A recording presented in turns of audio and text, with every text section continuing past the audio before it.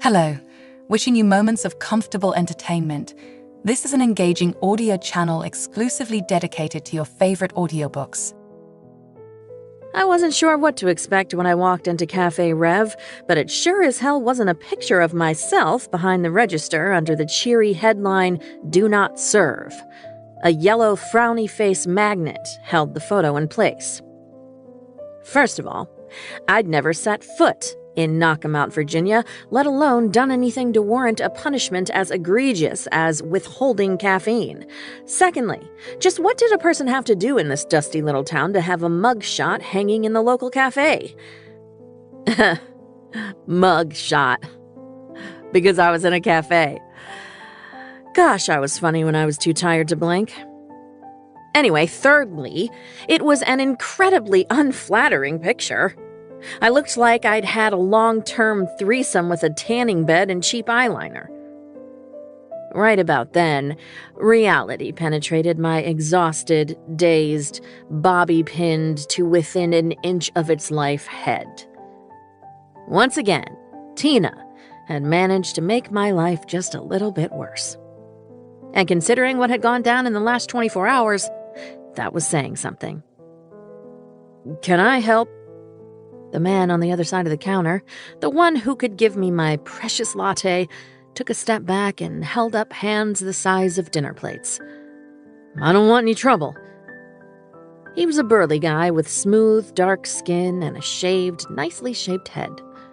His neatly trimmed beard was snow white, and I spotted a couple of tattoos peeking out of the neck and sleeves of his coveralls.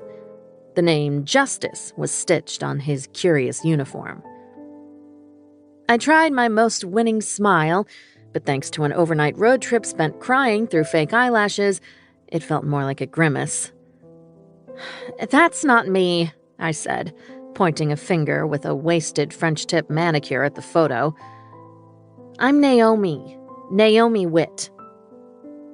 The man peered at me with suspicion before producing a pair of spectacles from the front pocket of his coveralls and slipping them on. He blinked, then gave me a head-to-toe scan. I saw the realization begin to hit.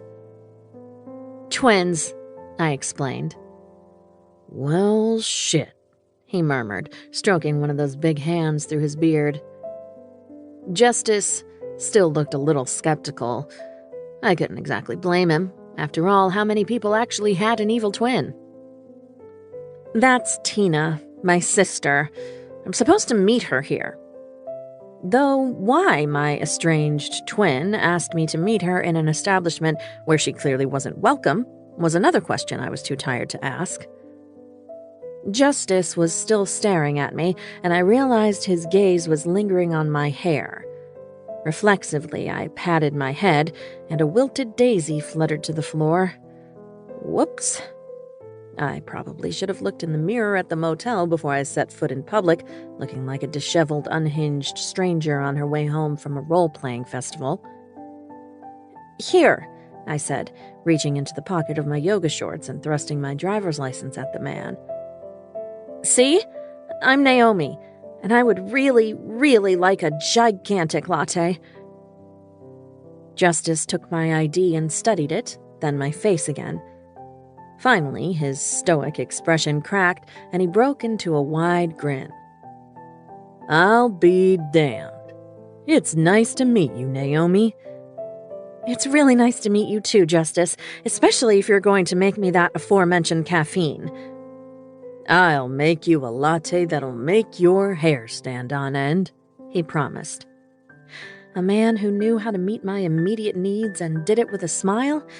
I couldn't help but fall just a little bit in love with him right then and there. While Justice got to work, I admired the cafe. It was decked out in what looked like manly garage style. Corrugated metal on the walls, shiny red shelves, stained concrete floor.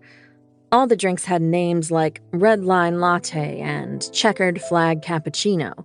It was downright charming. There were a handful of early morning coffee drinkers seated at the small round tables scattered throughout the place. Every single person was looking at me like they were really not happy to see me. "How do you feel about maple and bacon flavors, darling?" Justice called from the gleaming espresso machine. I feel great about them, especially if they come in a cup the size of a bucket, I assured him. His laugh echoed through the place and seemed to relax the rest of the patrons, who went back to ignoring me. The front door opened, and I turned, expecting to see Tina. But the man who stormed inside was definitely not my sister. He looked to be in more dire need of caffeine than I was. Hot would be a decent way to describe him. Hot as hell would be even more accurate. He was tall enough that I could wear my highest pair of heels and still have to tilt my head up to make out with him, my official categorization of male height. His hair was in the dirty blonde range and was cut short on the sides and swept back on top, which suggested he had good taste and reasonable grooming skills. Both of those criteria landed high on my list of reasons to be attracted to a man. The beard was a brand new addition to the list. I'd never kissed a man with a beard, and I had a sudden, irrational interest in experiencing that at some point. Then I got to his eyes. They were a cool blue-gray that made me think of gunmetal and glaciers. He strode right on up to me and stepped into my personal space like he had a standing invitation. When he crossed tattooed forearms across a broad chest, I made a squeaky sound in the back of my throat. Wow. Thought I made myself real clear, he growled. Huh? I was confused. The man was glaring at me like I was the most hated character on a reality TV show, yet I still wanted to see what he looked like naked. I hadn't exhibited such poor sexual judgment since I was in college. I blamed my exhaustion and emotional scarring.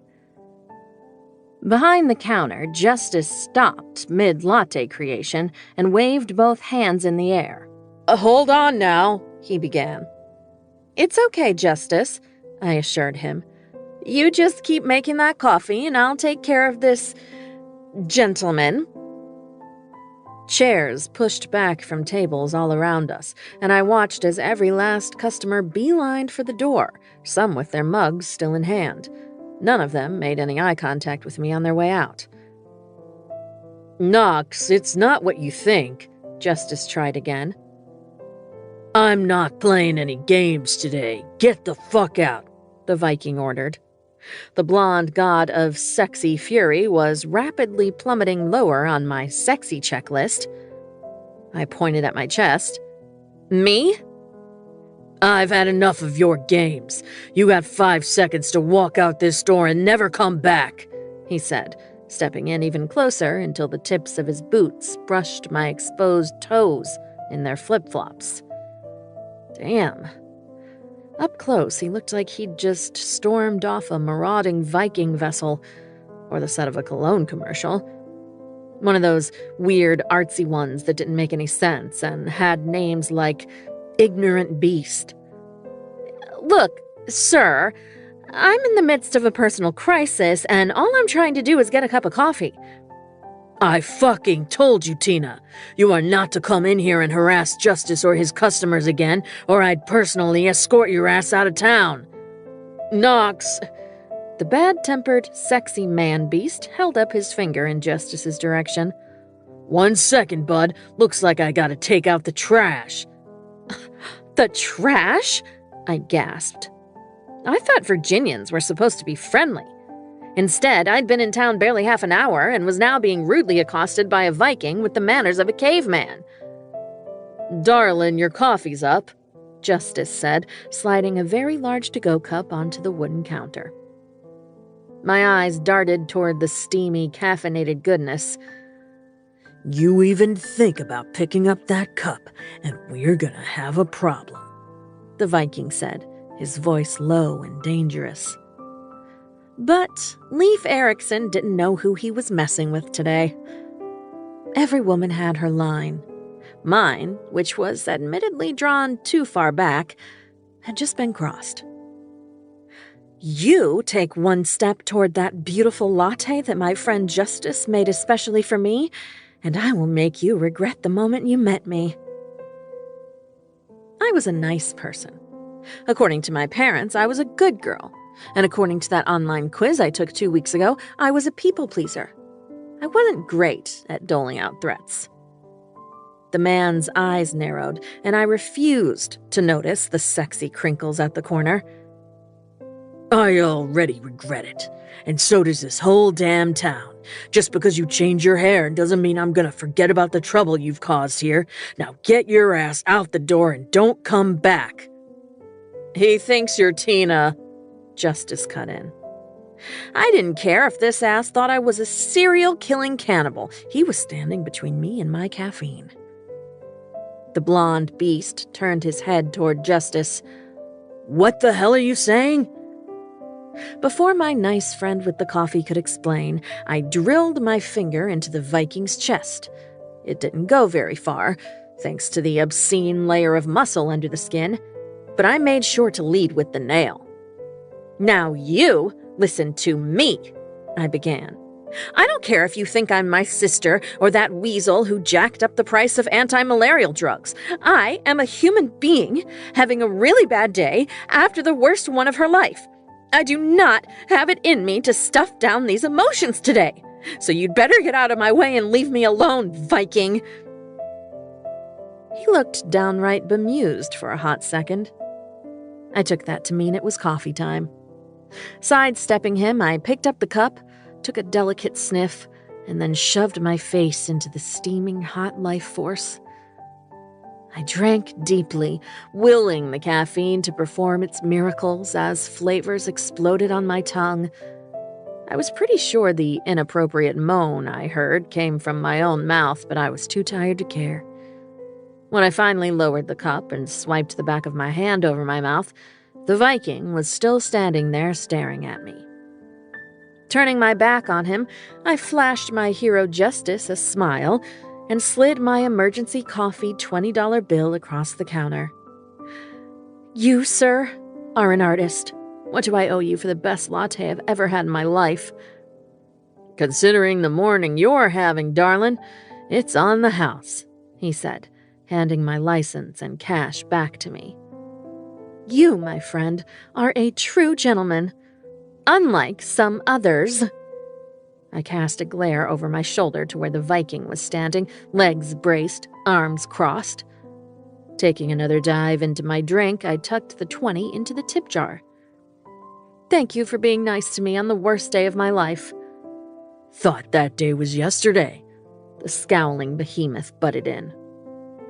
My sigh was weary as I slowly turned to face him. That was before I met you, so I can officially say that as bad as yesterday was, today beat it out by a slim margin. Once again, I turned back to Justice. I'm sorry this jerk scared away all your customers, but I'll be back for another one of these real soon. Looking forward to it, Naomi, he said with a wink. I turned to leave and smacked right into a mile of grumpy man chest. Naomi, he said. Go away. It felt almost good to be rude for once in my life, to take a stand.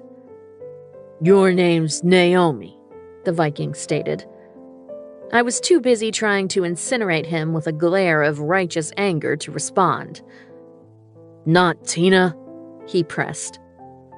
They're twins, man, Justice said, the smile evident in his voice. Fuck me. The Viking shoved a hand through his hair. I worry about your friend's vision, I said to Justice, pointing at the mugshot of Tina. Tina had gone bleach blonde at some point in the past decade plus, making our otherwise subtle differences even more obvious. I left my contacts at home, he said. Next to your manners, I quipped. The caffeine was hitting my bloodstream, making me unusually feisty. He didn't respond with anything other than a heated glare. I sighed. Get out of my way, Leif Erikson. The name is Knox, and why are you here?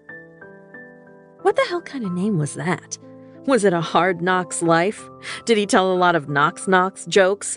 Was it short for something? Knoxwell? Knoxathin? That's none of your business, Knox. Nothing I do or don't do is your business. In fact, my existence is none of your business. Now kindly get out of my way. I felt like screaming as loud as I could for as long as I could. But I'd tried that a couple of times in the car on the long drive here, and it hadn't helped. Thankfully, the beautiful oaf heaved an annoyed sigh and did the decent, life-preserving thing by getting out of my way. I swept out of the cafe and into the summer swelter with as much dignity as I could muster. If Tina wanted to meet up with me, she could find me at the motel. I didn't need to wait around and be accosted by strangers with the personalities of cacti. I'd head back to my dingy room, take every last pin out of my hair, and shower until the hot water ran out. Then I'd figure out what to do next. It was a solid plan. It was only missing one thing. My car. Oh no, my car and my purse. The bike rack in front of the coffee shop was still there. The laundromat with its bright posters in the window was still across the street next to the mechanic's garage. But my car was not where I'd left it. The parking spot I'd squeezed into in front of the pet shop was empty. I looked up and down the block, but there was no sign of my trusty, dusty Volvo. You lost? I closed my eyes and clenched my jaw. Go away. Now what's your problem? I turned around and found Knox watching me intently, holding a to-go coffee cup. What's my problem?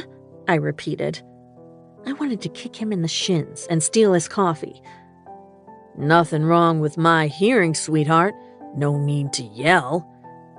My problem is while I wasted 5 minutes of my life getting to know you, my car was towed. You sure?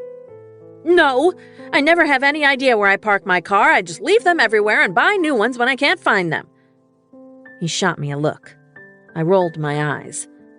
Obviously, I'm being sarcastic. I reached for my phone only to remember I no longer had a phone. Who pissed in your Cheerios? Whoever taught you to express concern for a person did it wrong. Without another word, I stalked off in what I hoped was the direction of the local police station. I didn't make it to the next storefront before a big, hard hand locked around my upper arm. It was the sleep deprivation, the emotional rawness, I told myself. Those were the only reasons I felt the jittery zing of awareness at his grip. Stop, he ordered, sounding surly. Hands off! I flailed my arm awkwardly, but his grip only tightened. Then stop walking away from me. I paused my evasive flailing. I'll stop walking away if you stop being an asshole. His nostrils flared as he stared up at the sky, and I thought I heard him counting. Are you seriously counting to 10? I was the one who was wronged. I was the one with a reason to pray to the heavens for patience. He got all the way to 10 and still looked annoyed. If I stop being an asshole, will you stay and talk for a minute? I took another sip of coffee and thought about it. Maybe. I'm letting go, he warned. Great, I prompted. We both looked down at his hand on my arm. Slowly, he loosened his grip and released me, but not before his fingertips trailed over the sensitive skin inside my arm. Goosebumps broke out, and I hoped he wouldn't notice, especially because, in my body, goosebumps and pointy nipple reactions were closely related. You cold? His gaze was most definitely not on my arm or shoulders but my chest. Damn it. Yes, I lied. It's 84 degrees and you're drinking hot coffee. If you're finished mansplaining internal temperature, I'd like to go find my car, I said, crossing my free arm over my traitorous boobs. Perhaps you could point me in the direction of the nearest impound lot or police station? He stared at me for a long beat, then shook his head. Come on, then. Excuse me? I'll give you a ride. Ha! I choked out a laugh. He was delusional if he thought I'd willingly get in a car with him. I was still shaking my head when he spoke again. Let's go, Daisy. I don't have all day. 2. A reluctant hero. Knox. The woman was staring at me like I'd just suggested she French kiss a rattlesnake. My day wasn't even supposed to be started yet, and it had already gone to shit. I blamed her and her asshole sister, Tina. I also threw some blame in Agatha's direction, too, for good measure, since she'd been the one to text me that Tina had just walked her troublemaking ass into the cafe. Now here I was at what counted as the ass crack of dawn, playing town bouncer like an idiot, and fighting with a woman I'd never met. Naomi blinked at me like she was coming out of a fog. "You're kidding me, right?" Agatha needed to get her fucking eyes checked if she mistook the pissed-off brunette for her bleach-blonde, baked-tan, tattooed pain-in-the-ass sister. The differences between them were pretty fucking obvious, even without my contacts. Tina's face was the color and texture of an old-ass leather couch. She had a hard mouth bracketed by deep frown lines from smoking 2 packs a day and feeling like the world owed her something. Naomi, on the other hand, was cut from a different cloth, a classier one. She was tall like her sister, but instead of the crispy, fried look, she went in the Disney princess direction with thick hair the color of roasted chestnuts. It and the flowers in it were trying to escape some kind of elaborate updo. Her face was softer, skin paler, full pink lips, eyes that made me think of forest floors and open fields. Where Tina dressed like a biker babe who'd gone through a wood chipper, Naomi wore high-end athletic shorts and a matching tank over a toned body that promised more than a handful of nice surprises. She looked like the kind of woman who'd take one look at me and hightail it to the safety of the first golf shirt-wearing board member she could find. Lucky for her, I didn't do drama. Or high maintenance. I didn't do doe-eyed princesses in need of saving. I didn't waste my time with women who required more than a good time and a handful of orgasms. But since I'd already stuck my nose into the situation, called her trash, and yelled at her, the least I could do was bring the situation to a fast conclusion. Then I was heading back to bed. "No, I'm not fucking kidding you," I stated. "I'm not going anywhere with you." "You don't have a car," I pointed out. "Thank you, Captain Obvious. I am aware I don't have a car." "Let me get this straight. You're a stranger in a new town, your car disappears, and you're turning down the offer of a ride because you stormed into a cafe and screamed at me. Then you chased me down and you're still yelling. I get in a car with you and I'm more likely to get chopped into pieces and scattered about in a desert than end up at my destination." "No deserts here. Some mountains, though." Her expression suggested she didn't find me helpful or amusing. I exhaled through my teeth. "Look, I'm tired. I got an alert that Tina was causing trouble at the cafe again, and that's what I thought I was walking into." She took a long hit of coffee while looking up and down the street like she was debating escape. "Don't even think about it," I told her. "You'd spill your coffee." When those pretty hazel eyes went wide, I knew I'd hit the mark. "Fine. But only because this is the best latte I've had in my entire life. And is that your idea of an apology? Because just like the way you ask people if something's wrong, it sucks." It was an explanation. Take it or leave it. I didn't waste time doing things that didn't matter, like making small talk or apologizing. A bike roared up the street with Rob Zombie blaring from the speakers, despite the fact that it was barely 7 a.m. The guy eyed us and revved his engine. Wraith was knocking on 70 years old, but he still managed to nail an astronomical amount of tail with the whole tattooed silver fox thing he had going on. Intrigued, Naomi watched him with her mouth open. Today was not the day little Miss Daisies in her hair would take a walk on the wild side. I gave Wraith the fuck-off nod, snatched Naomi's precious coffee out of her hand, and headed down the sidewalk. "Hey!" She gave chase like I'd known she would. I could have taken her by the hand, but I wasn't exactly a fan of the reaction I'd had when I touched her. It felt complicated. "Should have stayed in fucking bed," I muttered. "What is wrong with you?" Naomi demanded, jogging to catch up. She reached for her cup, but I held it just out of reach and kept walking. "If you don't want to end up hogtied over the back of Wraith's bike, then I suggest you get in my truck." The disheveled flower child muttered some uncomplimentary sounding things about my personality and anatomy. "Look, if you can stop being a pain in my ass for 5 whole minutes, I'll take you to the station. You can get your damn car, and then you can get out of my life." Has anyone ever told you you have the personality of a pissed-off porcupine? I ignored her and kept walking. "How do I know you aren't going to try to hog-tie me yourself?" she demanded.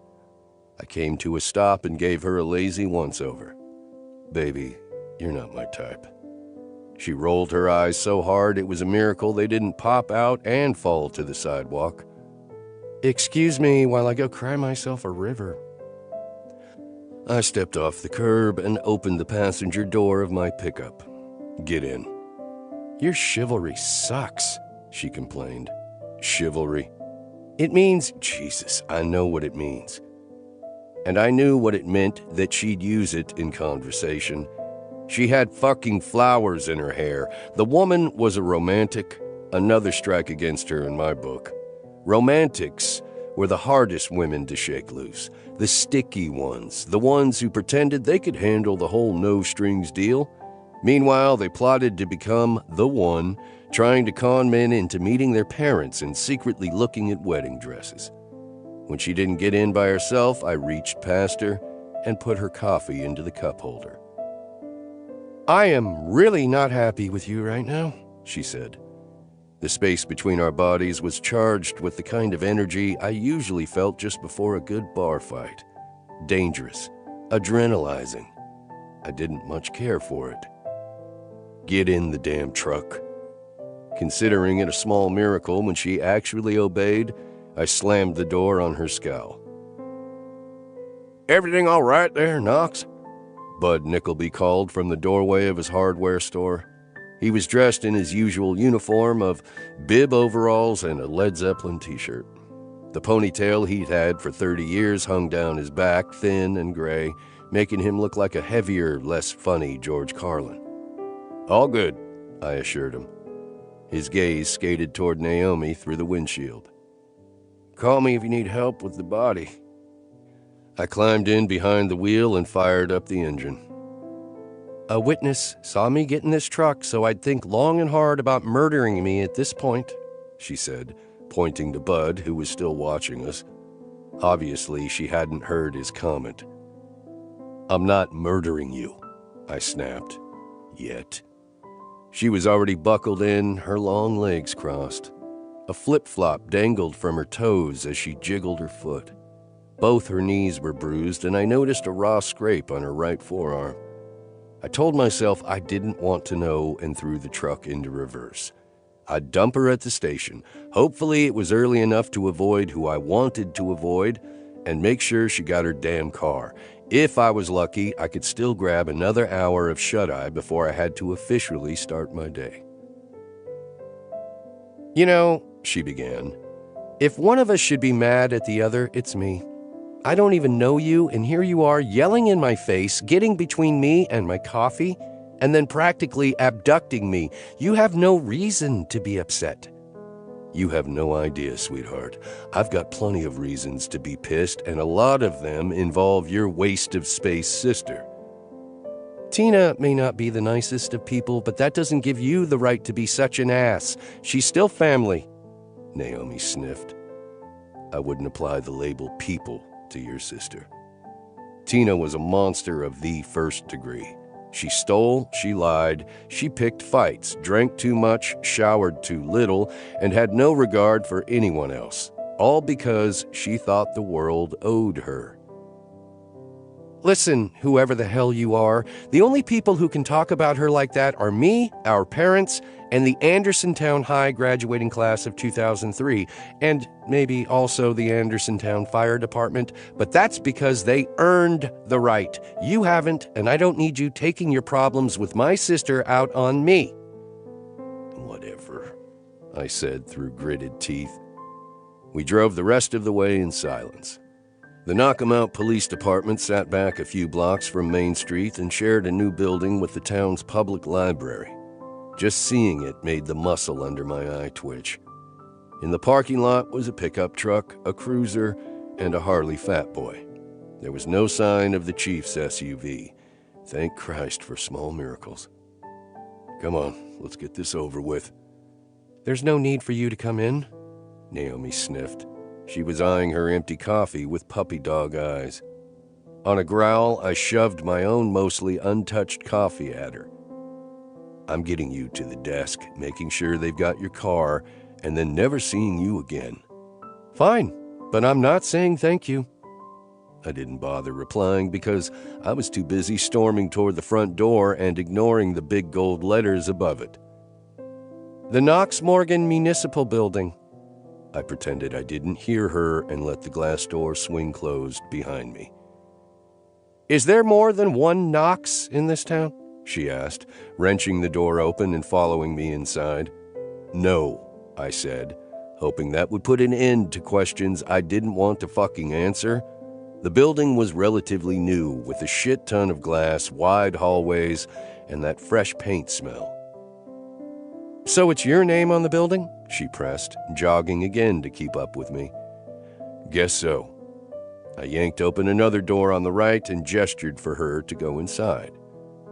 Knockemout's cop shop looked more like one of those co-working hangouts that urban hipsters liked than an actual police station. It had annoyed the boys and girls in blue who had taken pride in their moldy, crumbling bunker with its flickering fluorescent lights and carpet stained from decades of criminals. Their annoyance at the bright paint and slick new office furniture was the only thing I didn't hate about it. The Knockemout PD did their best to rediscover their roots, piling precious towers of case folders on top of adjustable-height bamboo desks and brewing too cheap, too strong coffee 24/7. There was a box of stale donuts open on the counter and powdered sugar fingerprints everywhere. But so far, nothing had taken the shine off the newness of the fucking Knox Morgan building. Sergeant Grave Hopper was behind his desk, stirring half a pound of sugar into his coffee. A reformed motorcycle club member, he now spent his weeknights coaching his daughter's softball team and his weekends mowing lawns. His and his mother-in-law's. But once a year, he'd pack up his wife on the back of his bike and off they'd go to relive their glory days on the open road. He spotted me and my guest and nearly upended the entire mug all over himself. "What's going on, Knox?" Grave asked, now openly staring at Naomi. It was no secret around town that I had as little to do with the PD as possible. It also wasn't exactly news that Tina was the kind of trouble that I didn't tolerate. "This is Naomi, Tina's twin," I explained. "She just got into town and says her car was towed. You got it out back?" Knockemout PD usually had more important things to worry about than parking and let its citizens park wherever the hell they wanted, when they wanted, as long as it wasn't directly on the sidewalk. "I'ma come back to that whole twin sister thing," Grave warned, pointing his coffee stirrer at us. "But first, it's just me in so far today, and I ain't towed shit." Fuck. I shoved a hand through my hair. "If you didn't, do you have any idea who else would've?" Naomi asked, hopefully. "Sure. I swoop in to save the day and drive her down here, but Grizzled Grave was the one who got the smile and sweet words." Grave, the bastard, was hanging on her every word, smiling at her like she was a 7-layer chocolate cake. "Well, now, Naomi," Grave began, Way I see it, there's two things that could have happened. A, you forgot where you parked. But a guy like you in a town this small, that don't seem likely. No, it doesn't, she agreed amicably without calling him Captain Obvious. Or B, someone stole your car. I kissed my hour of sleep goodbye. I parked right in front of the pet shop because it was close to the cafe where I was supposed to meet my sister. Graves slid me a look, and I nodded. Best to just get this part over with, like ripping off a damn bandage. So Tina knew you were coming into town, knew where you'd be? He clarified. Naomi wasn't picking up what he was putting down. She nodded, all wide-eyed and hopeful. Yes, she called me last night. Said she was in some kind of trouble and needed me to meet her at Cafe Rev at 7 this morning. Well, now, sweetheart, Grave hemmed. I don't want to cast aspersions, of course, but is it possible your asshole sister stole your car? I interjected. Naomi's hazel eyes sliced to me. She didn't look sweet or hopeful now. No, she looked like she wanted to commit a misdemeanor, maybe even a felony. I'm afraid Knox here is right, Grave said. Your sister's been causing trouble since she got into town a year ago. This probably ain't the first car she's helped herself to. Naomi's nostrils flared delicately. She brought my coffee to her mouth, drank it down in a few determined gulps, then tossed the empty cup into the wastebasket by the desk. Thank you for your help. If you see a blue Volvo with a Nice Matters bumper sticker, please let me know. Christ.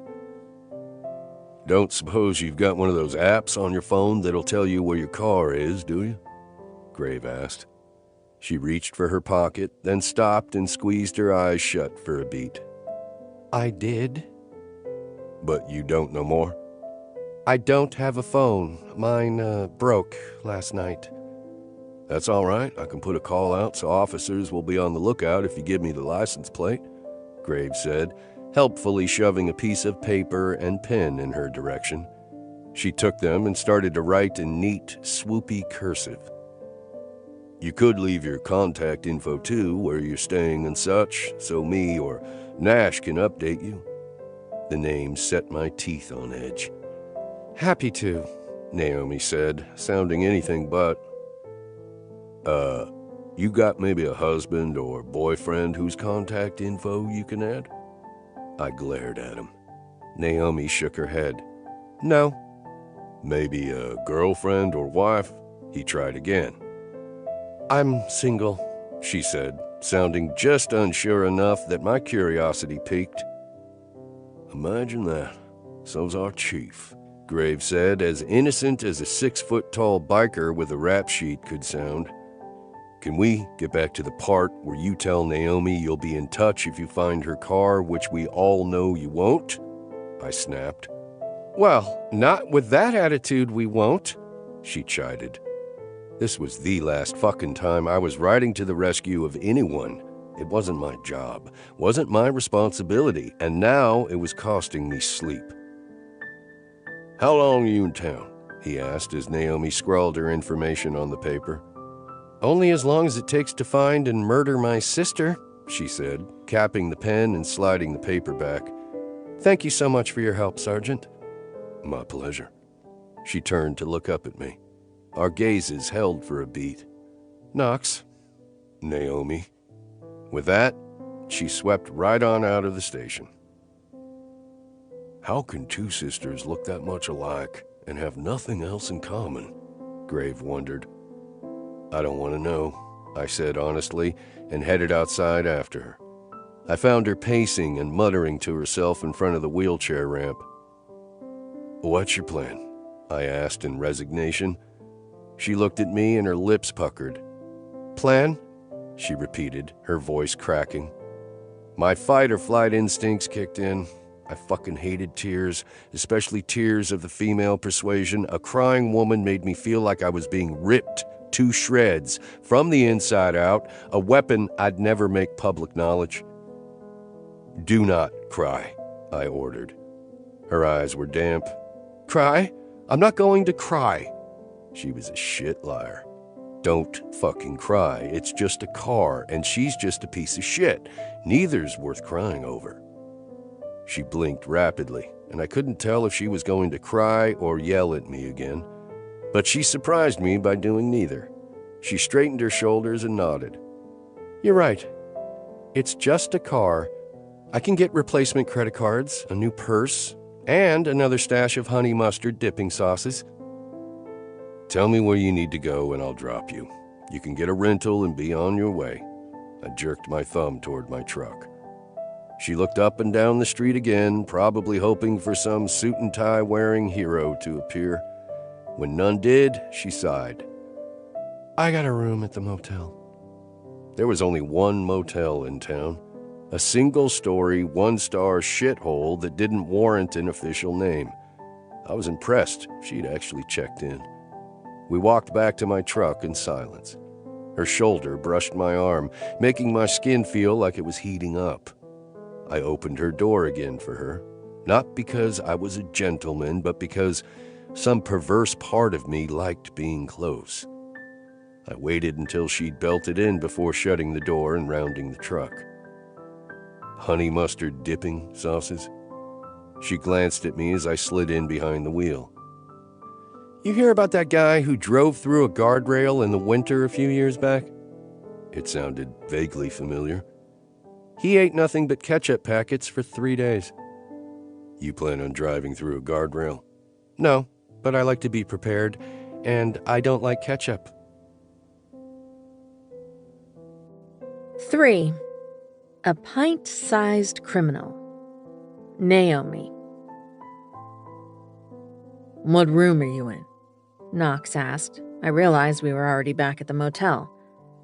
Why? I asked with suspicion. He exhaled slowly as if I were on his last nerve. So I can drop you at your door. Oh. 9. You leave your door open? He asked a second later, his mouth tight. Yeah, that's the way it's done on Long Island, I deadpanned. It's how we show our neighbors we trust them. He gave me another one of those long, frowny looks. No, of course I didn't leave it open. I closed and locked it. He pointed toward number 9.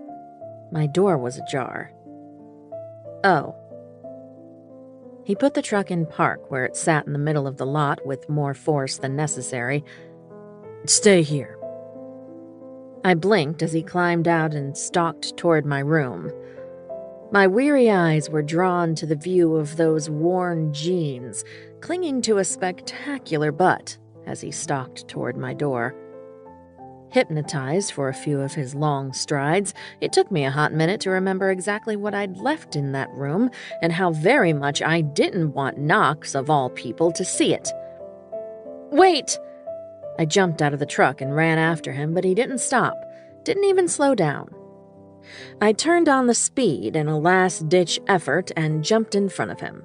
He walked right into the hand I held up. Get your ass out of my way, Naomi, he ordered. When I didn't comply, he brought a hand to my stomach and walked me backward until I was standing in front of room 8. I didn't know what it said about me that I really liked his hand there. You don't have to go in there, I insisted. I'm sure it's just housekeeping. This place looked like it has housekeeping? He had a point. The motel looked like it should give out tetanus shots instead of mini bottles of shampoo. Stay, he said again, then stalked back to my open door. Shit, I whispered when he shoved it open. I lasted all of 2 seconds before following him inside. The room had been unappealing, to say the least, when I'd checked in less than an hour ago. The orange and brown wallpaper was peeling in long strips. The carpet was a dark green that felt like it was made out of the scrubby side of a dish sponge. The bathroom fixtures were Pepto-Bismol pink, and the shower was missing several tiles. But it was the only option within 20 miles, and I'd figured I could rough it for a night or two. Besides, I'd thought at the time, how bad could it be? Apparently pretty freaking bad.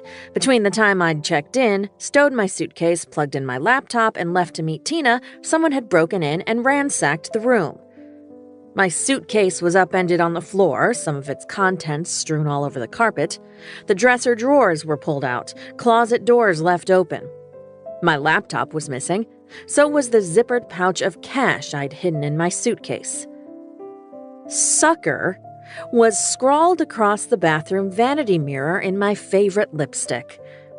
Ironically, the thing I didn't want my grumpy Viking to see, the thing that was worth more than whatever else had been stolen, was still there in a crumpled heap in the corner. Worst of all, the perpetrator was sitting on the bed, dirty sneakers tangled in a clump of sheets. She was watching a natural disaster movie. I wasn't good at guessing ages, but I put her solidly in the child preteen category. "Hey, Wei," Knox said grimly. The girl's blue eyes flitted away from the screen to land on him before returning to the TV. "Hey, Knox." It was a small town. Of course, the town grump and the child felon knew each other. "Okay, look," I said, sidestepping Knox to stand in front of the thing in the corner that I really didn't want to explain.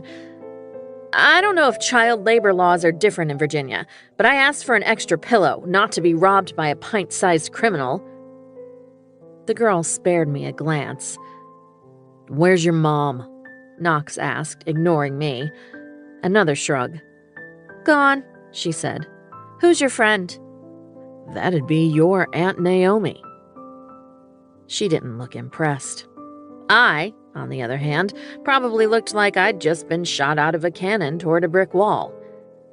"Aunt?" I repeated, shaking my head in hopes that it would fix my hearing. Another wilted flower petal fell out of what was left of my updo and flitted to the floor. "Thought you were dead," the girl said, studying me with vague interest. "Nice hair." "Aunt?" I said again. Knox turned to me. "Waylay is Tina's kid," Knox explained slowly. "Tina?" I parroted on a croak. "Looks like your sister helped herself to your stuff," he observed. "Said most of it was shit," the girl said. I blinked rapidly. Not only had my sister stolen my car, she'd also broken into my hotel room, ransacked it, and left behind the niece I didn't know existed. "She okay?" Waylay asked, not taking her eyes off the tornado that returned to the screen. She was probably me, and I was most definitely not okay. I grabbed a pillow off the bed. "Will you two please excuse me?" I squeaked. Without waiting for an answer, I hauled ass out the door into the hot Virginia sunshine. Birds were chirping. 2 motorcycles drove by, their engines a deafening roar. Across the street, an older couple climbed out of a pickup truck and headed into the diner for breakfast. How could things have the audacity to look so normal when my entire life had just imploded? I held the pillow to my face and let loose the scream that had been building. Thoughts flew through my brain like a turbocharged spin cycle. Werner was right. People didn't change. My sister was still a terrible human being, and I was still naive enough to fall for her lies. My car was gone, along with my purse and my laptop, not to mention the money I'd brought for Tina. As of last night, I had no job. I wasn't on my way to Paris, which had been the plan a mere 24 hours ago. My family and friends thought I'd lost my damn mind. My favorite lipstick had been ruined on a bathroom mirror, and I had a niece whose entire childhood I'd missed out on. I sucked in another breath and let out one final scream for good measure before lowering the pillow. "Okay, you can figure this out. You can fix this." "About done with your pep talk?" I whirled around and found Knox leaning against the doorframe, tattooed arms crossed over his broad chest. "Yep," I said, squaring my shoulders. "How old is she?" 11. Nodding, I shoved the pillow at him and marched back into the room. "So, Waylay," I began. There was a family resemblance in the upturned nose, the dimple in the chin. She had the same colt-like legs her mother and I had at that age. "So, Aunt Naomi, did your mom say when she'd be back?" "Nope." "Where do you and your mom live, honey?" I asked. Maybe Tina was there now, going through her haul, figuring out what was worth keeping and what she wanted to ruin just for the fun of it. "Over in Hillside Acres," she answered, looking around me to get a better view of the tornado tossing up cows on the screen. "Need a minute," Knox announced and nodded toward the door. I had all the damn time in the world, apparently. All the time and not a single clue what to do. No next step. No to-do list, quantifying and organizing my world into nice, neat line items. Just a crisis on top of a hot mess, on top of a dumpster fire.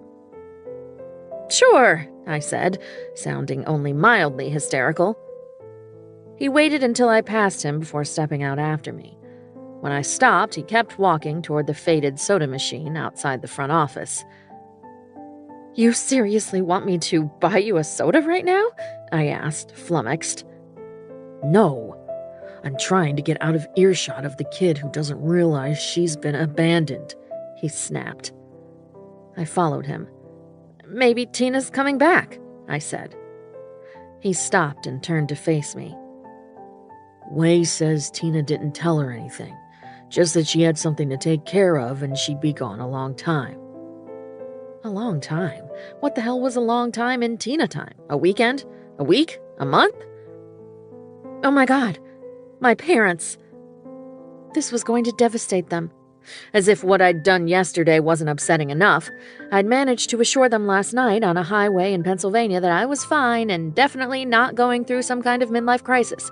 And I'd made them promise not to change their plans for me. They'd left for their 3-week Mediterranean cruise this morning. The first big international vacation they'd ever taken together. I didn't want my problems or Tina's disaster ruining it. "What do you intend to do with that kid in there?" Knox nodded toward the open door. "What do you mean?" "Naomi, when the cops find out Tina's gone and left Waylay behind, it's straight into foster care." I shook my head. "I'm her closest living relative who wasn't a criminal. I'm responsible for her. Just like all of Tina's other messes until we turned 18. He gave me a long, hard look. "Just like that?" "She's family. Besides, it wasn't like I had a whole lot going on at the moment. I was basically adrift. For the first time in my entire life, I didn't have a plan. And that scared the crap out of me." "Family," he snorted as if my reasoning wasn't sound. "Listen, thank you, Knox, for all of the shouting and the rides and the coffee, but as you can see, I've got a situation to handle, so it's probably best for you to go on back to whatever cave you crawled out of this morning." "I'm not going anywhere." We were back to glaring at each other, the silence charged. This time he broke first. "Quit stalling, Daisy. What are you gonna do?" "Daisy?" He reached up and plucked a flower petal out of my hair with 2 fingers. I batted his hand away and took a step back so I could think. "Okay, first I need to definitely not call my parents, and I didn't really want to get the police involved again if I didn't have to. What if Tina showed up in an hour? Maybe the first thing I needed to do was get more coffee." "Call the damn cops and report the break-in and the child abandonment," Knox said. "She's my sister. Besides, what if she shows up in an hour?" "She stole your car and abandoned her kid. That doesn't earn a fucking pass." The tattooed, grouchy bear of a man was right. I really didn't like that about him. "Ugh! Fine, okay. Let me think. Can I borrow your phone?" He stood there staring at me, unmoving. "For Pete's sake, I'm not going to steal it. I just need to make a quick call." On a long-suffering sigh, he reached into his pocket and pulled out his phone. "Thank you," I said pointedly, then stomped back into my motel room. Waylay was still watching her movie, now with her hands stacked behind her head. I dug through my suitcase to find a notebook and went back outside. You keep a notebook of phone numbers with you? Knox was peering over my shoulder. I shushed him and dialed. "The hell do you want?" My sister's voice always managed to make me cringe inwardly.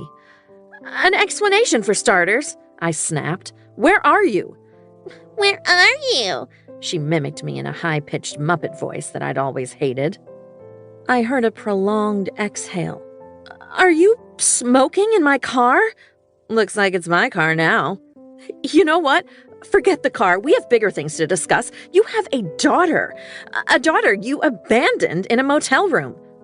"Got shit to do. Can't have a kid holding me back for the next while. Got something big in the works. Why you think I named her Waylay? Figured she could hang out with her Aunt Goody Two-Shoes till I get back." I was so mad I could only sputter. Knox snatched the phone from my ear. "You listen, and you listen good, Tina. You've got exactly 30 minutes to get back here or I'm calling the damn cops." I watched as his face got harder, his jaw tighter, showing off little hollows under his cheekbones. His eyes went so cold I shivered. "As always, you're a real fucking idiot," he said. "Just remember, next time you get picked up by the cops, you'll have warrants. That means your stupid ass will be sitting behind bars, and I don't see anyone rushing to bail you out." He paused for a moment and then said, "Yeah, fuck you too." He swore again and lowered his phone. "How exactly do you and my sister know each other?" I wondered out loud. "Tina's been a pain in everyone's ass since she blew into town a year ago, always looking for an easy buck. Tried a couple of slip and fall schemes on some of the local businesses, including your pal Justice. Every time she gets a little money in her pocket, she's rip-roaring drunk and wreaking havoc all over town. Petty shit. Vandalism." Yeah, that sounded like my sister. "What did she say?" I asked, not really wanting the answer. "Said she doesn't give a shit if we call the cops. She's not coming back." "Did she say that?" I'd always wanted kids, but not like this. Not jumping in one step shy of puberty when the formative years were already gone. "Said she'd be back when she felt like it," he said, thumbing through his phone. Some things never changed. My sister had always made her own rules. As an infant, she'd slept all day and stayed up all night. As a toddler, she was kicked out of 3 daycares for biting. And once we hit school age, well, it was a whole new ballgame of rebellion. "What are you doing?" I asked Knox as he brought the phone back up to his ear. "Last thing I want to," he drawled. "Buying tickets to the ballet?" I hypothesized. He didn't answer, just strode into the parking lot with rigid shoulders. I couldn't hear exactly what he was saying, but there were a lot of fuck yous and kiss my asses. I added phone etiquette to the growing list of things Knox Morgan was bad at. He returned, looking even angrier. Ignoring me, he produced a wallet and fished out a few bills, then fed them into the soda machine. "What do you want?" he muttered. Water, please." He punched the buttons harder than I thought necessary, and a bottle of water and 2 yellow lightnings fell out onto the ground. "Here." He shoved the water at me and headed back to the room. Thanks?" I called after him. I debated for about 30 seconds whether or not I should just start walking until I found a new reality that was less terrible. But it was just a mental exercise. There was no way I could walk away. I had a new responsibility. And with that responsibility would come some sense of purpose, probably. I returned to my room and found Knox examining the lock on the door. "No finesse," he complained. "Told her she should have picked it," Waylay said, cracking open her soda. "It's barely 8 in the morning and you gave her a soda," I hissed at Knox as I resumed my sentry stance in front of the mound in the corner. He looked at me, then beyond me. Nervously, I spread my arms and tried to block his view. "That's some kind of tablecloth?" he asked, peering past me. "Wedding dress," Waylay announced. "Mom said it was ugly as hell." "Yeah, well, Tina wouldn't know good taste if it hit her over the head with a Birkin bag," I said, feeling defensive. "Does that dress mean I have an uncle out there somewhere?" she asked, nodding at the pile of lace and underskirt that had once made me feel like a fairy princess, but now only made me feel like a fool. "No," I said firmly. Knox's eyebrows raised fractionally. "You just decided to take a wedding dress on a road trip?" "I really don't see how this is any of your business," I told him.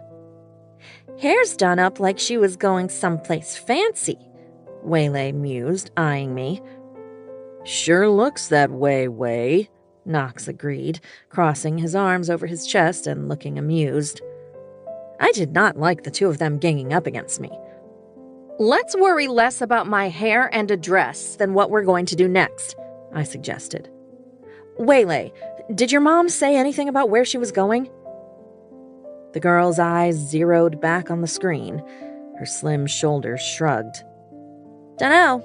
Just said I was your problem now." I didn't know what to say to that. Thankfully, I didn't have to answer because a brisk knock had all three of us looking at the open door. The man standing in it made me suck in a little breath. Knock 'em out sure grew them hot.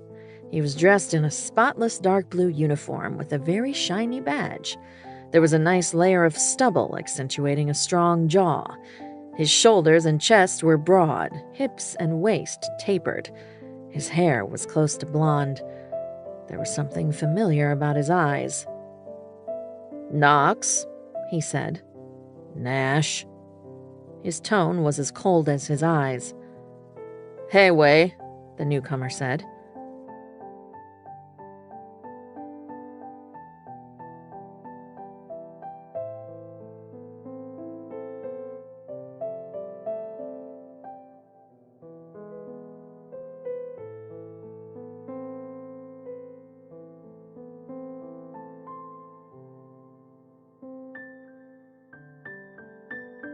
Waylay gave the man a head nod. "Chief." His eyes came to me. "You called the police?" I squeaked at Knox. My sister was a terrible person, and I was definitely going to let her know that. But calling the police felt so final. 4. You're not staying here. Naomi. "You must be Naomi," the cop said. I might have been mid-panic attack, but I kind of liked the way he said my name in a friendly drawl. Knox apparently did not like it because he was suddenly placing his muscled bulk directly in front of me, feet planted wide, arms crossed. "I am," I said, peering around Knox. The oaf didn't budge when I nudged him in the back. The man looked back to Knox, and whatever he saw there had him grinning. "I'm chief of police around here, but you can call me Nash. It's real nice to meet you, Naomi. Sorry it's under these circumstances. Mind if I ask you a few questions?" Okay, I said, suddenly wishing I would have taken a moment to wash my face and fix my hair. I probably looked like a deranged zombie bridesmaid. "Why don't we have ourselves a chat out in the parking lot?" Nash said with a jerk of his head. Waylay's attention was back on the movie as she sipped lime green sugar. "Sure." I followed him out and was surprised when Knox joined us. He headed right over to Nash's SUV, which read "Knock 'em Out Police" down the side, and leaned belligerently against the hood. "You're not necessary for this part," Nash told him. Knox bared his teeth. "You want me to leave? Gonna have to make me." "I'm sorry, he's been like this all morning," I explained to Nash. "Honey, he's been like this his entire life," the chief countered. It didn't hit me until they turned identical glares on each other. "You're brothers, aren't you?" "No shit," Knox grumbled. "Sure are," Nash said, turning his full wattage grin on me. "I'm the good one. Just do your fucking job, Knox said. Oh, now you want me to do my job. You can see how I'd be confused since... Gentlemen, I cut in. This was going nowhere fast. I didn't have the energy to diffuse the tension between the brothers, and we had more important concerns. I don't mean to overstep, but can we get to the part about my sister? I suggested. I think that's a fine idea, Naomi, Nash said, winking as he pulled out a notebook. Knox growled. Let's get your statement, and then we'll figure out what needs to happen next. A man with a plan and a smile. He was certainly more pleasant than his brother. You're saying I can just take possession of a human being? I clarified a few minutes later. I really needed more coffee. My cognitive abilities were fading fast. Well, I wouldn't advise on referring to it as taking possession, but in Virginia, kinship care is a way for kids to stay with a family member as guardian when they can't be with their own parents. I might have been imagining it, but I thought I saw a guarded look pass between the brothers. So I would become Waylay's guardian? Things were moving so fast. One second, I was getting ready to walk down the aisle. The next, I was suddenly in charge of deciding the future of an 11-year-old stranger. Nash swept a hand through his thick hair. Temporarily. You're obviously a stable, healthy adult. What happens if I don't?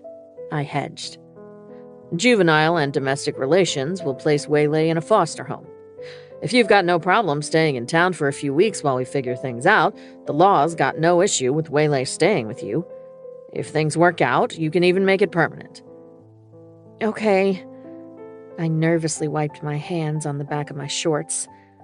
What things are we going to be figuring out? I asked. Mainly what your sister is up to and what that means for guardianship. I'm in big trouble. I need money, Naomi. I bit my lip.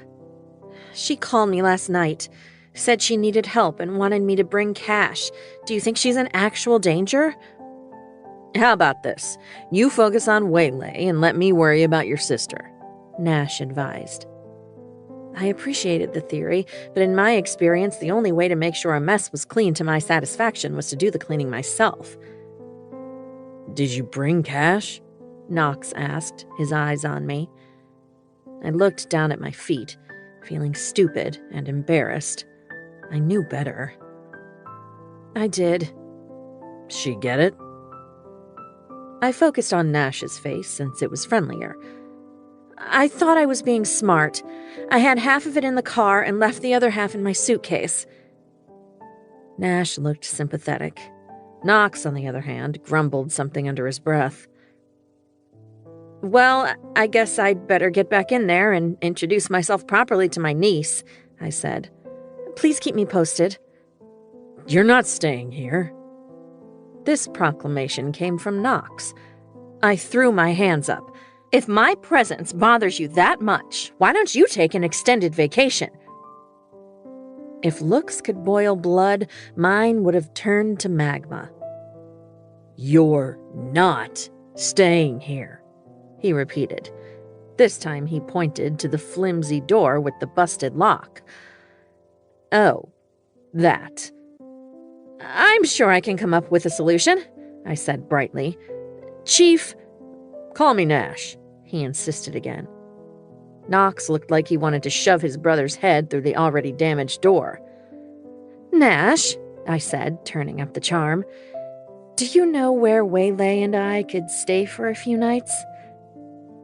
Knox pulled out his phone and glowered at the screen as his thumbs moved aggressively over it. I could give you two a ride to Tina's place. It's not exactly homey, but she's a lot less likely to break in and bust up her own stuff, he offered. Knox stowed his phone in his pocket. His gaze fastened on me, and there was something smug about his expression that made me irrationally irritated. That is so nice of you. I can't tell you how much I appreciate your help, I told Nash. I'm sure Knox has much better things to do than spend any more time in my vicinity. My pleasure, Nash insisted. I'll just pack up what's left of my things and tell Waylay where we're going, I decided and started back to the room. My relief at finally being free of the bad-tempered, tattooed Knox was interrupted by a thunderous rumble. A motorcycle with a man the size of a bear prior to hibernation rocketed down the street at a speed that was definitely not the legal speed limit. God damn that Harvey, Nash muttered. Guess you better go get him, Knox said, still looking smug. Nash jabbed a finger in his brother's direction. You and me are gonna talk later, he promised, looking none too happy. Better hurry and uphold that law, Knox said. Nash turned back to me. Naomi, sorry to leave you in a lurch. I'll be in touch. Knox wiggled his fingers antagonistically as his brother hustled back to his SUV and took up pursuit with lights flashing. Once again, I was left alone with Knox. You didn't have something to do with my nice, polite ride disappearing, did you? Now why would I do that? Well, it sure as hell isn't to spend more quality time with me. Come on, Daisy, he said. Let's pack your shit. I'll take you and Way to Tina's. I'd prefer if you kept your hands off my shit, I said haughtily. The effect was ruined by my unladylike yawn. I was running on fumes and only hoped I could hold on long enough to get away from the Viking before I crashed. 5. A vat of lighter fluid and a nap. Naomi. Hillside Acres looked more like a festive campground than a trailer park. Kids played on a small, well-kept playground on a patch of grass that hadn't quite submitted to the long Virginia summer. The mobile homes had picket fences and vegetable gardens. Creative color schemes and cozy patios added to the curb appeal. And then there was Tina's place. It was a single-wide trailer in the back corner of the park. The beige box sloped hard to the right, looking like it was missing part of its foundation on that end. Weeds that had fought their way through the gravel hit me at the knee. The trailer across the road had a cute screened-in porch with string lights and hanging plants. Tina's had makeshift cinder block steps leading to a rusty front door that hung slightly ajar. Knox was glaring again, but for once it wasn't at me. It was at the notice posted on the door. Eviction. Stay here, he ordered without looking at me or Waylay. I was too tired to be annoyed as he macho man stepped inside. Waylay rolled her eyes. She's long gone. She busted in here before the motel. On reflex, I reached for her and put my hands on her shoulders. She jumped back, looking at me like I'd just tried to give her a wedgie. Note to self, don't rush the physical affection. Where have you two been staying? Waylay shrugged. I stayed at my friend's house the last 2 nights. Her parents don't mind an extra kid for dinner. Dunno where she stayed. The only time responsible could be applied to Tina was when she was impersonating me over the years. Even still, I found myself horrified at my sister's approach to parenting. It's clear, Knox called from inside. Told ya. Waylay bounded up the steps and I followed. The trailer was worse on the inside than it was outside. The carpet had worn through in front of the door, leaving long, gnarled strings that stretched out in all directions. A recliner faced a cheap wooden console with the dusty outline of a TV stand. A small, pink beanbag sat directly in front of it. She took the TV, but I grabbed the remote while she wasn't looking, Waylay said proudly. Nice job, kid, Knox said, giving her hair a ruffle. Swallowing hard, I left them in the living room and poked my head into the dingy kitchen. The contents of the cabinets had been emptied into an overflowing garbage can in the middle of the green linoleum. Boxes of cereal, cans of soup, long since defrosted pizza snacks. There wasn't a vegetable in sight. There was a bedroom on each end. The one with the double bed had an ashtray on either side. Instead of curtains, thin bed sheets were tacked directly to the wall to block out the sun. The closet and dresser were mostly empty. Everything had either ended up on the floor or been hauled out the door. On instinct, I peeked under the bed and found 2 empty bourbon bottles. Some things never changed. "She's coming back, you know," Waylay said, poking her head inside. "I know," I agreed. What the girl didn't know was that sometimes it was years between visits. "My room's on the other end if you want to see it," she said. "I'd like that if you don't mind." I closed the door on Tina's depressing bedroom and followed my niece through the living room. Exhaustion and overwhelm made my eyeballs feel hot and dry. "Where's Knox?" I asked. "Talking to Mr. Gibbons outside. He's the landlord. Mom owes a shit ton of back rent," she said, leading the way to the flimsy fake wood door off the living room. A hand-lettered sign said "Keep Out" in glitter and 4 shades of pink marker. I decided to save the lecture on swearing for later when I wasn't mostly asleep on my feet. Waylay's room was small but tidy. There was a twin bed under a pretty pink quilt. A sagging bookshelf held a few books but was mostly dedicated to hair accessories organized in colorful bins. Was it possible Waylay Witt was a girly girl? She flopped down on her bed. "So, what are we doing?" "Well," I said brightly, "I like your room. As for the rest of the place, I think we can make it work. A little scrubbing, some organization, a vat of lighter fluid, and a box of matches." Knox prowled into the room like a pissed-off lion at the zoo. He took up too much space and most of the oxygen. "Get your shit, Way." All of it?" she asked. His nod was brisk. "All of it. Naomi." He turned and marched out of the room. I could feel the trailer shudder under his feet. "Think that means you're supposed to follow him," Waylay said. "Right, okay.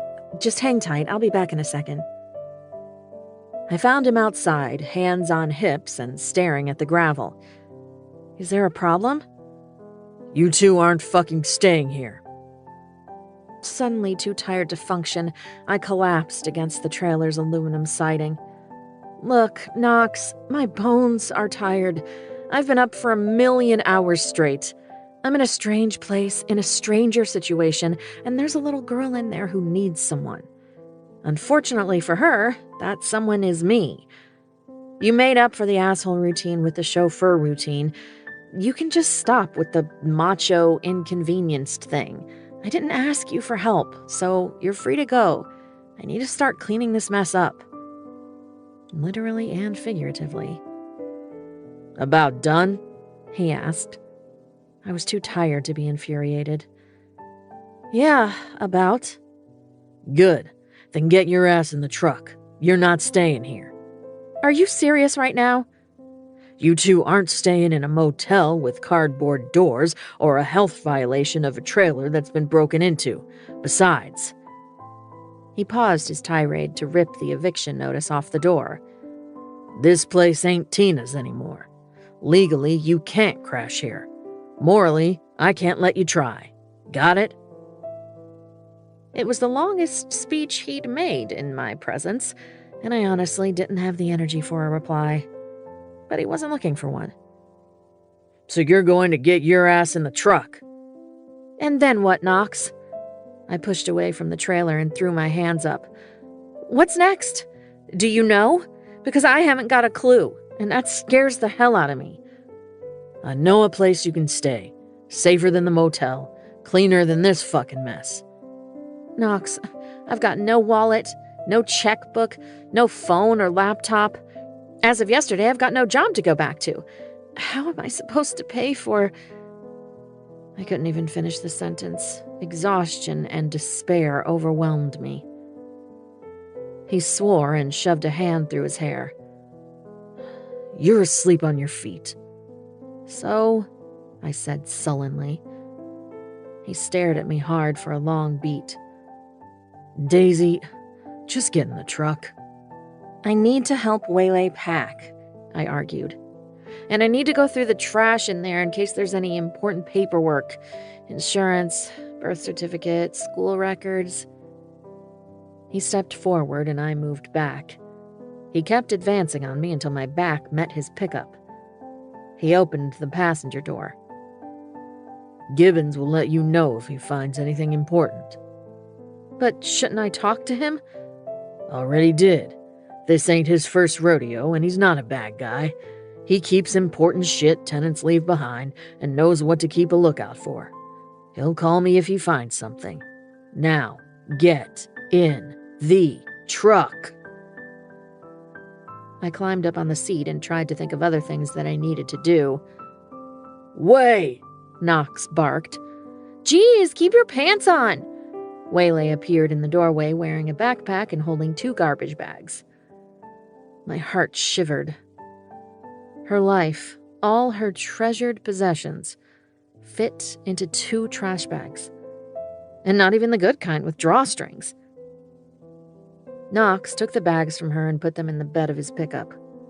Let's go.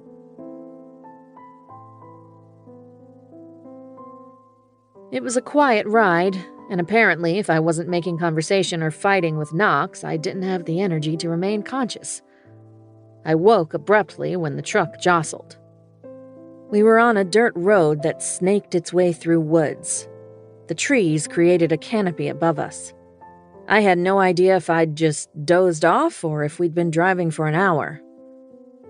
Remembering my predicament, I whipped around and relaxed when I saw Waylay in the back seat, sitting next to the white, fluffy mound that was my wedding dress. Turning back to Knox, I yawned. Great. You're taking us out to the middle of nowhere to murder us, aren't you? Waylay snickered behind me. Knox stayed stubbornly silent as we bumped along the dirt drive. Whoa! Waylay's exclamation had me focusing on the view through the windshield. A wide creek meandered alongside the road before curling back into the woods. Just ahead, the trees thinned and I spotted the whoa. It was a large log home with a wide front porch that wrapped around one side of the first floor. Knox continued down the drive past the house. Bummer, Waylay muttered under her breath when we drove on. Around the next bend, I spied a small cabin with dark siding tucked into a copse of trees. That's my place, Knox said. And that's yours. Just beyond it was a storybook-looking cottage. Pine trees towered over it, offering shade from the summer sun. Its white, board and batten exterior was charming. The small front porch with cheery blue planks, inviting. I loved it. Knox turned into the short gravel drive and turned off the engine. Let's go, he said, climbing out. I guess we're here, I whispered to Waylay. We both exited the truck. It was cooler here than in town. Quieter, too. The rumble of motorcycles and traffic was replaced with the buzz of bees and the far-off drone of an airplane. A dog barked nearby. I could hear the creek as it burbled its way through whispering trees somewhere behind the cottage. The warm breeze carried the scent of flowers and earth and summer sunshine. It was perfect. Too perfect for a runaway bride with no wallet. Knox? He ignored me and carried Waylay's bags and my suitcase to the front porch. We're staying here? Waylay asked as she pressed her face to the front window to peer inside. It's dusty and probably stale as hell, Knox said as he propped open the screen door and pulled out his keys. Hasn't been used in a while. You'll probably need to open the windows, air it out. Why he had a key to a cottage that looked like it lived on the pages of my favorite fairy tale was on my list of questions. Just above that were questions concerning rent and security deposits. Knox, I tried again. But he'd gotten the door open, and suddenly I was standing on the wide wood plank floor of a cozy living room with a tiny stone fireplace. There was an old roll-top desk crammed into an alcove between the stairs to the second floor and the coat closet. Windows brought the outdoors inside. "Seriously, we get to stay here?" Waylay asked, her skepticism mirroring my own. Knox dropped our bags at the foot of the tiny staircase. Yeah. She stared at him for a beat, then shrugged. "Guess I'll go check out the upstairs." "Wait, take off your shoes," I told her, not wanting to track any dirt inside. Waylay glanced down at her filthy sneakers. There was a hole in the toe of the left one, and a pink heart charm clipped to the laces of the right. With an extravagant eye roll, she towed them off and carried them upstairs. Knox's mouth pulled up in the corner as we watched her go, pretending she wasn't the least bit excited or curious. "Damn it, Viking!" The idea of spending a few weeks in a postcard-perfect cottage far away from the mess I'd left behind was intoxicating. I could organize the hell out of the shambles of my life while I sat on the back porch and watched the creek flow by. If I could afford it. "Now what's your problem?" he asked, stepping into the dollhouse-sized kitchen and staring out the window over the sink. "You mean, what's wrong, Naomi? Well, I'll tell you, Knox. Now Waylay's excited about this place and I don't even know if I can afford it. She's going to be disappointed on top of abandoned. What if we end up back at the motel tonight?" "You're not going back to the motel." "What's the rent?" I asked, biting my lip. He turned away from the view, leaned against the counter, looking annoyed. "Dunno." "You have a key to this place and you don't know?" "Rent depends," Knox said, reaching out to sweep a layer of dust off the top of the old marshmallow white fridge. "On what?" He shook his head. "On who?" "Fine, who?" "Liza J., your new landlord." My new landlord? And does this Liza J. even know that we're here? I wasn't conscious of gravitating toward him until my toes brushed the tips of his boots. Those blue-gray eyes were on me, making me feel like I was under a magnifying glass. "If she doesn't, she will soon. She's rough around the edges, but she's got a soft spot," he said, gaze boring into me. I was too tired to do anything but glare back at him. "I picked our rooms!" Waylay shouted from upstairs, breaking our staring contest. "We good?" he asked quietly. "No, we're not good. I don't even know where we are or how to get back to town. Do you have Uber here? Are there bears?" His lips quirked, and I felt my face flush. He was studying me in a way that people didn't do in polite company. "Dinner," he said. "Huh?" was my erudite reply. I knew he wasn't trying to ask me out, not after we'd spent an entire morning hating each other. 7, at the big house down the road. That's Liza J's. She'll want to meet you." "If she doesn't know she's my landlord, she's certainly not expecting us for dinner," I pointed out. "Dinner, 7. She'll be expecting you by then." I was not comfortable with this kind of invitation. "What am I supposed to bring? Where's the closest store? Does she like wine?" Hostess gifts were not just respectful. In this case, they would set the tone of a good first impression. His lips quirked as if my angst amused him. "Go take a nap, Naomi. Then go to dinner at Liza J's." He turned and headed for the door. "Wait!" I hurried after him, catching him on the porch. "What do I say to Waylay? I didn't know where the question had come from or the panicky note in my voice. I wasn't a panicker. I performed miracles under pressure. What do you mean, what do you say? What do I tell her about her mom and me and why we're here? Tell her the truth. I'm not sure what that is. He started down the porch steps, and again, panic clawed at my throat. The only man I knew in this town was abandoning me with a child I didn't know, no transportation, and only the crap my sister hadn't stolen from me. Knox! He stopped again and swore. Christ, Naomi. Tell her mom left her with you, and you're looking forward to getting to know her.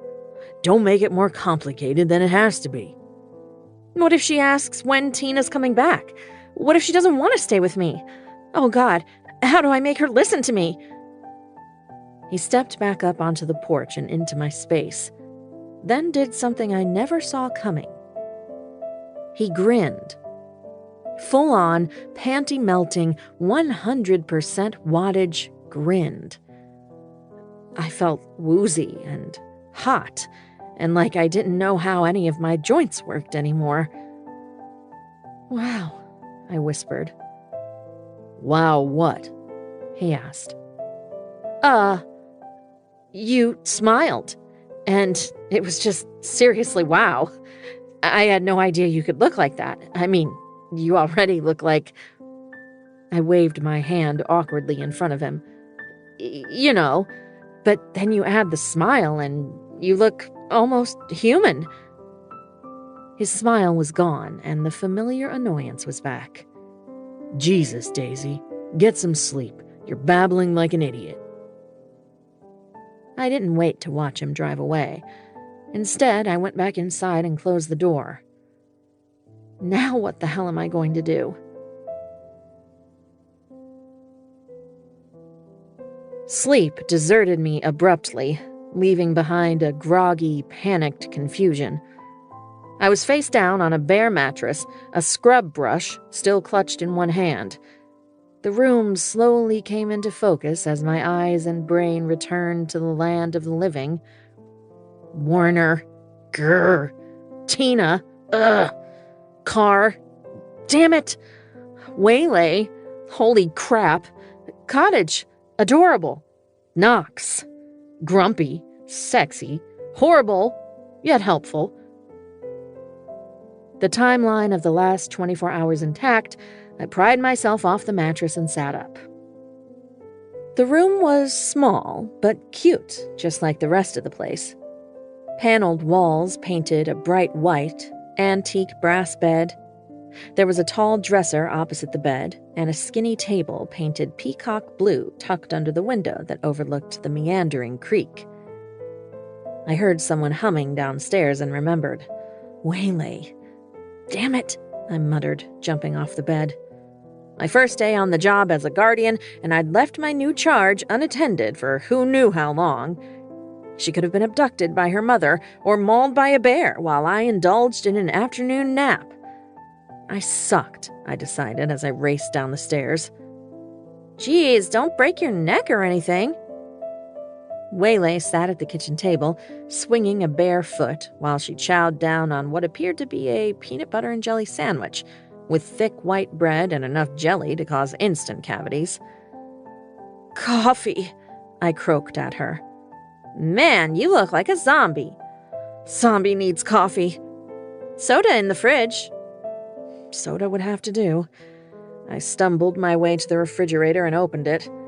I was halfway through the can of Pepsi before I realized there was food inside. Where'd food from? I rasped. I was not an easy waker from naps. In the morning, I could bound out of bed with the energy of a sugared-up kindergarten class, but post-nap Naomi wasn't pretty or coherent. Waylay gave me a long look. Are you trying to ask me where the food came from? I held up a finger and downed the rest of the soda. Yeah, I wheezed finally as the cold caffeine and sugar burned my throat. That. I paused to burp indelicately. Excuse me. Waylay smirked. Chief Nash had a delivery lady drop off a bag of groceries while you were drooling all over your bed. My eyeballs felt gritty as I blinked. The chief of police had seen to delivering food that I'd been too unconscious to provide for my niece. I was not going to get a gold star in guardianship today. Crap, I muttered. It's not crap, Waylay argued around a huge bite of PB&J. There's some candy and some chips. I needed to claw my way back up the scale toward responsible adult and needed to do it fast.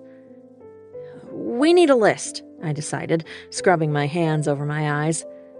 We need to figure out how far we are from civilization, how to get there, what supplies we need for the next day or two. Coffee. I definitely needed coffee. It's like half a mile to town, Waylay said. She had a smear of jelly on her chin, and besides her "my aunt is a lunatic" expression, she looked adorably childlike. Why are your arms and knees all scraped up? I glanced down at the abrasions on my skin. I climbed out of a church basement window. Cool. So we're going into town? Yes, I just need to take a kitchen inventory, I decided, finding my purse on the counter and digging out my trusty notebook and pen. Coffee. Food. Transportation. Job. New purpose in life.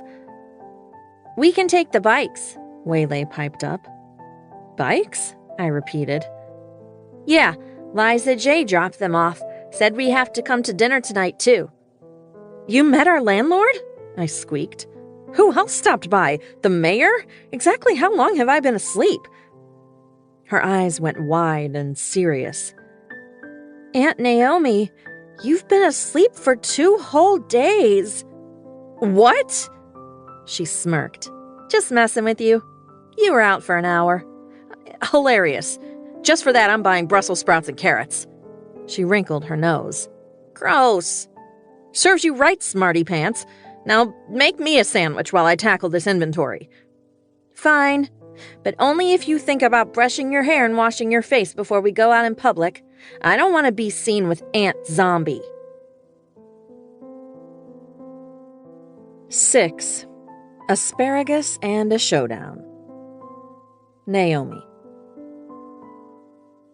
At this minute, I was supposed to be jet-lagged and wandering the streets of Paris on my honeymoon.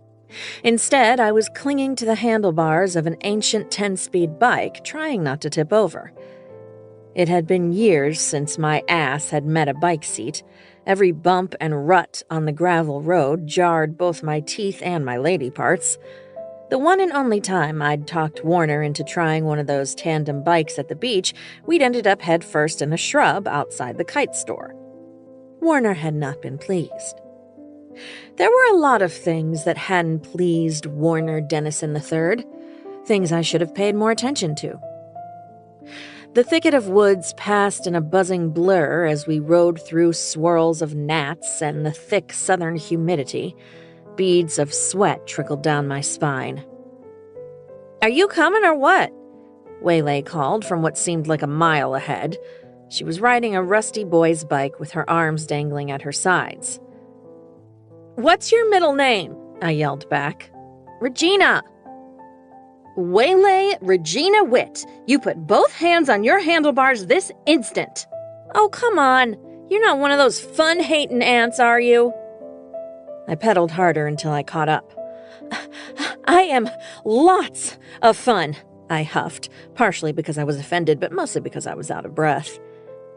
Sure, maybe I wasn't a ride with no hands or a sneak out of a sleepover to go kiss boys fun, or a call in sick to go to a concert fun kind of gal, but I didn't hate fun. There was usually just too much that needed doing before I could get to the fun. Town's this way, Waylay said, gesturing to the left with a flick of her chin. It was such a Tina gesture that it took away what remaining breath I had. We abandoned gravel for smooth asphalt, and within minutes I spotted the outskirts of Knockemout up ahead. For a second, I lost myself in the historic familiarity of a bike ride. The sun on my face and arms, the warm air as it brushed over my skin, the call-in response of a billion insects in the throes of summer. I'd been an 11-year-old on a bike once, heading out for adventure into the morning swelter and not returning home until I got hungry or the fireflies came out. There were sprawling horse farms on the outskirts of town with slick fences and emerald green pastures. I could almost smell the wealth and privilege. It reminded me of Warner's parents' country club. 4 bikers in worn denim and leather roared past us on motorcycles, the engine rumble a vibration in my bones as they escaped the confines of town. Horse people and bikers. It was a unique combination. The farms disappeared and were replaced by tidy homes on tidy lots that got closer and closer together until we were on the main street. Traffic was light, so I was able to pay more attention to the downtown area than I had this morning. There was a farm supply store and a gift shop next to the mechanic. Opposite was a hardware store and the pet store where my Volvo had been stolen. "Grocery store's this way," Waylay called from ahead of me as she took another left turn much faster than I felt prudent. "Slow down!" Great. Half a day in my care and my niece was going to end up knocking out her front teeth by riding face first into a stop sign. Waylay ignored me. She zipped down the block and into the parking lot. I added bike helmets to my mental shopping list and followed her. After parking our bikes on the rack by the front door, I pulled out the envelope I'd, thankfully, hidden in a box of tampons. Minutes before I was supposed to walk down the aisle, my mother had handed me a card full of cash. It was supposed to be our wedding present. Spending money for the honeymoon. Now it was the only money I had access to until I could replace my stolen credit and debit cards. I shuddered to think how much money I'd stupidly shelled out of my own savings for the wedding that never happened. "Guess you can't buy too many Brussels sprouts since we're on bikes," Waylay observed smugly. "Guess again, smarty pants," I said, pointing at the sign in the window. "Home delivery available." "Aw, man," she groaned. "Now we can get a truckload of vegetables," I said cheerily. "No!" "What do you mean, no?" I demanded, waggling stalks of asparagus at Waylay. "No to asparagus," Waylay said. "It's green." "You don't eat green foods?" "Not unless it comes in candy form." I wrinkled my nose. "You have to eat some vegetables. What about fruits?" "I like pie," she said, poking suspiciously at a bin of mangoes as if she'd never seen them before. "What do you usually eat for dinner with your mom?" I had no idea whether Tina was a touchy subject or if she routinely left Waylay to fend for herself. I felt like I was blindfolded and being forced to shuffle out onto a frozen lake. The ice would break under my feet sooner or later. I just didn't know where or when. Her shoulders hiked up toward her ears. "Dunno, whatever was in the fridge." "Leftovers?" I asked hopefully. "I make Easy Mac and frozen pizzas, sometimes nuggets," Waylay said, growing bored with the mangoes and moving on to frown at a display of green leaf lettuces. "Can we get Pop-Tarts?"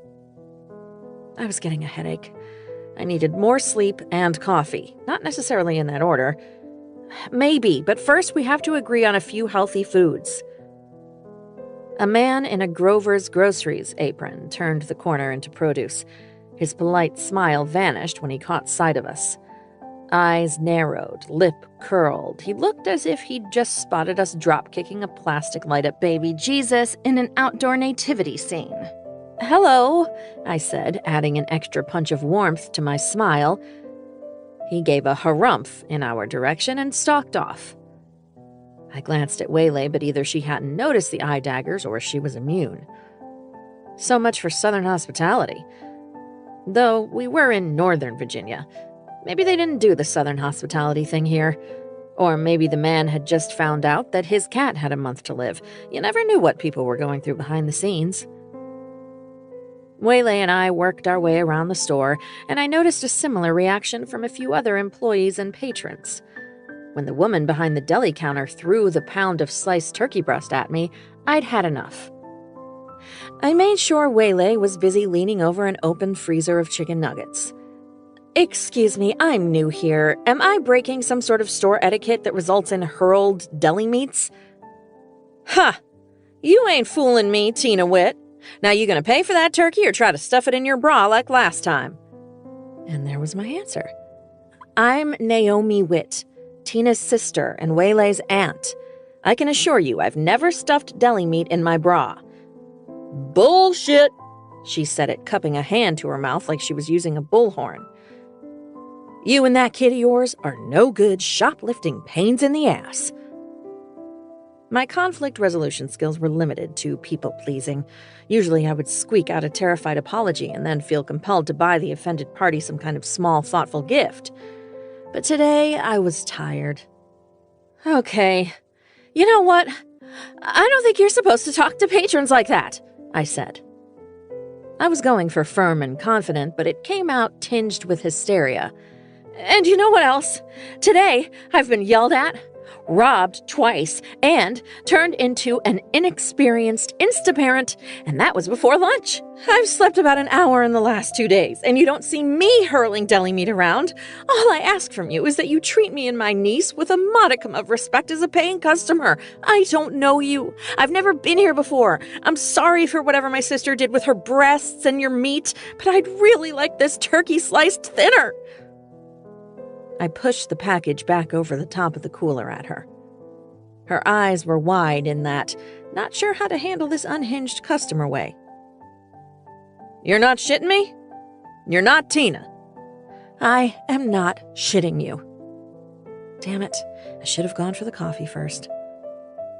Aunt Naomi, I found the Pop-Tarts, Waylay said, appearing with an armload of sugary breakfast treats. Great, I said. So, I said, sliding a strawberry kiwi smoothie in front of Waylay and taking the seat across from her. Justice, the man of my dreams, had made my afternoon latte in a mug the size of a soup bowl. So what? Waylay asked sullenly. Her sneakered foot was kicking the pedestal leg of the table. I wished I hadn't run over my phone at the rest stop so I could search for ways to break the ice with kids. What have you been doing this summer? She looked me in the eyes for a long beat, then said, What's it to you? People with kids made it look easy to talk to them. I stuck my face in my bowl-o latte and slurped, praying for inspiration.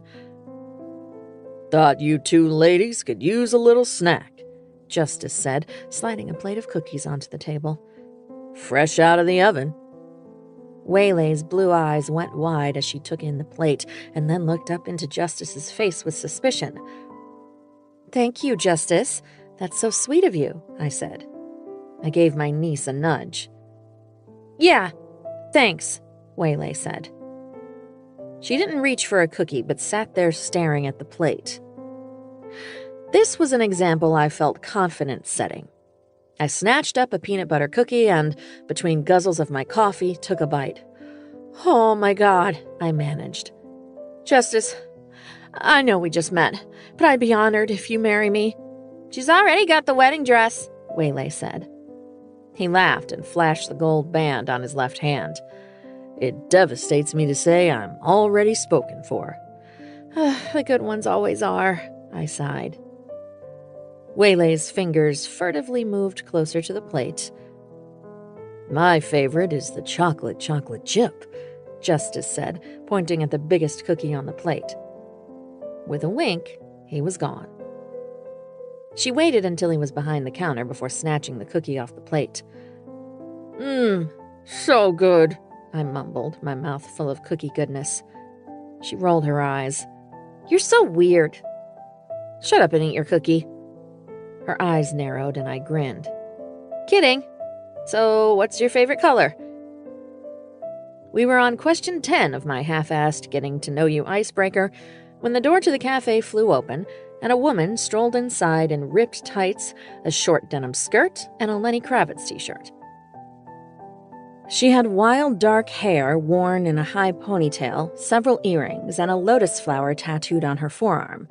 I couldn't tell if she was in her 30s or her 40s. "There you are," she said, grinning around a lollipop in her mouth when she spotted us. The friendly greeting made me immediately suspicious. Everyone thought I was Tina, which meant if someone was happy to see me, they were probably a terrible person. The woman grabbed a chair, spun it around backwards, and flopped down at our table. "Ooh, those look good." She helped herself to a cookie with red frosting, trading lollipop for baked good. "So, Naomi," she began. Do we know you?" Our uninvited guest slapped herself in the forehead. "Whoops, manners. I'm already several steps ahead in our relationship. You'll just have to catch up. I'm Sherry Fiasco." "Sherry Fiasco?" She shrugged. "I know, sounds made up, but it's not. Justice, I'll take a double espresso to go," she called. My future husband raised a hand without turning around from the order he was working on. "You got it, Fee." "So as I was saying, in my head we're already friends, which is why I have a job for you," she said, biting the cookie in half. "Hey, Way." Waylay studied Sherry over her smoothie. "Hey." "So what do you say?" Sherry asked, shimmying her shoulders. "Huh?" "Aunt Naomi's kind of a planner," Waylay explained. "She wrote 3 lists so far today." "Ah, I'll look before you leap type," Sherry said, nodding sagely. "Okay, I'm a business manager, which puts me in charge of several small businesses in the area. One of them is down a server and desperately needs someone who can deliver beer and be generally charming." "A waitress?" I'd spent the last 5 years of my life cooped up in an office answering emails, pushing papers, and settling human resource issues via carefully worded emails. Being on my feet and around people all day sounded like it might be fun. "It's honest work, the tips are great, the uniforms are cute, and the rest of the staff is a hoot. Mostly," Sherry said. "I'd need to arrange childcare," I hedged. "For who?" Waylay demanded, her forehead scrunched up. "For you," I said, ruffling her hair. She looked appalled and dodged my hand. "I don't need a babysitter." "Just because you're used to doing something one way doesn't mean it's the right way," I told her. "You've spent a lot of time looking out for yourself. But that's my job now. I'm not about to leave you alone while I go to work." "That's stupid. I'm not a baby." "No, you're not," I agreed. "But adult supervision is a necessity." Waylay muttered something that sounded suspiciously like bullshit.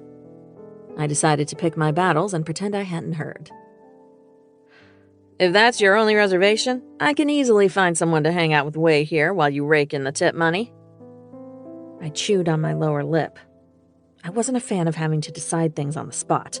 There were pros and cons to weigh, research to do, routes to calculate, schedules to firm up.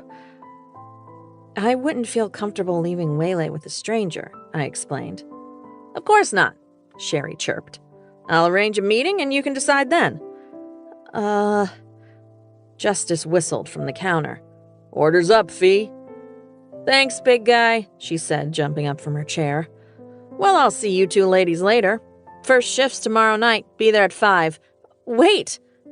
She cocked her head. "Where is this job?" "Honky-tonk," she said, as if it were the most obvious thing in the world. "Bye."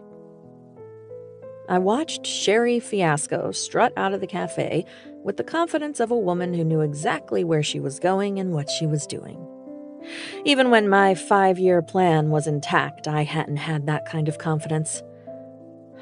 "What just happened?" I whispered. "You got a job and then turned me into a dumb baby."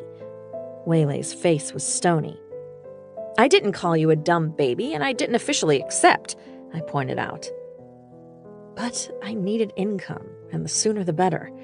My checking account balance wasn't exactly going to support us indefinitely, especially not with rent and security deposits and utilities to worry about, not to mention the fact that I had no vehicle, no phone, and no computer. I picked up another cookie and took a bite. It won't be so bad, I promised Waylay. Yeah, right, she scoffed and went back to kicking the table. 7. A punch in the face. Knox. Where you think you're going? I asked lazily from my lawn chair parked in the middle of the lane. The SUV's bumper had stopped a generous foot from my knees, a cloud of dust rising up behind. My brother slid out from behind the wheel and rounded the vehicle. Should have known I'd find you here, Nash said, his jaw tight as he pulled a slip of paper from his uniform pocket. He crumpled it and threw it at me. It hit me square in the chest. Harvey said to pass this along to you since it was your fault he was speeding through town this morning. It was a speeding ticket written in my brother's scrawl. I have no idea what Harvey's jabbering about, I lied, and pocketed the citation. I see you're still an irresponsible asshole, Nash said, as if there'd been a chance I'd changed in the past few years. I see you're still a law-abiding dickhead with a stick up his ass.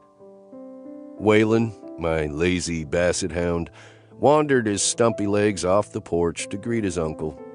Traitor. If he thought he'd get more attention or more people food somewhere else, Waylon wasn't weighed down by loyalty and didn't hesitate to wander. I pointed toward the cabin with my beer bottle. I live here, remember? Didn't look like you were slowing down to pay me a visit. Nash hadn't set foot in my place in more than 3 years. I'd done him the same courtesy. He hunkered down to give Waylon some love. Got an update for Naomi, he said. And the fuck what? It doesn't involve you. You don't need to stand sentry like some ugly gargoyle. Waylon, sensing he wasn't the focal point, meandered up to me and nosed at my hand.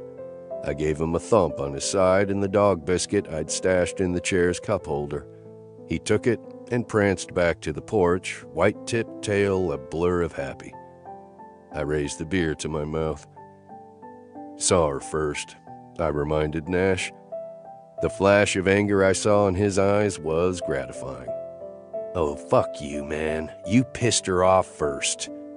I shrugged carelessly. Same thing. Might as well just wander that law-abiding ass of yours back to Liza J's. I'll bring Naomi and Waylay to you. Can't stop me from doing my damn job, Knox. I got out of my chair. Nash's eyes narrowed. Give you one free shot, I offered, then drained the rest of my beer. 1 for 1? My brother clarified. He always did pay too much attention to the rules. Yep. He placed his watch on the hood of the SUV and rolled up his sleeves. I put my beer in the cup holder and stretched my arms overhead. Never used to need to warm up before, Nash observed, adopting a boxer stance. I loosened up my neck and shoulders. Fuck off. We're over 40. Shit hurts. This was overdue. Fists were how we'd settled countless arguments for decades. Fight and move on, until the thing punching each other in the face couldn't settle. What's the matter? I taunted. Having second, Nash's stupid fist plowing into my face cut off the rest of my sentence. It was a bell ringer, right in the fucking nose. Shit, that hurt. God damn it, I hissed, prodding my face for deformities. My brother bobbed and weaved in front of me, looking a little too fucking proud of himself. I tasted blood as it trickled onto my upper lip. I got shit to do. I don't have time for conversation and kicking your... I let my fist fly, catching him in that goddamn mouth he was always running. The mouth he'd used to lay on the charm with Naomi. His head snapped back. Ow! Fuck! He swiped his arm over his mouth, smearing his own blood up his sleeve. Another bead dripped onto the shirt of his uniform. It made me feel perversely accomplished. Messing up Nash was always gratifying. We really gonna do this? He asked, looking up as his tongue darted out to taste the blood at the corner of his lip. Don't have to. You know how to stop it. She hates your guts. You don't even like her. he pointed out. I used the hem of my t-shirt to stem the flow of blood from my nose. Not the point. Nash narrowed his eyes. The point is, you always want to call the shots. Some brother. You're the idiot who doesn't know how to say thank you, I shot back. He shook his head, looking like he was going to back down. But I knew better. I knew him better. We both wanted this. Get out of my way, Knox. You're not getting past me today. I'd be happy to run you down with my truck. Say you were drunk and passed out in the middle of the lane and I didn't see you. Your ass would be behind bars before they even got mine to the morgue, I predicted. Something happens to either one of us around here, everyone knows the first place to look is the other one. And what does that say about our happy fucking family? Nash spat. We were circling each other now, hands up, eyes locked. Fighting a man you grew up tumbling with was like fighting yourself. You knew all the moves even before they were coming. I'll ask you again, Knox. Why are you in my way? I shrugged, mostly to annoy him, but partly because I didn't really know why I'd planted my ass between my brother and Naomi Doe-Eyes Witt. She wasn't my type. He wasn't my problem. Yet here I was. The whole introspection thing was another one of those time wastes that I didn't bother with. I wanted to do something, I did it. You just want to put your hands on something fine and mess it up, don't you? Nash asked. You can't take care of a woman like that. She's got class.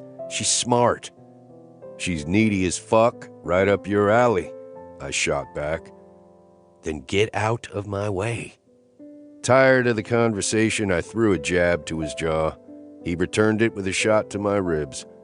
I don't know how long we traded blows in the middle of the dirt lane, kicking up dust and hurling insults at each other. Somewhere in the midst of him calling me a fucking asshole and me putting him in a headlock so I could punch him in the forehead, I recognized my brother for the first time in a long-ass time. What in the holy hell are you doing? You can't assault an officer of the law.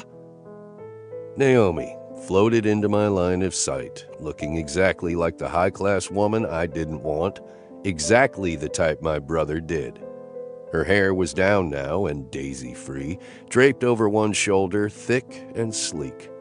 Her eyes had lost the better part of the exhausted shadows. She was wearing one of those long sundresses that skimmed the tops of her feet and made men wonder what treasures lay beneath. She was carrying a bouquet of flowers, and for a second, I wanted to know who the hell had given them to her so I could kick their ass. Next to her was Waylay in shorts and a pink t-shirt, holding a plate covered in plastic wrap. She was grinning at us. Nash used the distraction to throw an elbow to my gut. The wind went out of me, and I bent to catch my breath. "Face is bleeding, Chief," Waylay cheerfully observed. "Got it all over that nice clean shirt of yours." I grinned. The kid might have belonged to Tina, but she was funny as hell, and she was in my corner. Waylon abandoned his perch on the porch and ambled back into the road to greet the newcomers. "Thanks, Waylay," Nash said, swiping at his bloody mouth again. "I was just coming to see you two." While Waylay squished my dog's droopy jowls between her hands, Naomi peered around my brother at me. "What is wrong with you?" she hissed. "You can't just start a fight with a cop."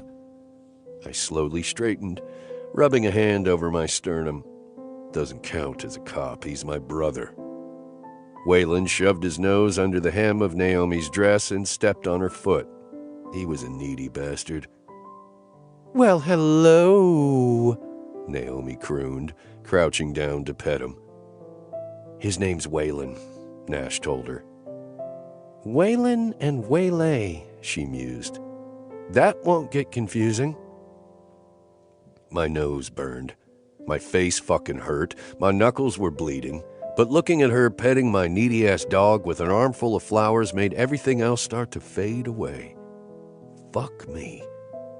I knew what attraction felt like, knew what to do with it too, but not with a woman like this, one who didn't know it was smart to be afraid of me, one with a wedding dress and no ring, one with an 11-year-old. This was the kind of situation that had me heading for the hills. but I couldn't stop looking at her. "You're an idiot." Nash grinned, then winced. "And you," Naomi turned on him. "I can't imagine you take that badge very seriously if you're fighting in the street with your own brother." "He started it," Nash and I both said at the same time. "Then we'll leave you to it," she said primly, putting a hand on Waylay's shoulder. "Let's go." "Heading to Liza J's?" Nash asked. "We are. We were invited for dinner," Naomi said. Waylay raised the plate she was holding. "Brought cookies." "I'll walk with you," Nash said. "We can talk on the way." "Sounds good to me," I said, moving my chair out of the road. "You're not invited," he said. "Oh, yes, I am. 7 sharp." My brother looked like he was going to haul off and hit me again, which suited me just fine. Tarnishing his, shucks hero vibe would only further my cause. But just as I was about to goad him into it, Naomi stepped between us. Waylon followed her and sat on her feet. The woman couldn't read signs. She was a danger to herself, trying to get between 2 bucks itching for a fight. "Did you find my car?" she asked Nash. "Did you find my mom?" Waylay asked. "Maybe we should talk in private," he suggested. "Knox, be a good neighbor and take Waylay up to the house while I have a few words with Naomi." "No way," Waylay said, crossing her arms. "Fuck no," I agreed. Our stare down lasted until Naomi rolled her eyes. "Fine. Let's just get this over with. Please tell me what you found." My brother suddenly looked uncomfortable, and my interest piqued. "Guess I'll just get right to it," Nash said. "I didn't find your car yet, but I did find something interesting when I ran the plates. It was reported stolen." "No shit, Sherlock. Naomi did that this morning," I reminded him. Nash ignored me and continued. "It was reported stolen yesterday by one Warner Dennison III of Long Island, New York." Naomi looked like she wanted the earth to swallow her up. "You stole a car?" Waylay asked her aunt, looking impressed. I had to admit that I hadn't seen that one coming either. "It's my car, but my ex-fiancé bought it. His name was on the title with mine." She looked like the kind of woman a man would buy cars for, I decided. "Don't you mean ex-husband?" Waylay piped up. "Ex-fiancé," Naomi corrected. "We're no longer together, and we didn't get married." "'Cause she left him at the altar," the girl added knowledgeably. "Yesterday." "Waylay, I told you that in confidence," Naomi hissed. Her cheeks turned a bright shade of scarlet. "You're the one being interrogated for Grand Theft Auto." "No one is being interrogated," Nash insisted. "I'll talk to the office in charge and clear up any misunderstanding." "Thank you," Naomi said. Her eyes were filling with what looked suspiciously like tears. Fuck. "I don't know about you all, but I could sure use a drink. Let's head up to the big house and solve this over alcohol," I suggested.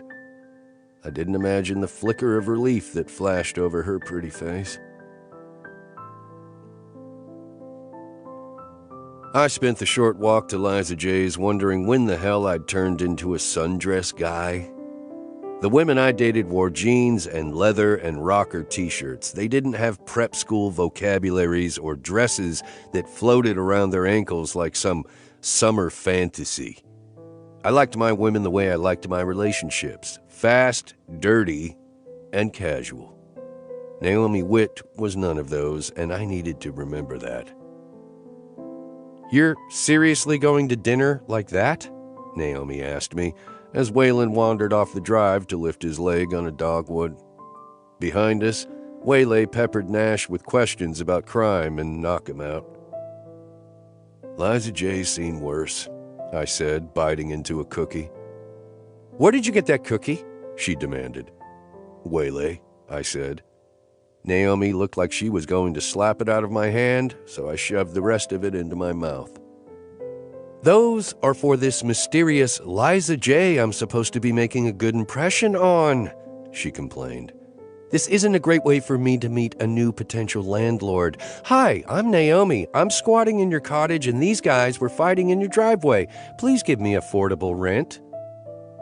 I snorted, then winced when my nose started to throb again. Relax. Liza J. would be worried if Nash and I didn't show up bleeding and pissed off at each other, I assured her. Why are you pissed off at each other? Baby, you haven't got the time, I drawled. We reached the steps of the big house, and Naomi hesitated, looking up at the rough-hewn timber, the cedar shakes. Behind overgrown azaleas and boxwoods, the porch stretched nearly 50 feet along the front. I tried to see it from her eyes.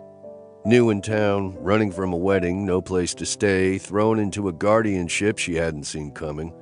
To her, everything hinged on this meal. Don't chicken shit out now, I advised. Liza J. hates cowards. Those pretty hazel eyes narrowed to slits. Thanks for the advice, she said caustically. Nice place, Waylay said, joining us at the foot of the steps. I thought about the trailer. The chaos outside that little bedroom with the keep out sign on the door. She'd done her best to keep the chaos and unpredictability out of her little world. I could respect that. Used to be a lodge. Let's go. I need that drink, I said, climbing the 3 short steps and reaching for the doorknob. Don't we need to knock or ring the bell? Naomi hissed, grabbing my arm. And there it was again. That electricity charging my blood, waking up my body like it had been exposed to some kind of threat, some kind of danger. We both looked down at her hand, and she quickly dropped it. Not necessary around here, Nash assured her, unaware that my blood was on fire and Naomi was blushing again. Liza J., I bellowed. The response was a fevered fit of barking. Oh my, Naomi whispered, putting herself between Waylay and the fur circus. Wayland shoved himself between my leg and the doorframe just as 2 dogs raced into the foyer. Randy the Beagle had earned his name by humping everything in sight for the first year of his life. Kitty was a one-eyed, 50-pound pit bull who thought she was a lapdog. Both kept Liza J. entertained in her solitude. It was cooler inside, darker, too. The blinds stayed closed these days. Liza J. said it was so no one could snoop on her business. But I knew the truth, and I didn't blame her for it. Quit your hollering, a voice came from the direction of the kitchen. What's the matter with you? Your mama raised you in a barn? No, but our grandma did, Nash called back. Elizabeth Jane Persimmon, all 5 feet 1 inch of her, clomped out to greet us. She wore her hair cut short around her face, as she had for as long as I could remember. Never missed a trim. Her rubber gardening clogs squeaked on the floor. She was in her typical uniform of cargo pants and a blue t-shirt. She wore the same thing nearly every day. If it was hot, she wore the pants with the zippered legs. If it was cold, she added a sweatshirt in the same color as the tee. Should have drowned you in the creek when I had the chance, she said, stopping in front of us and crossing her arms expectantly. Liza J. Nash dutifully pressed a kiss to her cheek. I repeated the greeting. She nodded her satisfaction. Warm and fuzzy time was over. So, what the hell kind of mess did you bring me? Her gaze slid to Naomi and Waylay, who were being skeptically sniffed by the dogs. Kitty broke first and headbutted Naomi in the legs in a bid for affection. Wayland, not to be left out, muscled his way in, knocking her off balance. I reached out, but Nash got there first and steadied her. Put the disaster dogs out. Let 'em run off the devil for a bit, Liza J. ordered. Nash let go of Naomi and opened the front door. 3 streaks of fur took off. Liza J., this is Naomi and her niece, Waylay, I said. They'll be staying at the cottage. They will they? She didn't like being told what to do any more than I did. Neither one of us ever understood why Nash had gone all law and order. Unless, of course, you want to throw them out on the street, I added. I remembered where I know you from, my grandmother announced, peering at Waylay through her bifocals. Been bugging me since I dropped off the bikes. You fixed my iPad at the library. You did? Naomi asked the girl. Waylay shrugged, looking embarrassed. I go in there sometimes, and sometimes old folks have me fix stuff. And you look like that one's troublemaking mother. Liza J. pointed at Naomi. That would be my sister, she said, smiling weakly. Twins, I interjected. Naomi held out the bouquet. We brought you flowers and cookies to thank you for inviting us to dinner. Flowers, cookies, and 2 bleeding men, Liza J. observed. Might as well come on back. Dinner's about done. About done in Liza J.'s house meant she hadn't started it yet. We trooped into the kitchen where all the fixings for sloppy joes and salad awaited. Meat, I called. Salad, Nash conceded. Not before you both clean yourselves up, Liza J. said, pointing to the kitchen sink. Nash did as he was told and turned on the water. I headed to the fridge and cracked open a beer first. Got some treats from the bakery today, Liza J. said. She looked at Waylay, who was eyeing the salad ingredients with suspicion. Why don't you put them on a plate with whatever cookies my grandsons didn't eat and maybe taste a couple to make sure they're fit for eating? Cool, Waylay said, making a beeline for the bakery box on the counter. I peered over the kid's shoulder and helped myself to a lemon cookie, my favorite. I'll get the wine, Liza J. said. You look like you know your way around a wine opener. She was addressing Naomi, who looked like she couldn't decide if it was a compliment or a judgment. Go on, I told her when Liza J. headed out of the room. She took a step closer, and I caught the scent of lavender. Do not, under any circumstances, start another fight in front of my niece, she hissed. Can't promise anything. If eyes could shoot actual fire, I would have had a need to regrow my eyebrows. Chief, I trust you can keep the order for a few minutes, she said. Nash flashed her one of his stupid, charming grins. You can count on me. Jesus, I coughed into my fist. Waylay snickered. I'll be right back, Naomi promised Waylay. Chief Morgan is in charge. The kid looked confused. I guessed no one had ever bothered to tell her they were leaving, let alone when they'd be back. Naomi straightened her shoulders and followed my grandmother out of the room, that damn dress floating around her like she was some kind of fairy tale princess about to face a dragon. 8. The Mysterious Liza J. Naomi. Unsure how I felt leaving Waylay in a room with 2 grown men who had been grappling in the road mere minutes earlier, I reluctantly followed Liza into a dark dining room. The wallpaper was a deep green in a pattern I couldn't quite make out. The furniture was heavy and rustic. The wide plank table stretched on for nearly 12 feet and was buried under boxes and stacks of papers. Instead of chafing dishes or family photos, the walnut buffet was stacked high with bottles of wine and liquor. Bar glasses were crammed into a nearby hutch so full the doors didn't close. I itched to dig into the mess.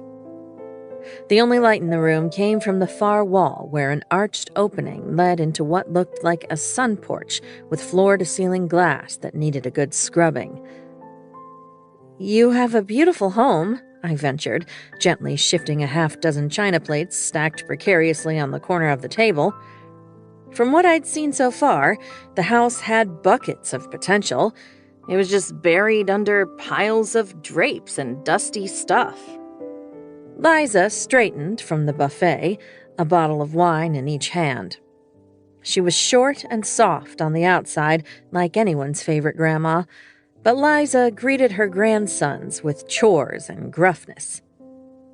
I was curious what was said about the Morgans that family relationships didn't make it into introductions. If anyone had a right to avoid claiming their family in this town, it was me. Used to run it as a small lodge, she began, setting the bottles on top of the buffet. Don't anymore.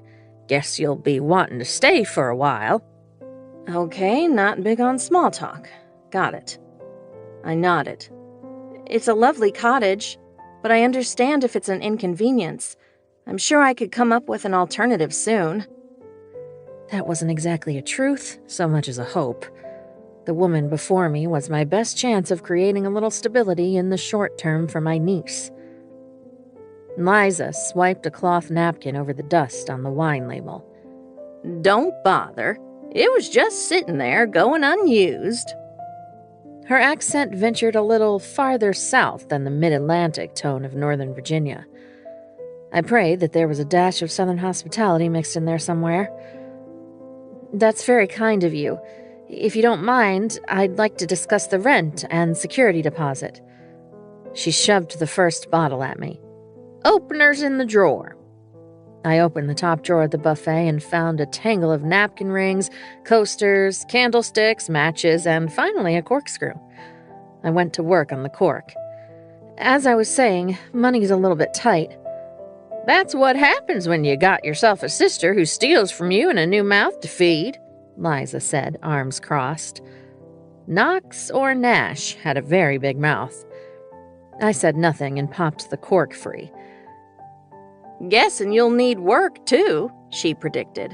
Unless you work from home or something. I recently left my job, I said carefully. And my home, my fiancé, and everything else in that life. How recently? People in Knockemout were not shy about sticking their noses into other people's business.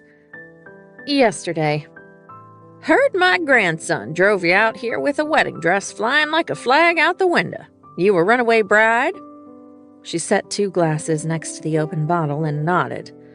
I poured. I guess I am. After a full year of planning, of choosing everything from the cocktail hour appetizers to the color of the table runner on the charcuterie table, it was all over. Wasted. All that time, all that effort, all that planning, all that money. She picked up a glass and held it aloft. Good. Heed my words. Don't ever let a man you don't like make decisions for you. It was odd advice coming from a stranger that I was trying to impress, but considering the day I'd had, I raised my glass to hers. You'll do okay here. Knockemout will take care of you and that little girl, she predicted. Well then, about the cottage, I pressed. I have some savings I can access. Technically, it was my retirement account, and I'd have to borrow against it. You and the girl can stay rent-free, Liza J. decided. My mouth opened wider than the fish mounted on the wall above us. You'll pay the utilities on the cottage, she continued. The rest you can trade by helping around this place. I'm not the neatest housekeeper, and I need some help getting things cleaned up. My squeals were internal. Liza was my fairy godmother in gardening clogs. That's very generous of you, I began, attempting to process what was happening, but after the past 24 hours, my brain was on hiatus. You'll still need a paycheck, she continued, unaware of my mental predicament. I still needed a lot of things. Bike helmets, a car, some therapy appointments. Oh, I had a job offer today. Someone named Sherry Fiasco said I could take a shift at a place called the Honky Tonk tomorrow night, but I need to find someone to watch Waylay. We heard the scrabble of paws, and in seconds, Waylon trotted into the room and looked at us expectantly. Waylay, not Waylon, Liza said to the dog. He sniffed around, making sure we weren't dropping food on the floor, and then headed back into the kitchen. You didn't by chance mention to Knox about that job offer, did you? Liza asked. We don't have that kind of relationship. We just met, I said diplomatically. I didn't want to come out and tell my new landlord that I thought her grandson was a brutish oaf with the manners of a pillaging Norseman. She studied me through her glasses, and the corner of her mouth turned up. Oh, I can tell. A word of advice: maybe don't tell him about the new job. He might have opinions, and if he does, he'd definitely share 'em. If Knox Morgan thought I was interested in his opinions on my life, I could add narcissistic tendencies to his long list of flaws. My business is my business, I said primly. Besides, I don't think I'm going to be able to find someone I'm comfortable leaving waylay with in such a short time. Already did, though the girl probably don't need it. Probably been making her own dinner since she was 6. She can stay with me. Hell, maybe she can make me dinner. Bring her by on your way to work tomorrow. Keep an entire human being alive and safe Went into the major imposition column on my internal spreadsheet of things to avoid at all costs. Asking my fairy godmother landlord to please babysit my niece until who knew when while I worked a late shift in a bar rose to the top of that list, edging out helping me move and chauffeuring me to or from surgery. Major impositions were only put upon responsible family members and close friends. Liza was neither of those. Oh, but I don't know what time I'll get off, I hedged. It could be very late. She shrugged. Makes no difference to me. I'll keep her here with me and the dogs, then bring her back to the cottage after dinner. Don't mind waiting around there. Always liked that place.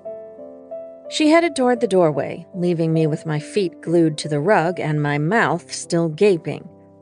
I'll pay you, I called after her, finally rediscovering the ability to move and speak. We'll discuss it, Liza said over her shoulder. I know you think you're getting the good end of the deal, but you got no idea what a mess you're getting involved in. We found everyone, including the dogs, alive and unharmed in the kitchen in an oddly homey scene. Waylay was perched at the island, judging every ingredient Nash added to the salad as she added mixed seasoning and condiments in a bowl. Knox was drinking a beer and stabbing at the meat in the pan while reading out ingredients to Waylay. There appeared to be no new bloodshed. Both men had cleaned up their wounds, leaving behind only bloodstains and bruises. Nash looked like a hero who had taken a few hits for a damsel in distress. Knox, on the other hand, looked like a villain who'd gone a few rounds with the good guy and come out victorious. It was definitely my recent mistake with the good guy, on paper at least, that had me overcorrecting and finding Knox and his villainous attitude attractive. At least that's what I told myself when Knox's gaze landed on me, and I felt like hot bacon grease had just been poured directly into my spinal column. I ignored him and his sexy standing at the stoveness, choosing to focus on the rest of the room instead. Liza's kitchen had an astronomical amount of counter space that had my fantasies shifting gears and thinking about the Christmas cookie baking potential. The refrigerator was ancient, the stove practically an antique. The countertops were battered butcher block. The cupboards were painted a lovely Loden green. And, judging from the contents visible inside the glass-fronted ones, they were all close to overflowing. I'd start the clean-out in here, I decided. The kitchen was the heart of the home, after all. Though Liza didn't seem like she was the sentimental type, more like the frozen-in-time type. It happened. Life threw someone an unexpected curve, and things like household maintenance went right out the window, sometimes permanently. When it was ready, we took the food and wine into the sunroom, where a smaller table looked out over the backyard. The view was all woods and creek, dappled in gold as the sun sank lower in the summer sky. When I moved to take a seat next to Waylay, Liza shook her head.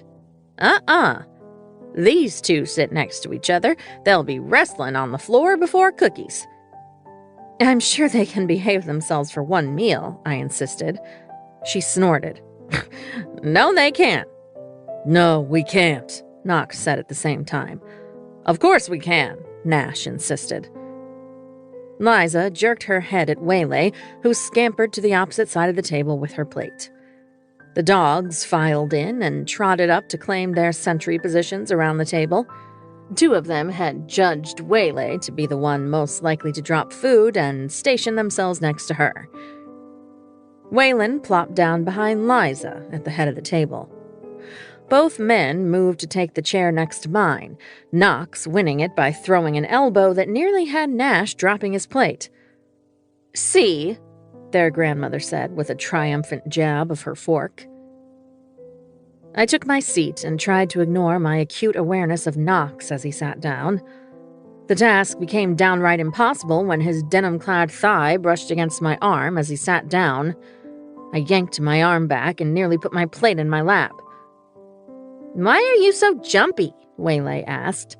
"I'm not jumpy," I insisted, bobbling my wine glass when I reached for it. "So, what were you fighting over this time?" Liza asked her grandsons, magnanimously changing the subject. Nothing, Knox and Nash said in unison. The glare that passed between them made me think they didn't like being on the same page about anything.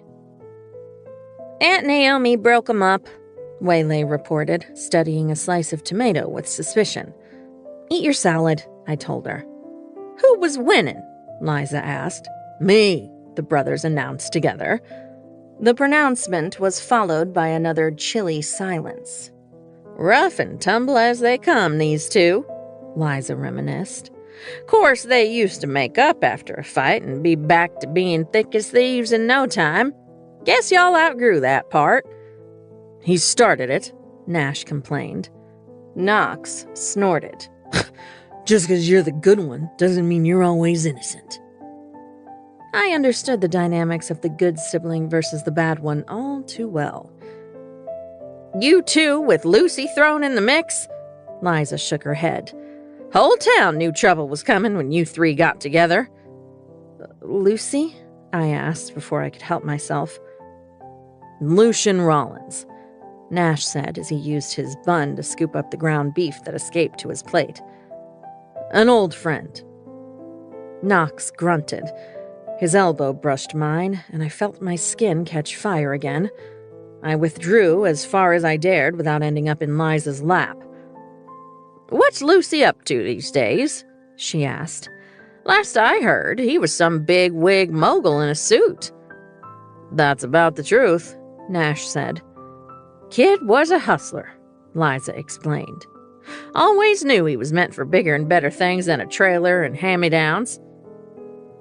Waylay's gaze slid to Liza. "Lots of people come from humble beginnings," I said. Knox looked at me and shook his head in what might have been amusement. "What?" "Nothing. Eat your dinner." "What?" I demanded again. He shrugged. "Chivalry. Humble beginnings. You talk like you read the dictionary for fun." "I'm so glad you find humor in my vocabulary. It just makes my day."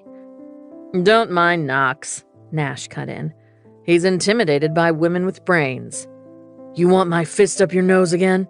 Knox offered gamely. I kicked him under the table. It was purely on reflex. "Ow! Fuck!" he muttered, leaning down to rub his shin. All eyes came to me, and I realized what I'd done. "Great," I said, throwing down my fork in mortification. "A few minutes here and there with you and it's contagious. Next thing you know, I'll be putting strangers in headlocks on the street." "I'd pay to see that," Waylay mused. "Me too," Knox and Nash said together. The corner of Liza's mouth lifted. "I think you'll fit in just fine around here," she predicted. "Even if you do talk like a dictionary." "I take it that means you're letting them stay," Knox prodded. "I am," Liza confirmed. I didn't miss the quick flash of relief that played over Waylay's face before her mask returned. One less thing to worry about. A nice, safe place to stay. "You boys know our Naomi here's a runaway bride." "She left some guy standing in a church and stole his car," Waylay announced with pride. I picked up the bottle of wine and topped off Liza's glass and then my own. "You know, where I'm from, we mind our own business." "Better not be expecting that in a place like Knockemout," Liza advised. "What did he do?" Nash asked. But it wasn't asking me, he was asking Waylay. She shrugged. Dunno, she won't say, but I bet it was something bad, 'cause that was a real nice dress she ran out in. It would take something pretty damn bad to make me run away instead of showing it off to everyone. I felt the heat of Knox's gaze on me and shriveled like a raisin. Waylon must have sensed my desperation because he lay down on my feet under the table. How about we talk about something else? Anything else? Religion? Politics? Bloodthirsty sports rivalries? Sure nice having you boys at the table at the same time, Liza said. This mean I don't have to do Thanksgiving in 2 shifts this year? We'll see, Nash said, eyeing his brother. I could feel the tension between them. Not wanting to have dinner end in a wrestling match, I desperately changed the subject. You know, I didn't actually steal the car. That's what Knox said when Mrs. Whelan down at the Poppin' Stop caught him with a pocket full of candy, Nash said. Not all of us were born with Dudley Do-Right shoved up our ass. For God's sake, Knox, language. I elbowed him in the arm and pointed at Waylay. She flashed him a toothy grin. I don't mind. Well, I do. Fireflies winked in and out of existence in the dusk as Knox and Waylay pitched pebbles into the creek. All 3 dogs took turns dashing into the creek, then turning around to shake themselves dry on the bank. Waylay's giggle and Knox's low murmur echoed off the water, made me feel like maybe today wasn't the worst day ever. I had a belly full of sloppy joes and a cozy house to return to. Doing okay? Nash came up next to me on the grass. He had a nice, calming presence. I didn't feel the exasperation around him that I did with Knox. I think so. I turned to look at him. Thank you for everything. It's been a stressful day. You and Liza, and I guess even your brother, made it better for Waylay and me. Way's a good kid, he said. She's smart, independent. A lot of us in town know that. I thought about the scene in the grocery store. I hope you're right, and I hope I can do right by her until we get things figured out. That reminds me, I brought this for you, he said, handing over a brochure that it was too dark to read. It's about kinship custody arrangements. Oh, thanks. Basically, you're looking at an application process with a few legal hoops to jump through. If all that goes well, you'll have 6 months to decide if you want to make it permanent. Permanent? The words sent me reeling.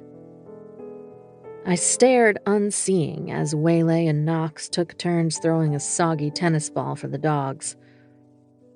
I asked around about Tina, Nash continued. Rumor has it she got herself a new man a few weeks back, and there were whispers about some big score. A new man and a big score were both painfully on brand for my sister. Do you really think she might not come back? Nash edged into my line of sight and dipped down until I looked him in the eye. That's the thing, Naomi. She does come back. She's in a lot of trouble.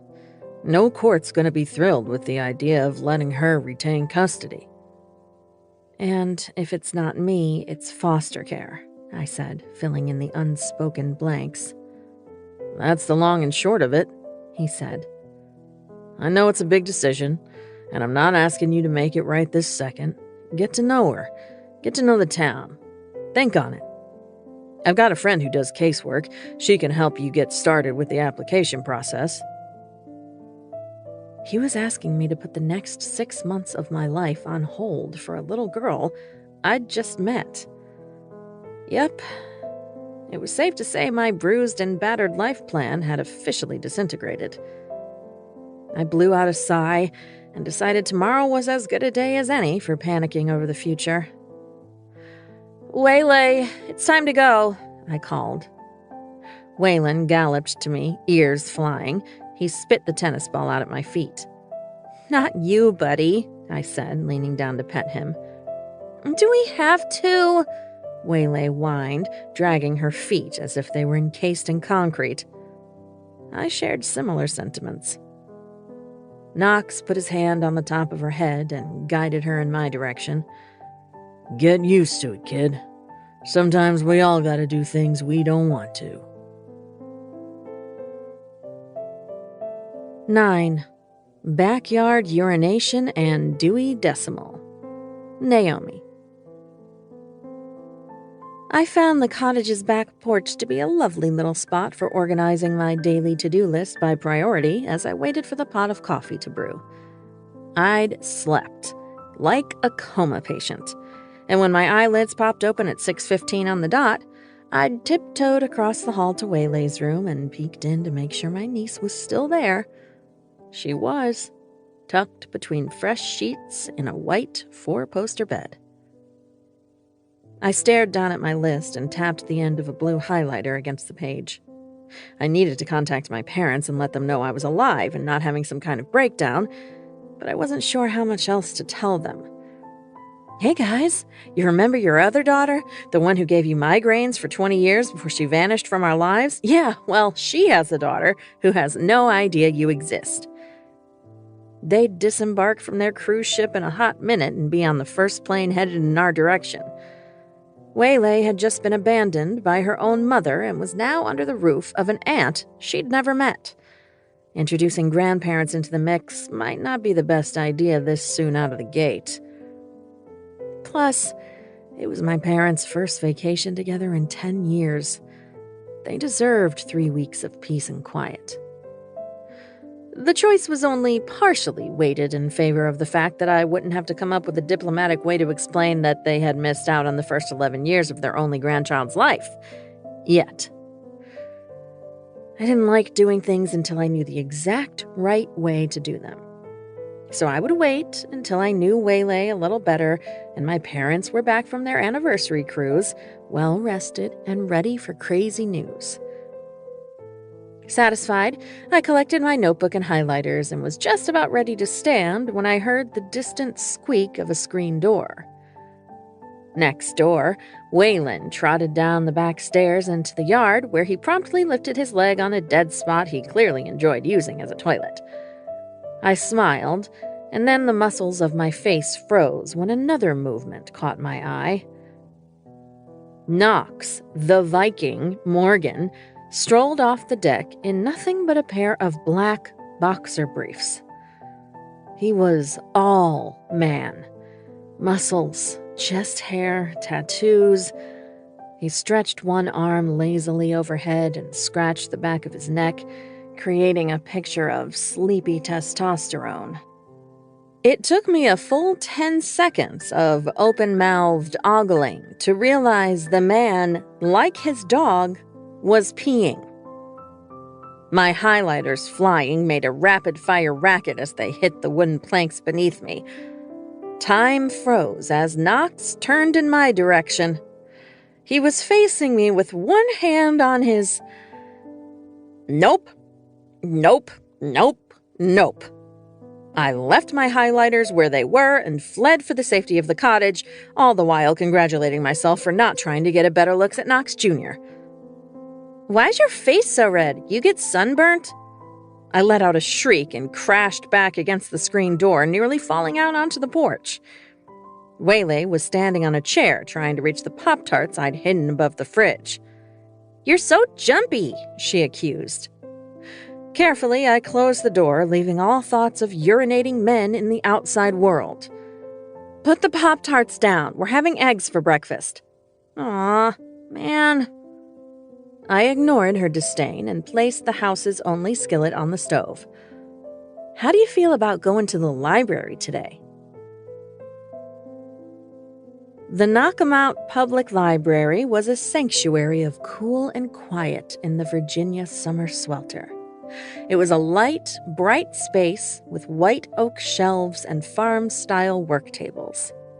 Pairs of overstuffed armchairs were clustered by the tall windows. Just inside the door was a large community bulletin board. Everything from piano lessons to yard sale announcements and charity bike rides dotted the corkboard in evenly spaced increments. Beneath it sat a gray-washed table displaying several genres of books from steamy romance to autobiographies to poetry.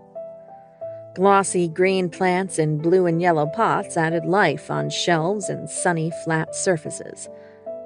There was a colorful kids section with bright wallpaper and a rainbow of floor cushions. Quiet instrumental music murmured from hidden speakers. It felt more like a high-end spa than a public library. I approved. Behind the long, low circulation desk was a woman who caught the eye. Tan skin, red lipstick, long, sleek blonde hair streaked with a warm, purpley pink. The frames of her glasses were blue and a tiny stud winked in her nose. The only thing that screamed librarian about her was the large stack of hardbacks she carried. "Hey, Wei," she called. "You got a line already upstairs." "Thanks, Sloane." "You have a line for what?" I asked. "Nothing," my niece mumbled.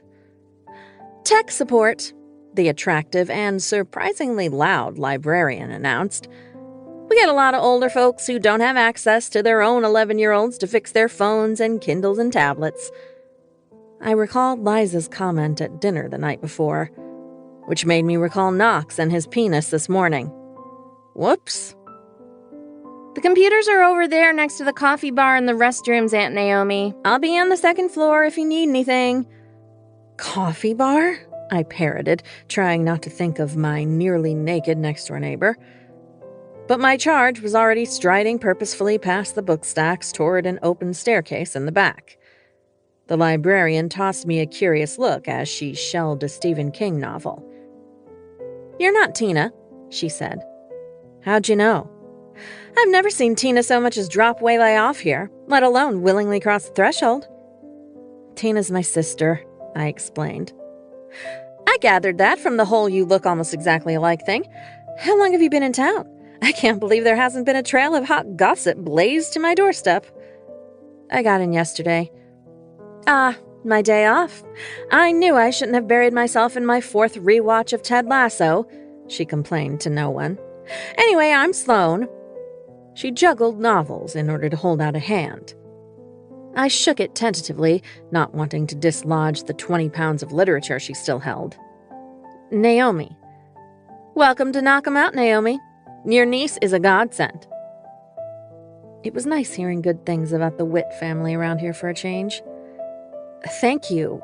We're, just getting to know each other, but she seems smart and independent. And hopefully not too damaged." "Want to see her in action?" Sloane offered. "I want it even more than a visit to your coffee bar." Sloane's ruby red lips curved. "Follow me." I followed Sloane up the open staircase to the second floor, which housed even more book stacks, more seating, more plants, and a few private rooms off to one side.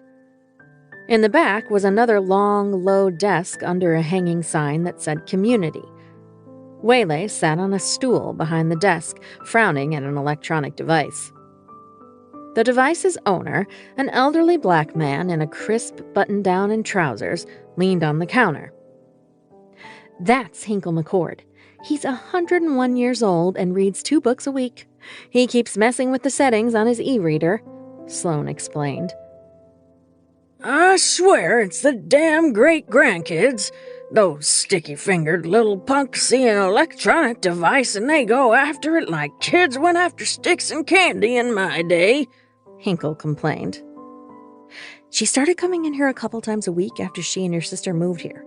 One afternoon, some virus software update was giving the entire system shit, and Waylay got tired of listening to me yell at the computer. She popped behind the desk and voila." Sloane wiggled her fingers in the air. "Fixed the whole damn thing in less than 5 minutes. So I asked her if she minded helping out a few other folks. I pay her in snacks and letting her check out double the number of books everyone else is allowed. She's a great kid." I suddenly just wanted to sit down and cry. Apparently my face telegraphed just that. "Uh-oh, you okay?" Sloane asked, looking concerned. I nodded, willing away the damp from my eyes. Just So happy, I managed to choke out. Oh boy, how about a nice box of tissues and an espresso? She suggested, guiding me away from a group of senior citizens settled around a table. Belinda, I have the latest Kennedy Ryan novel you were asking for. A woman with a puff of white hair and a large crucifix nearly buried in her impressive cleavage clapped her hands. Sloane, you are my favorite human being. That's what they all say, she said with a wink. Did you say espresso? I whimpered. Sloane nodded. We have really good coffee here, she promised. Will you marry me? She grinned and her nose studs sparkled. I'm mostly into men these days. There was that one time in college. She guided me into an annex with 4 computers and a U-shaped counter. There was a sink, dishwasher, and a small refrigerator with a sign that said free water. Coffee mugs hung from cute hooks. Sloane headed directly for the coffee maker and got to work. You look like at least a double, she observed. I wouldn't say no to a triple. I knew I liked you. Have a seat. I planted myself at one of the computers and tried to compose myself. I've never seen a library like this, I said, desperate to make small talk that wouldn't render me an emotional lump of feelings. Sloane flashed a smile at me. That's what I like to hear. When I was a kid, the local library was my sanctuary. It wasn't until I got older that I realized that it still wasn't accessible to everyone, so I went to school for library science and public administration, and here we are. She set a cup in front of me and returned to the machine. It's all about community. We've got free classes on everything from sex education and budgeting to meditation and meal prepping. We don't have a huge homeless population here, but we've got locker rooms and a small laundry facility in the basement. I'm working on free after-school programs to help families who can't swing the cost of daycare. And of course, there's the books. Her face went soft and dreamy. Wow. I picked up my coffee, sipped, then said wow again. A soft chime sounded over the music. That's the bat signal. Gotta go, she said. Enjoy your coffee, and good luck with your feelings. Naomi Witt, checking account balance. Overdrawn. Suspected fraud. Dear Mom and Dad, I'm alive, safe, and completely sane, I swear. I'm so sorry I left like that. I know it was uncharacteristic. Things just weren't working out with Warner, and I'll explain some other time when you're not sailing off to paradise. In the meantime, have a wonderful time, and I forbid you from worrying about me. I stopped in a charming little town in Virginia and am enjoying the volume the humidity gives my hair. Soak up some sun and send me proof of life pictures every day. Love, Naomi. P.S. I almost forgot. There was a teensy accident with my phone, and unfortunately it didn't survive. Email is the best way to communicate for now. Love you lots. Don't worry about me. Dear Steph, I know. I'm sorry. Please don't hate me. We need to talk soon, but not on my phone since I ran over it at a rest stop in Pennsylvania. Funny story, you'd think me running out on the wedding was the big news. You looked great, by the way. But the bigger whammy is my sister called me out of the blue, robbed me, and left me with a niece I didn't know existed. Her name is Willow. She's an 11-year-old tech genius, and underneath the bored facade might be a girly girl. I need reassurances that I'm not adding to her trauma. I'm trying to be the cool yet responsible aunt in this place called Knock 'em Out, where the men are unreasonably attractive and the coffee is excellent. I'll be in touch as soon as I get my bearings. There was an incident with my car and my checking account. Oh, and my laptop. I'm still sorry. Please don't hate me. Kisses, N. Tina, this is the last email address I have for you. Where the hell are you? How could you leave Waylay? Where's my freaking car? Get your ass back here. Are you in trouble? Naomi. Kinship Guardian to-do list. Complete guardianship application plus background check. Participate in 3 face-to-face interviews with applicant. Provide 3 character references, experience with children and caretaking. Home study. Dispositional hearing with family court. 10. Haircuts and pains in the ass. Knox. I was in a shit mood after a shit night's sleep, both of which I blamed on Naomi Flowers in her fucking hair wit. After spending half the night tossing and turning, I'd woken up for Waylon's first AM bathroom break with a raging hard-on, thanks to a dream featuring my new next-door neighbor's smart mouth sliding down my cock. The kind of noises that men fantasize about coming out of her throat. It was the second night of sleep she'd ruined for me, and if I didn't get my head out of my ass, it wouldn't be the last. Beside me in the passenger seat, Waylon expressed his own exhaustion with a loud yawn. "You and me both, bud," I said, pulling into a parking space and staring at the storefront. The color scheme, navy with maroon trim, shouldn't have worked. It had sounded stupid when Jeremiah suggested it, but somehow it classed up the brick and made Whiskey Clipper stand out on the block. It was wedged between a tattoo parlor that changed hands more often than poker chips and the neon orange awning of Dino's Pizza and Subs. They didn't open until 11, but I could already smell the garlic and pizza sauce. Until a few years ago, the barbershop had been a crumbling institution in Knock 'em Out. With a little vision from my partner, Jeremiah, and a lot of capital from me, we'd managed to drag Whiskey Clipper into the 21st century and turn it into a small-town gold mine. Now a trendy salon, the shop didn't just serve old men born and raised here. It attracted a clientele that was willing to brave the Nova traffic from as far away as downtown D.C. for the service and the vibe. On a yawn of my own, I helped my dog out of the truck and we headed for the front door. The inside was as eye-catching as the outside. The bones of the space were exposed brick, tin ceiling, and stained concrete. We'd added leather and wood and denim. Next to the industrial-looking reception desk was a bar with glass shelves housing nearly a dozen whiskey bottles. We also served coffee and wine.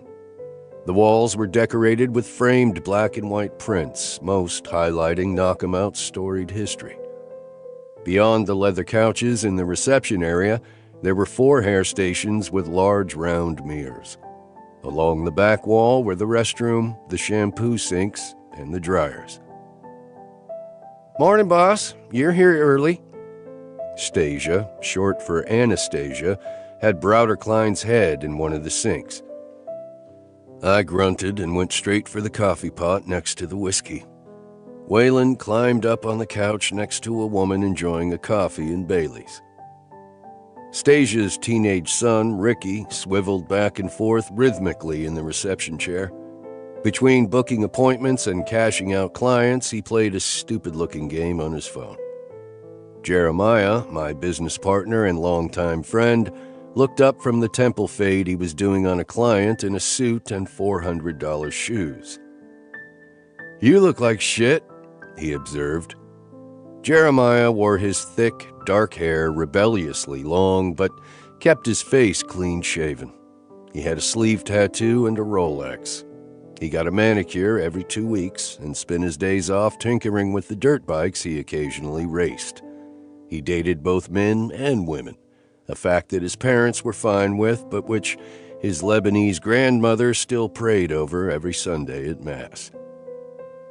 "Thanks, asshole. Nice to see you, too." "Sit," he said, pointing with the clippers at the empty station next to him.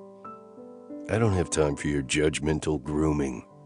I had shit to do, paperwork to be inconvenienced by, women to not think about." And I don't have time for you to bring down our vibe looking like you couldn't even be bothered to run a comb and some balm through that beard. Defensively, I stroked a hand over my beard. No one cares what I look like. We care, the woman with the Baileys and coffee called. Amen, Louise, Stasia called back, shooting me one of her mom looks. Browder got to his feet and clapped a hand on my back. You look tired. Got some bags under those eyes? Woman trouble? Heard you went a few rounds with not Tina, Stasia said innocently as she ushered Browder to her chair. The one thing Stasia and Jeremiah loved more than good hair was good gossip. Not Tina. Great. Name's Naomi. Ooh, came the obnoxious chorus. I hate you guys. No, you don't, Jeremiah assured me with a grin as he finished the fade. Fuck off. Don't forget, you've got to cut at 2 and a staff meeting at 3, Stasia called after me. I swore under my breath and headed to my lair. I handled the business end, so my client roster was smaller than Jeremiah's or Anastasia's. I'd have thought that by now, most of my clients would have been scared off by my excessive scowling and lack of small talk. But it turned out, some people liked having an asshole cut their hair. Going to my office, I said, and heard the thud of Waylon's body hitting the floor and the tip-tap of his nails on the floor following me. I'd already owned Honky Tonk when this building went up for sale. I bought it out from under some shiny loafer developer out of Baltimore who wanted to put in a chain sports bar and a fucking Pilates studio. Now the building was home to my bar, the barbershop, and 3 killer apartments on the 2nd floor, one of which was rented by my jackass brother. I headed past the restroom and the tiny staff kitchen to the door marked Employees Only. Inside was a supply room lined with shelving units and all the shit required to run a successful salon. On the back wall was an unmarked door. Waylon caught up to me as I fished out my keys. He was the only one allowed in my inner sanctum. I wasn't one of those "my door is always open" bosses. If I needed to meet with staff, I used my business manager's office or the break room. I headed into the narrow hallway that connected the salon to the bar and punched the code into the keypad on my office door. Waylon bolted inside the second it opened. The space was small and utilitarian, with brick walls and exposed ducting in the ceiling. There was a couch, a small fridge, and a desk that held a state-of-the-art computer with 2 monitors the size of scoreboards. Over a dozen framed photos on the walls depicted a haphazard collage of my life. There was Waylon as a puppy, tripping over his long ears. Me and Nash, shirtless, gap-toothed kids on mountain bikes in one. Men on the backs of motorcycles, adventure stretching out before us on the ribbon of open road in another. We 2 became 3 with the addition of Lucian Rollins. There, on the wall no one else saw, was a photographic timeline of us growing up as brothers. Bloody noses, long days in the creek, then graduating to cars and girls and football. Bonfires and Friday night football games, graduations, vacations, ribbon cuttings. Jesus, we were getting old. Time marched on. And for the first time, I felt a niggle of guilt that Nash and I no longer had each other's backs. But it was just another example of how relationships didn't last forever. My gaze lingered on one of the smaller frames. The color was duller than the rest. My parents bundled up in a tent. Mom grinning at the camera, pregnant with one of us. Dad looking at her like he'd waited his whole life for her. Both excited for the adventure of a lifetime together. It wasn't there for nostalgia. It served as a reminder that no matter how good things were in the moment, they were bound to get worse until that once bright, shiny future was unrecognizable. Waylon deflated on a sigh, pancaking onto his bed. You and me both, I told him. I dropped into the chair behind the desk and fired up my computer, ready to rule my empire. Social media ad campaigns for Whiskey Clipper and Honky Tonk topped my list of things to do today. I'd been avoiding them long enough because they annoyed me. Growth disguised as change was, unfortunately, a necessary evil. Perversely, I shuffled the ads to the bottom of my stack and tackled the schedule at Honky Tonk for the next 2 weeks. There was a hole. I rubbed the back of my neck and dialed Fee. "What's up, boss?" she asked. Someone grunted obscenely next to her. "Where are you?" "Family jujitsu. I just threw Roger over my shoulder and he's looking for his kidneys." Fee's family was a shaken cocktail of weird, but they all seemed to like life better that way. "My condolences to Roger's kidneys. Why is there a hole in the server schedule?" "Chrissy quit last week, remember?" I vaguely remembered a server with a face and hair scurrying out of my way every time I stepped out of my office. "Why'd she quit?" "You scared the shit out of her, called her a tray-dropping gold digger, and told her to give up on marrying Rich because even rich guys want their beers cold." It rang a bell, vaguely. I grunted. "So who's replacing her?" "I already hired a new girl. She starts tonight." "Does she have experience, or is this another Crystal?" "Chrissy," Fee corrected. "And unless you want to start doing your own hiring, I suggest you gracefully back down and tell me I've been doing a kick-ass job and you trust my instincts." I yanked the phone away from my ear when Fee let out an ear-splitting, "Hee-yah!" "You've been doing a kick-ass job and I trust your instincts," I muttered. "That's a good boy. Now, if you'll excuse me, I have to put my son on his ass in front of his crush." "Try not to splatter too much blood. It's a bitch to clean up." Waylon let out a snore from the floor. I penciled in new girl on the empty shifts and jumped into some vendor payments and other bullshit paperwork. Both Whiskey Clipper and Honky Tonk were showing consistent growth, and 2 of the 3 apartments rented for additional income. I was pleased with the numbers. It meant that I'd managed to do the impossible and turn dumb luck into an actual solid future. Between the businesses and my investments, I'd taken a windfall and built upon it. It was a good feeling even after a sleepless night. With nothing left to do, I reluctantly called up Facebook. Advertising was one kind of evil, but advertising that required you to have a social media presence that opened you up to millions of pain-in-the-ass strangers, that was straight-up bullshit. I bet Naomi was on Facebook. She probably liked it, too. My fingers casually typed Naomi Witt into the search bar before the sane, rational part of me could hit the brakes. Huh. Waylon lifted his head quizzically. "Just checking on our neighbor, making sure she's not into Amway sales or running a long con as a pretend twin," I told him. Satisfied that I would save him from whatever threats social media held, Waylon fell back to sleep with a rumbling snore. The woman obviously had never heard of privacy settings. There was a lot of her to get to know on social media. Pictures from work, vacations, family holidays. All without Tina, I noted.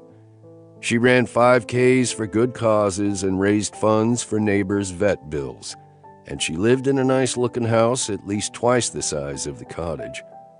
She went to high school and college reunions and looked damn good doing it. Throwback pictures proved my theory that she'd been a cheerleader. And someone on the yearbook committee had been a fan since it seemed like her entire senior year had been dedicated to her. I blinked at the handful of pictures of Naomi and Tina. The twin thing was undeniable. So was the fact that beneath the surface, they were very different women. I was already invested. There was no pulling me out of the online stalking rabbit hole, especially not when the only other things I had to do were boring. So I dug further. Tina Witt fell off the digital plane of existence after high school graduation. She didn't smile in her cap and gown. Certainly not next to young, fresh Naomi with her honor cords. She'd already had an arrest record by then. Yet there was Naomi, an arm around her sister's waist, beaming wide enough for the two of them. I was willing to bet money that she'd done what she could to be the good one, to be the low-maintenance kid, the one who didn't cause their parents sleepless nights. I wondered how much living she'd missed out on, wasting all that time being good. I followed the Tina line a little deeper, discovering a trail on Pennsylvania District Magistrate court cases and then again in New Jersey and Maryland. DUIs, possession, skipping out on rent. She'd done time about 12 years ago. Not much, but enough to have made a point. Enough to have her becoming a mother less than a year later and steering clear of the cops. I went back to Naomi's Facebook and stopped on a family picture from her teenage years. Tina scowling, with her arms crossed next to her sister as their parents beamed behind them. I didn't know what went on behind closed doors, but I did know that sometimes a bad seed was just a bad seed. No matter what field it was planted in, no matter how it was tended, some just came up rotten.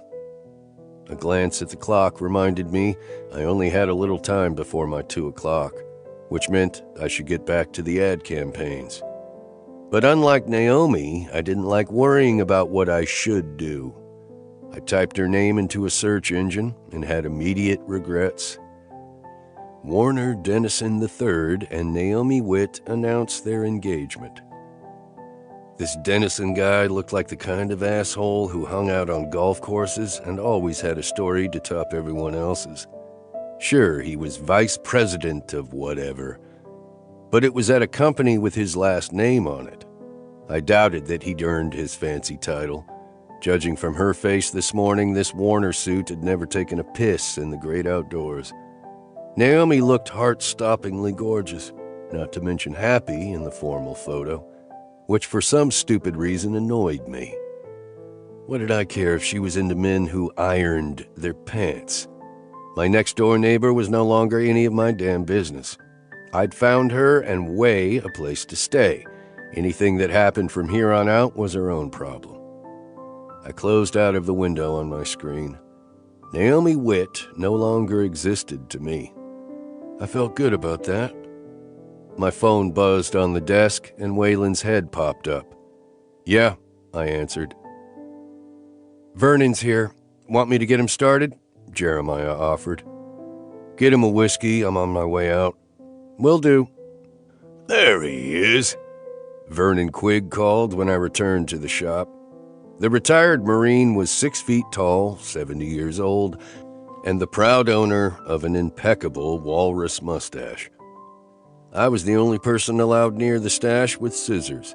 It was both an honor and an annoyance, seeing as how the man loved nothing more than fresh gossip. "Afternoon, Vernon," I said, clipping the cape around his neck. "Heard about you and not Tina throwing down in Cafe Rev yesterday," he said gleefully. "Sounds like those twins are carbon copies of each other." "I heard that she's the complete opposite of her sister," Stasia said, plopping down in the empty chair next to my station. I reached for my comb and gritted my teeth. "I heard there's a warrant out for Tina and not Tina helped her escape," said Doris Bacon, owner of Bacon Stables, a farm with a reputation for turning out champion horse flesh. Fuck me. 11. Boss from Hell. Naomi. I accepted the leather and denim apron Sherry Fiasco handed me and tied it around my waist. "Shirt looks good," Sherry said, giving my honky-tonk V-neck an approving nod. "Thanks," I said and tugged nervously at the hem. The shirt was tight and showed more cleavage than I was used to accentuating. But, per my research at the library, ladies with their girls showing tended to make higher tips. Honky Tonk felt like a country bar that had a brief but satisfying affair with a glitzy speakeasy. I liked the fancy cowboy vibe. "This here's Maxine, and she'll be training you on the POS," Fee said, plucking the lollipop out of her mouth. It's also how you clock in and out and order your own meals. Here's your PIN number." She handed over a sticky note with 6969 scrawled across it in Sharpie. Nice. "Hi," I said to Maxine. She had dark skin dusted with glitter over her enviable cheekbones and modest cleavage. Her hair was cut short and left to curl tightly in tiny magenta coils. "Call me Max," she insisted. "You ever sling drinks before?" I shook my head. I worked in HR until 2 days ago. I gave her points for not rolling her eyes at me. I wouldn't want to train me either. "But I learn fast," I assured her. "Well, you're gonna have to since we're short-handed tonight, so unless you suck, I'll be pushing you out of the nest early." "I'll do my best not to suck," I promised. "You do that. We'll start with the drinks for my 8-top. We've got 2 drafts of Bud," Maxine began, fingers flying over the screen. Her glittery nails hypnotized me with their speed. I was nervous, but highly motivated. My bank had told me it would take up to a week for me to receive my replacement debit and credit cards, and Waylay had already polished off the entire box of Pop-Tarts. If I wanted to keep my niece in groceries, I was going to have to be the best damn server this town had ever seen. "Then you hit send, and the printer at the bar spits out the order. Same for food, only it goes straight to the kitchen," Max explained. "Got it. Great. Here's the next one. Your turn." I only fumbled twice and earned a good enough nod from my trainer. "Let's get those tips flowing. I hope your feet are prepared," Maxine said with a quick grin. I blew out of breath and followed her into the crowd. My feet hurt.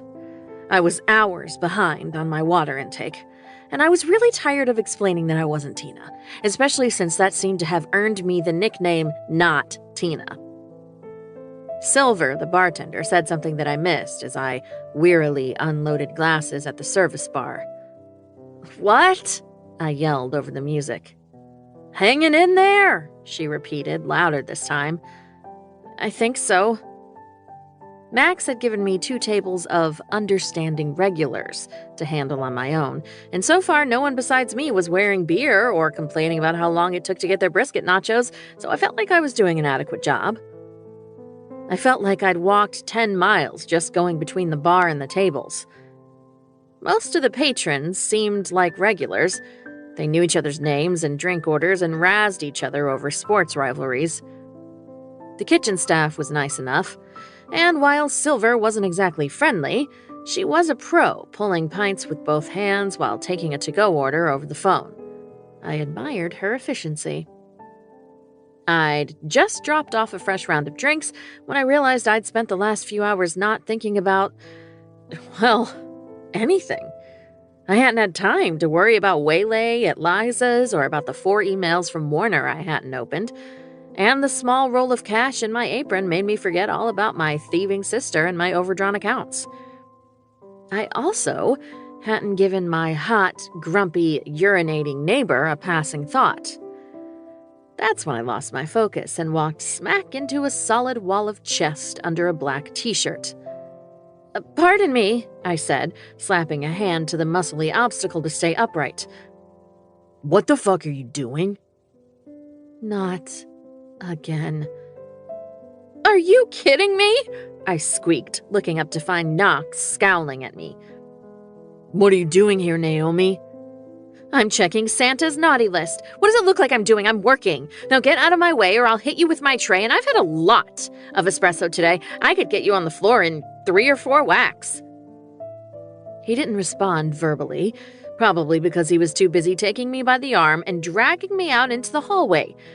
He stormed past the restrooms and the kitchen door and opened the next door with a well-placed boot. "Evening, Knox," Fee said, without looking up from her monitors. "What the fuck is this?" he snapped. Sherry spared him a glance. "This," she repeated blandly. He pulled me farther into the room. "This," he said again. "This is Naomi, a human person who was halfway into her first shift," Sherry said, going back to her monitors. "Don't want her working here, Fee." I'd had enough of the pissed off at the world in general and me in particular routine. I yanked my arm free and whacked him in the chest with my tray. Sherry looked up again, her mouth falling open.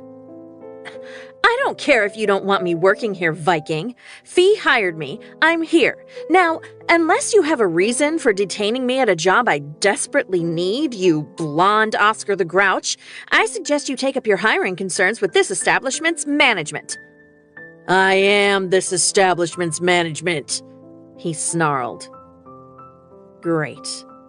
Of course he was management. I'd hit my new boss with a tray. I wouldn't have taken this job if I'd known you managed this place, I bit out. Now you know.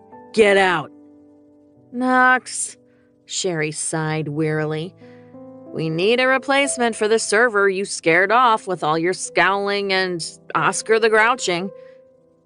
He pointed a threatening finger in her direction. I'm not letting you make that a thing. Call what's-her-name and get her to unquit. Sherry leaned back and crossed her arms.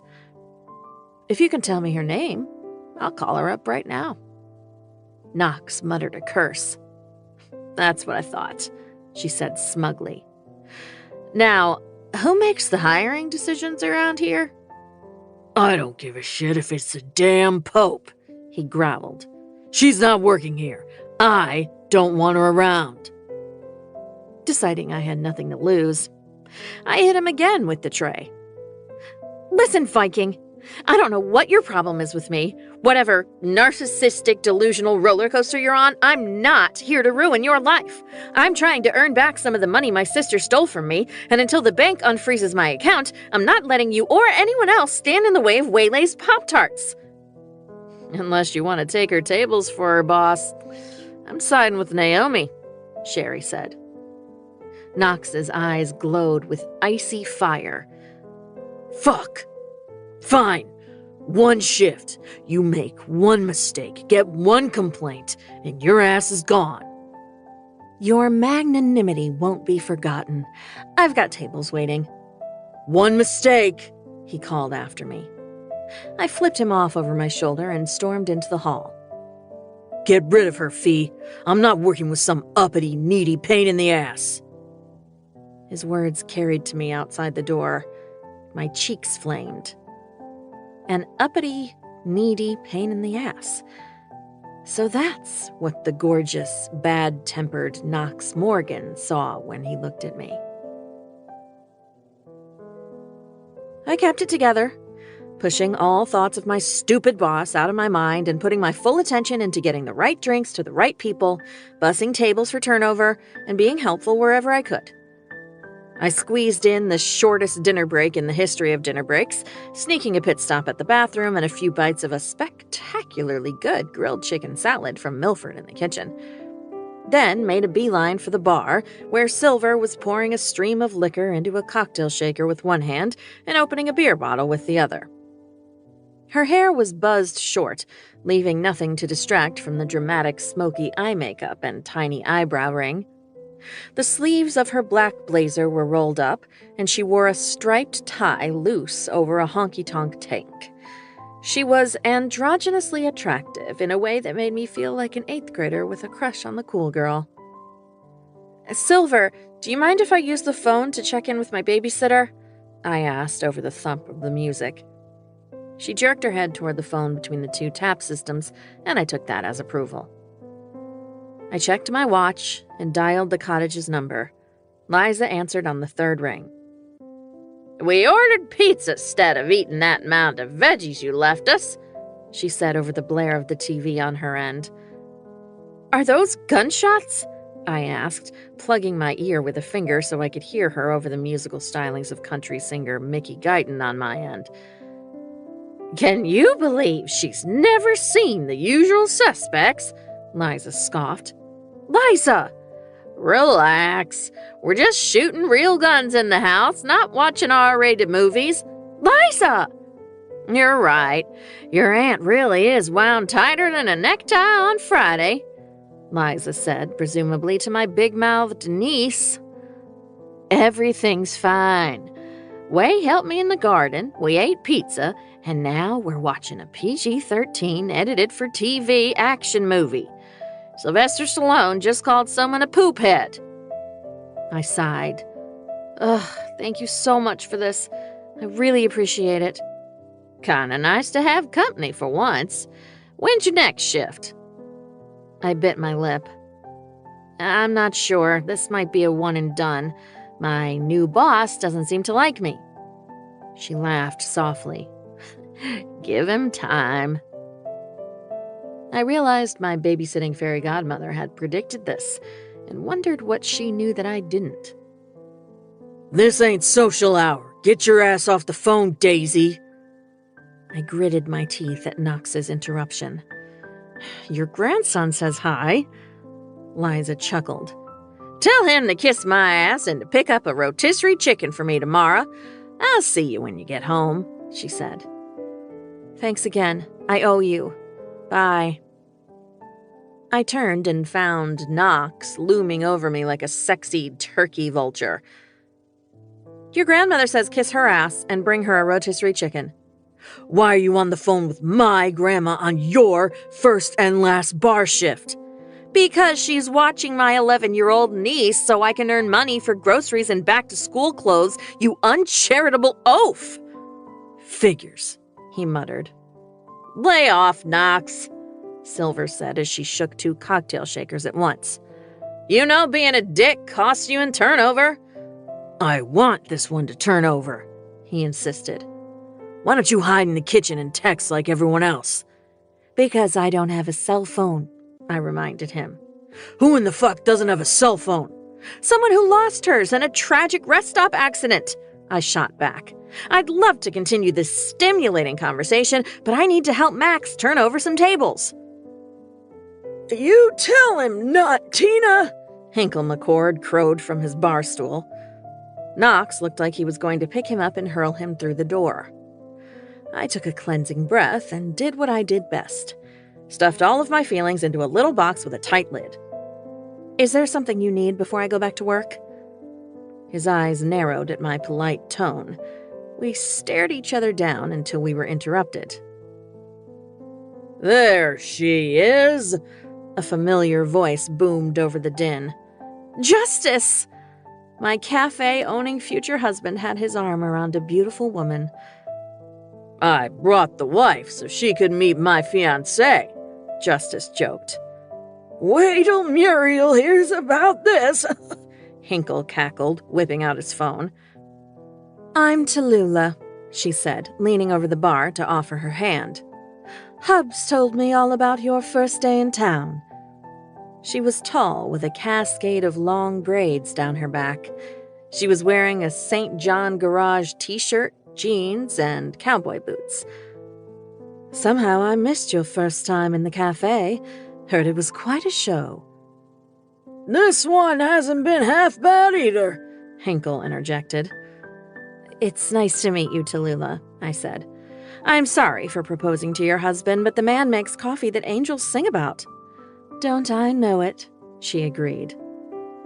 Where's your section? We're here to patronize you, Justice said. Knox rolled his eyes. Don't mind him, Silver said, elbowing the boss out of the way. He's just pissy because Nay hasn't screwed up yet. I wanted to kiss her for giving me a nickname other than not Tina. He gave me one shift and no mistakes, I explained, not caring that he was standing behind me. Knox Morgan, Tallulah chided. That's not how we welcome new knockemouts. Where's your sense of community? Go away, Tally, Knox grumbled, but there was no heat to it. Naomi, I'll have your darkest, strongest beer, Tallulah said.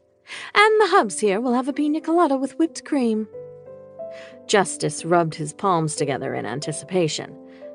And we'll split an order of the pulled pork flatbread, extra jalapenos. No sour cream, Tallulah interjected. You got it, I said with a wink. Have a seat and I'll bring your drinks right out. You gonna write that down? Knox asked as the couple wove their way through the crowd. I flipped my hair over my shoulder. Nope. He looked at his watch and smirked. You won't even make it to the end of the shift at this rate. I'll be happy to prove you wrong. In that case, you just got yourself another table. He pointed to a rowdy table in the corner where an older man with a potbelly and a cowboy hat appeared to be holding court. Don't do that to her on her first night, Noxie, Max chided him. If she's so confident she can handle it, no use letting her wade around in the kiddie pool. Gotta throw her in the deep end. There's a difference between sink or swim when you introduce sharks, Silver argued. 12. A Ride Home. Knox. I had paperwork to do, but I was more interested in the impending crash and burn of my newest employee. Naomi strutted her high-class ass right on up to the table like an idealistic kindergarten teacher on her first day. I hated Wiley Ogden for good reason, but I didn't mind using him to prove my point. She didn't belong here, and if I had to prove that by dangling her in front of a wolf, then so be it. Wiley's squinty little eyes zeroed in on her, and his tongue darted out between his lips. He knew the rules.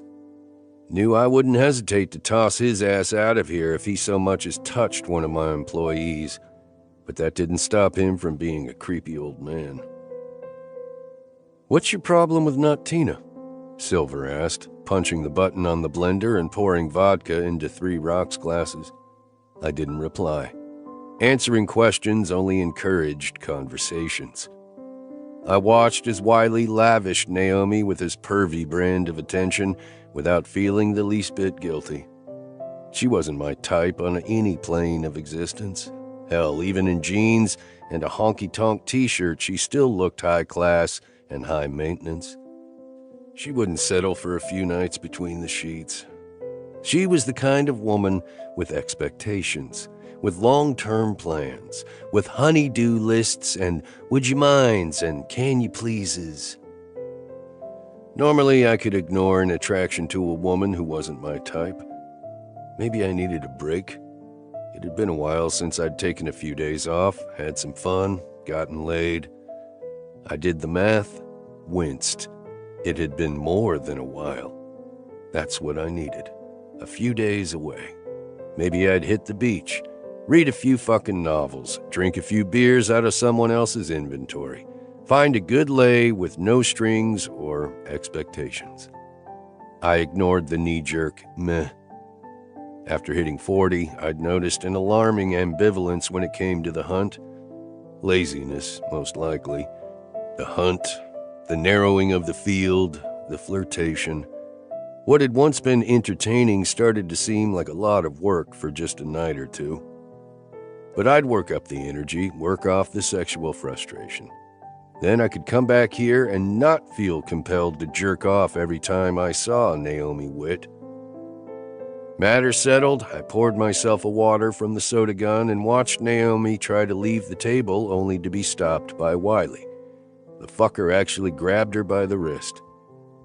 "Oh shit," Silver said under her breath as I came off the bar stool.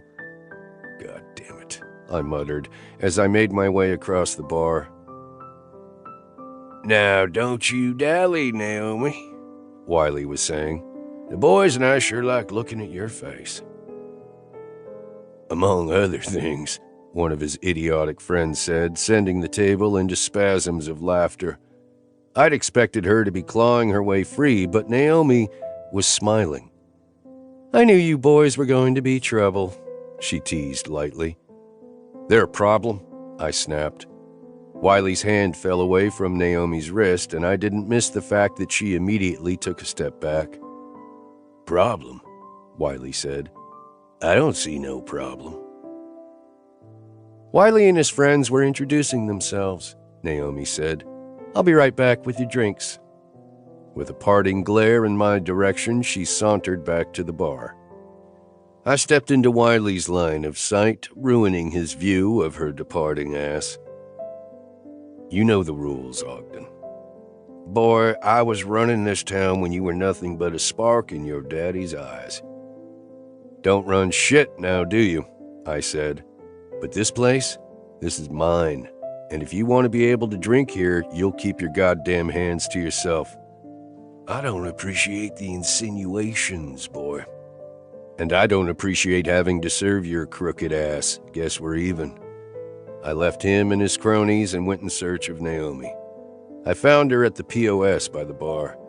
Chewing on her lower lip, she didn't bother glancing up from the screen where she carefully entered an order.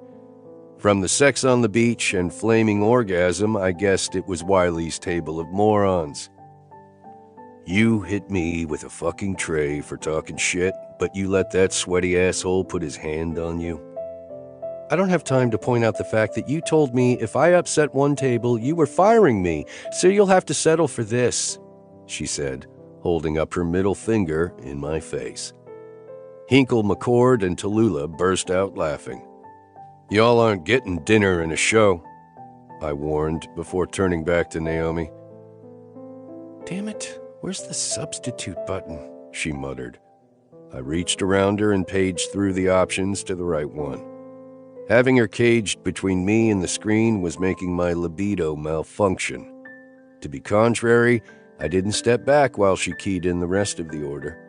When she was finished, Naomi turned to look at me. You sent me over there on purpose knowing what would happen. I didn't react the way you wanted me to. Get over it. I sent you over there so you'd be creeped out by Wiley, not so he could put his fucking hands on you. If he does it again, I want to know. She laughed, right in my face.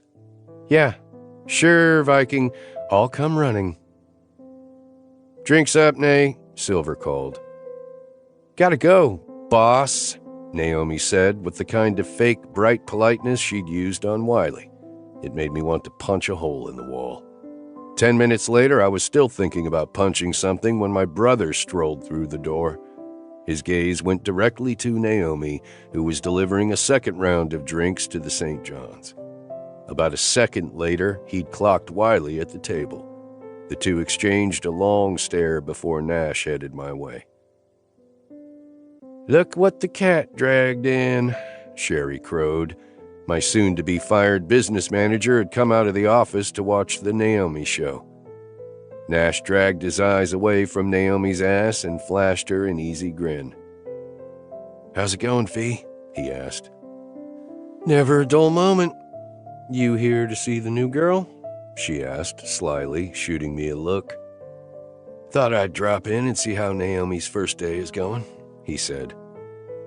You and half the fucking town, Max said as she breezed by with a tray of drinks.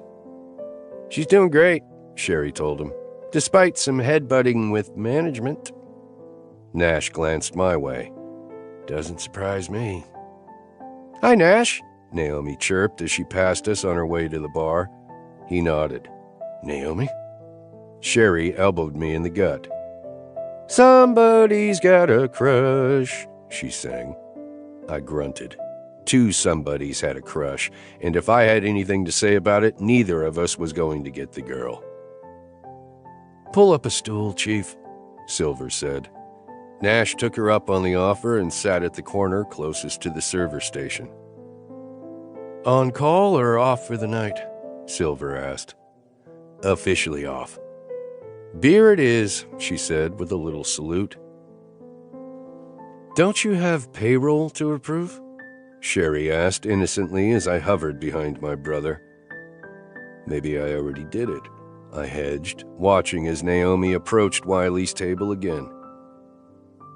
I get an alert when it's been submitted, smartass. Tattletale technology. I'll get to it. Don't you have businesses to manage? Right now, I've got a man to manage. Quit being a dick to Naomi. She's good. The customers like her. The staff likes her. Your brother likes her. You're the only one with the problem. My place. I get to have a problem if I want to have a problem. I sounded like a fucking toddler denied a cookie. Sherry slapped a hand to my cheek and squeezed. Hard. Boss, you're a perpetual ass, but this isn't like you. You never paid attention to new hires before. Why start now? Naomi breezed by again, and it pissed me off that I watched her every step of the way. Come here often? Naomi asked, giving my brother a full wattage smile as she trayed up another round of drinks. Thought I'd drop by and give you the good news.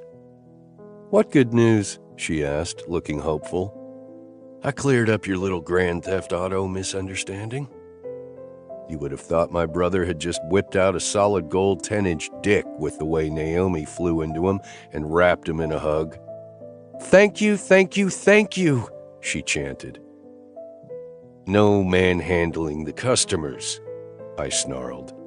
She rolled her eyes at me and gave Nash a peck on the cheek that made me want to set my own brother on fire. Also figured I'd see if you wanted to lift home after your shift, he offered. Fuck me. She didn't have a car. She probably rode her goddamn bike here and planned to ride it home after closing, in the dark, over my dead fucking body. That is so sweet of you to offer, Naomi said.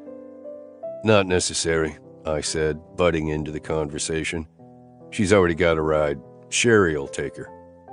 Sorry, Knox, I'm off in 10, my business manager said smugly. Then so's she. I can't close out my tables and do my side work in 10 minutes, Naomi argued. Max is showing me how to close in case you don't fire me after tonight. Fine, then I'm driving you home. I'm sure you have better things to do than to drive a needy pain in the ass home. Burn, Fee whispered gleefully. I'm driving you home. Law and Order lives right upstairs. You're out of his way. It'd be an inconvenience to him to haul your ass home. I knew I'd pushed the right button when Naomi's smile faltered. I don't mind, Nash insisted. But Naomi shook her head. As much as it pains me to admit your brother is right, it'll be late and I'm out of your way. Nash opened his mouth, but I cut him off. I'm driving her. I could probably keep my mouth shut and my hands off her for the 5-minute drive. In that case, you got a minute? He asked Naomi. You can have her for 10 minutes, Max said, pushing Naomi at my brother. She laughed and held up a hand. Actually, I have tables I need to get to. Do you need something, Nash? He glanced my way. DC cops found your car today, he said. Her face lit up. That's great news. Nash winced and shook his head. Sorry, honey, it's not. They found it at a chop shop in pieces. Naomi's shoulders slumped. What about Tina? No sign of her. She looked even more dejected, and I was just about to order her to quit worrying when Nash reached out and tipped her chin up. Don't let this get you down, honey. You're a knock-em-out. We take care of our own.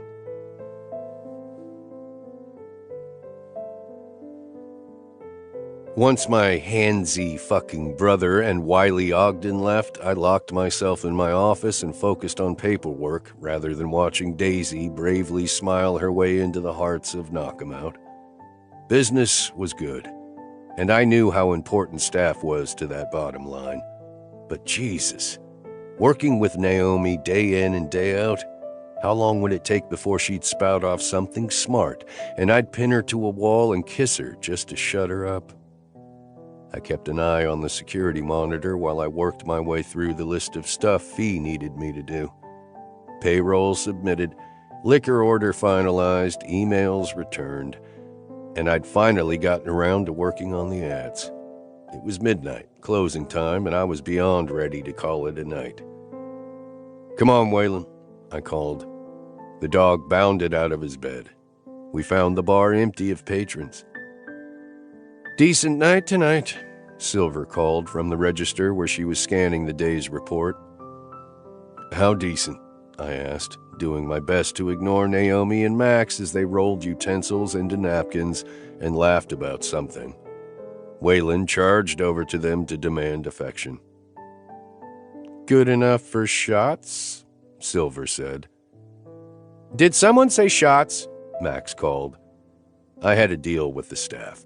Every time we beat the previous week's sales, the entire shift earned shots.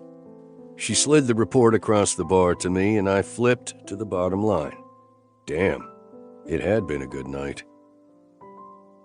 Maybe the new girl's our lucky charm, she said.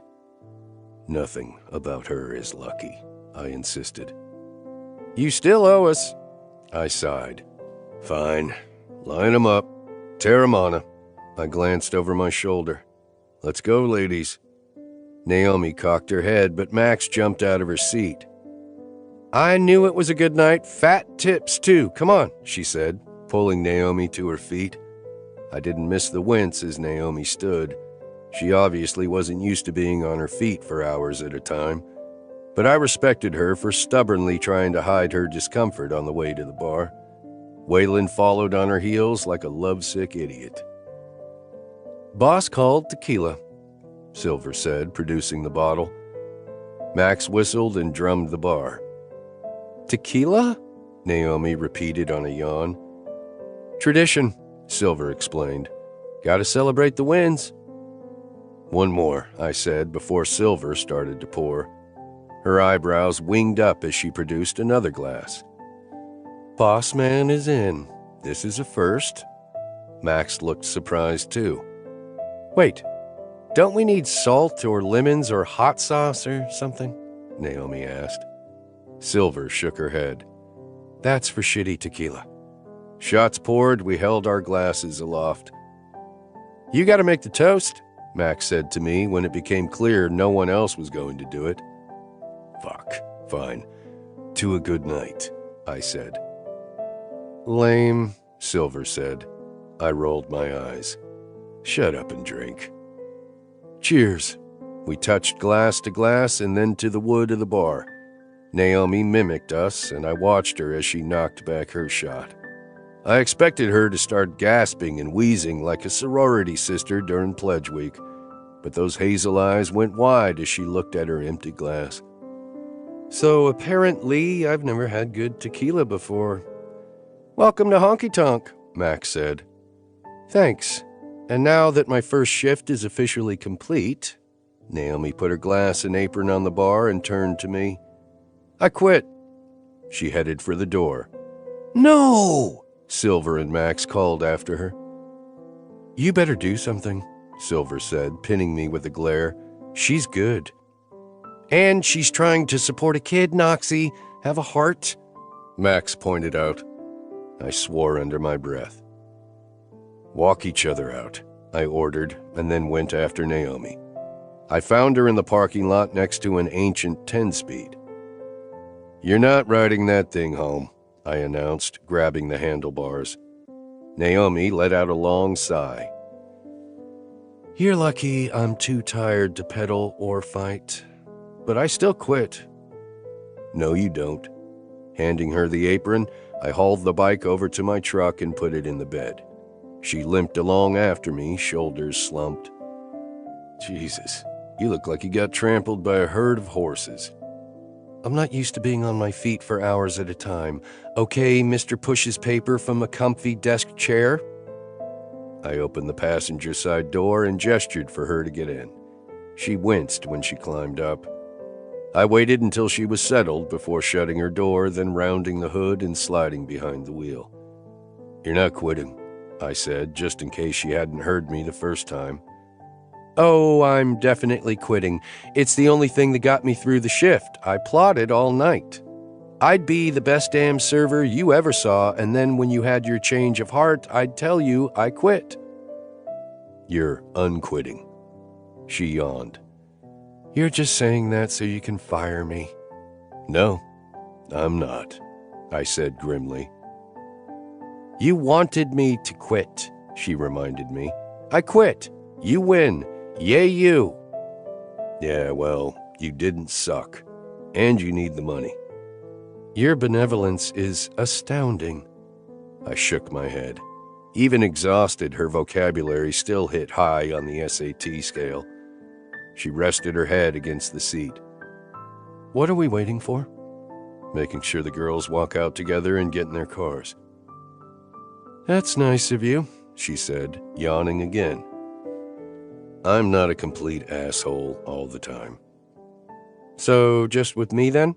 Naomi asked. I feel so lucky. Cards on the table? I didn't feel like sugarcoating it. You're not my type. Are you kidding me right now? She said. Nope.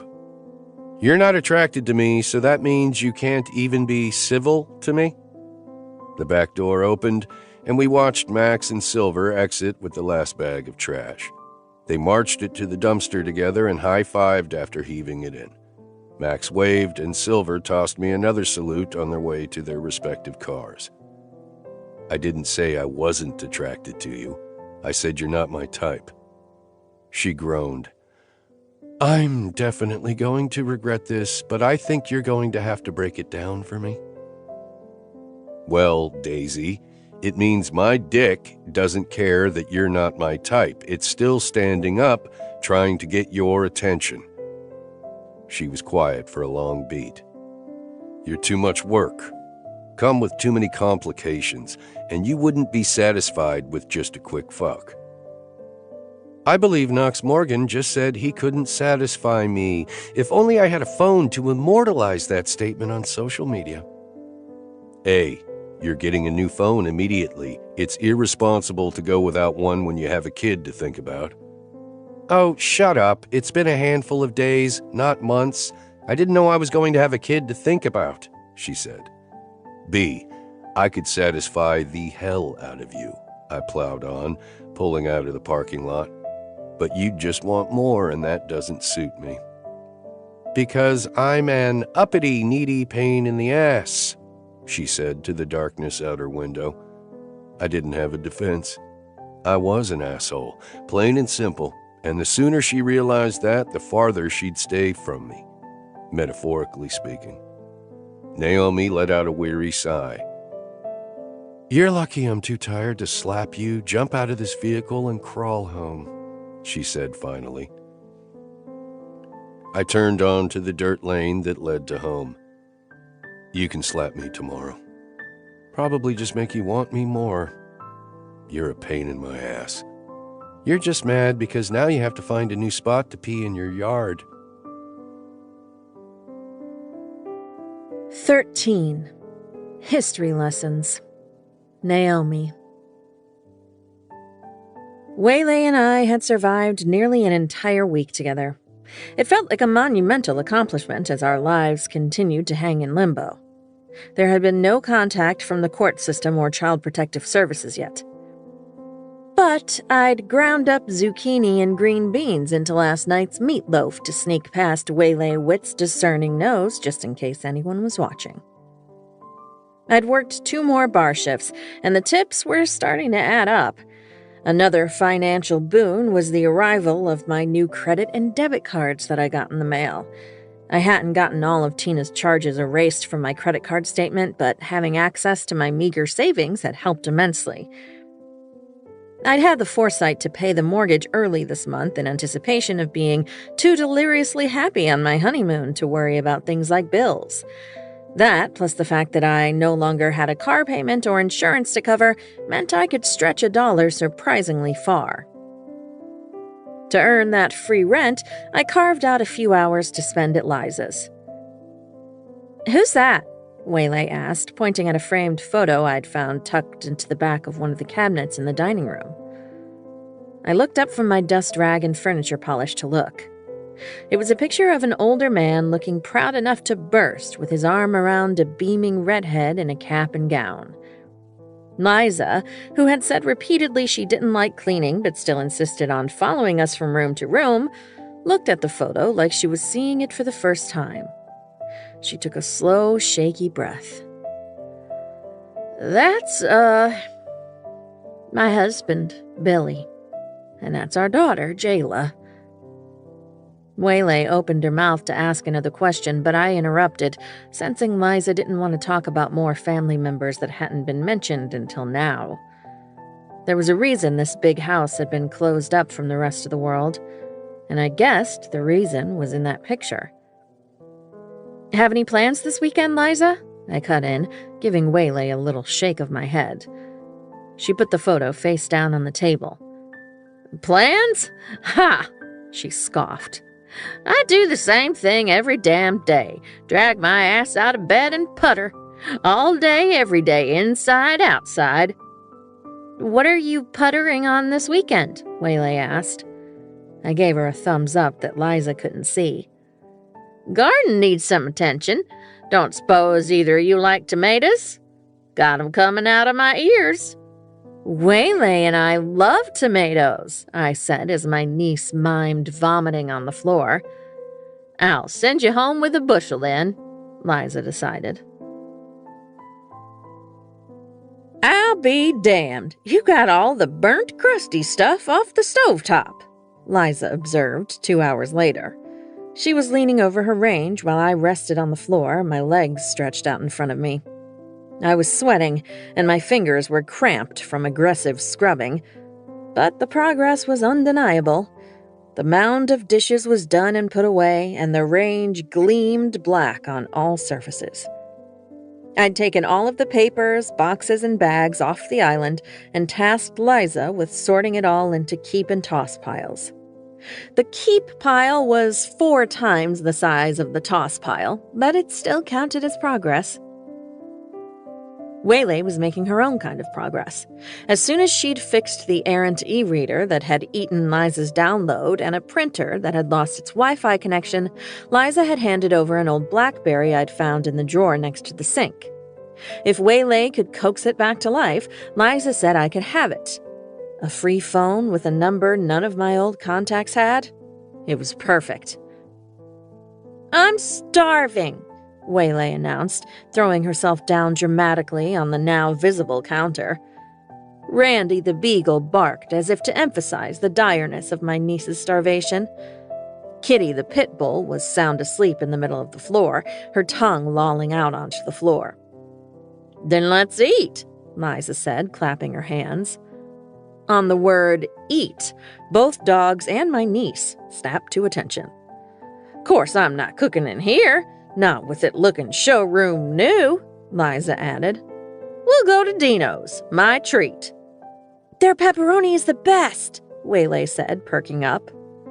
I could eat a whole pepperoni pie myself, Liza agreed, hitching up her cargo shorts. It was nice to see my niece getting comfortable with an adult, but I would have liked it better if I was the one she was sharing pepperoni preferences with. I couldn't shake the feeling that I was failing a test in a class I'd forgotten to attend all semester. I changed out of my cleaning clothes and into a sundress. Then Liza drove us into town in her old Buick that floated around corners like a Macy's Thanksgiving Day parade float. She squeezed into a parking space in front of a storefront under an orange awning. The sign in the window said Dino's Pizza. A few doors down was some kind of salon or barber shop, its brick facade painted a deep blue. An arrangement of whiskey bottles and cacti in clay pots created an eye-catching window display. When we got out, a pair of bikers strolled out of the pizza shop, headed toward 2 Harleys. One of them shot me a wink and a grin. That ain't Tina, Liza bellowed. I know, he called back. How's it going, not Tina? Well, at least the fact that I wasn't Tina was starting to sink in, but I wasn't very fond of the not Tina nickname. I waved awkwardly and pushed Waylay ahead of me toward the restaurant door, hoping that the not Tina thing wouldn't catch on. Liza ignored the please wait to be seated sign and shoved herself into an empty booth. Waylay marched after her while I hesitated, wanting permission. Be right with y'all, the guy behind the counter called. Relieved, I slid into the booth next to Waylay. So, what do you think of Knock 'em Out so far? Liza asked me. It's very charming, I said, perusing the salads on the menu. How did the town get its name? Don't know if there's an official answer. Just that this town has always settled its differences with a good old-fashioned fight. None of this dragging things out in court, getting hoity-toity lawyers involved. Somebody does you wrong, you ring their bell, and then you're square. Simple. Quick.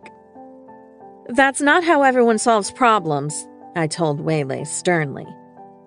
I don't know. It's awful satisfying punching someone in the face, my niece mused.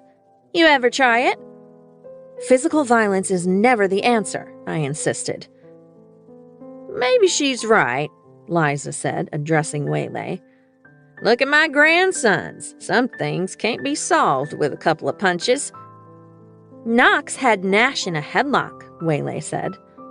Where's our server? I asked no one in particular. Sounds about right, Liza agreed with Waylay. What are they fighting about? My niece asked. Those mule-headed boys are always fighting. I heard it was about a woman. I jolted as the server leaned over the table to throw down napkins and straws.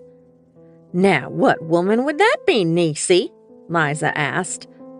I'm just repeating what I heard. Seeing as how everyone knows Knox hadn't dated a girl from this town since high school, remember Jilly Ocker moved herself to Canton just to see if a change in zip code would push him over the edge? Yeah.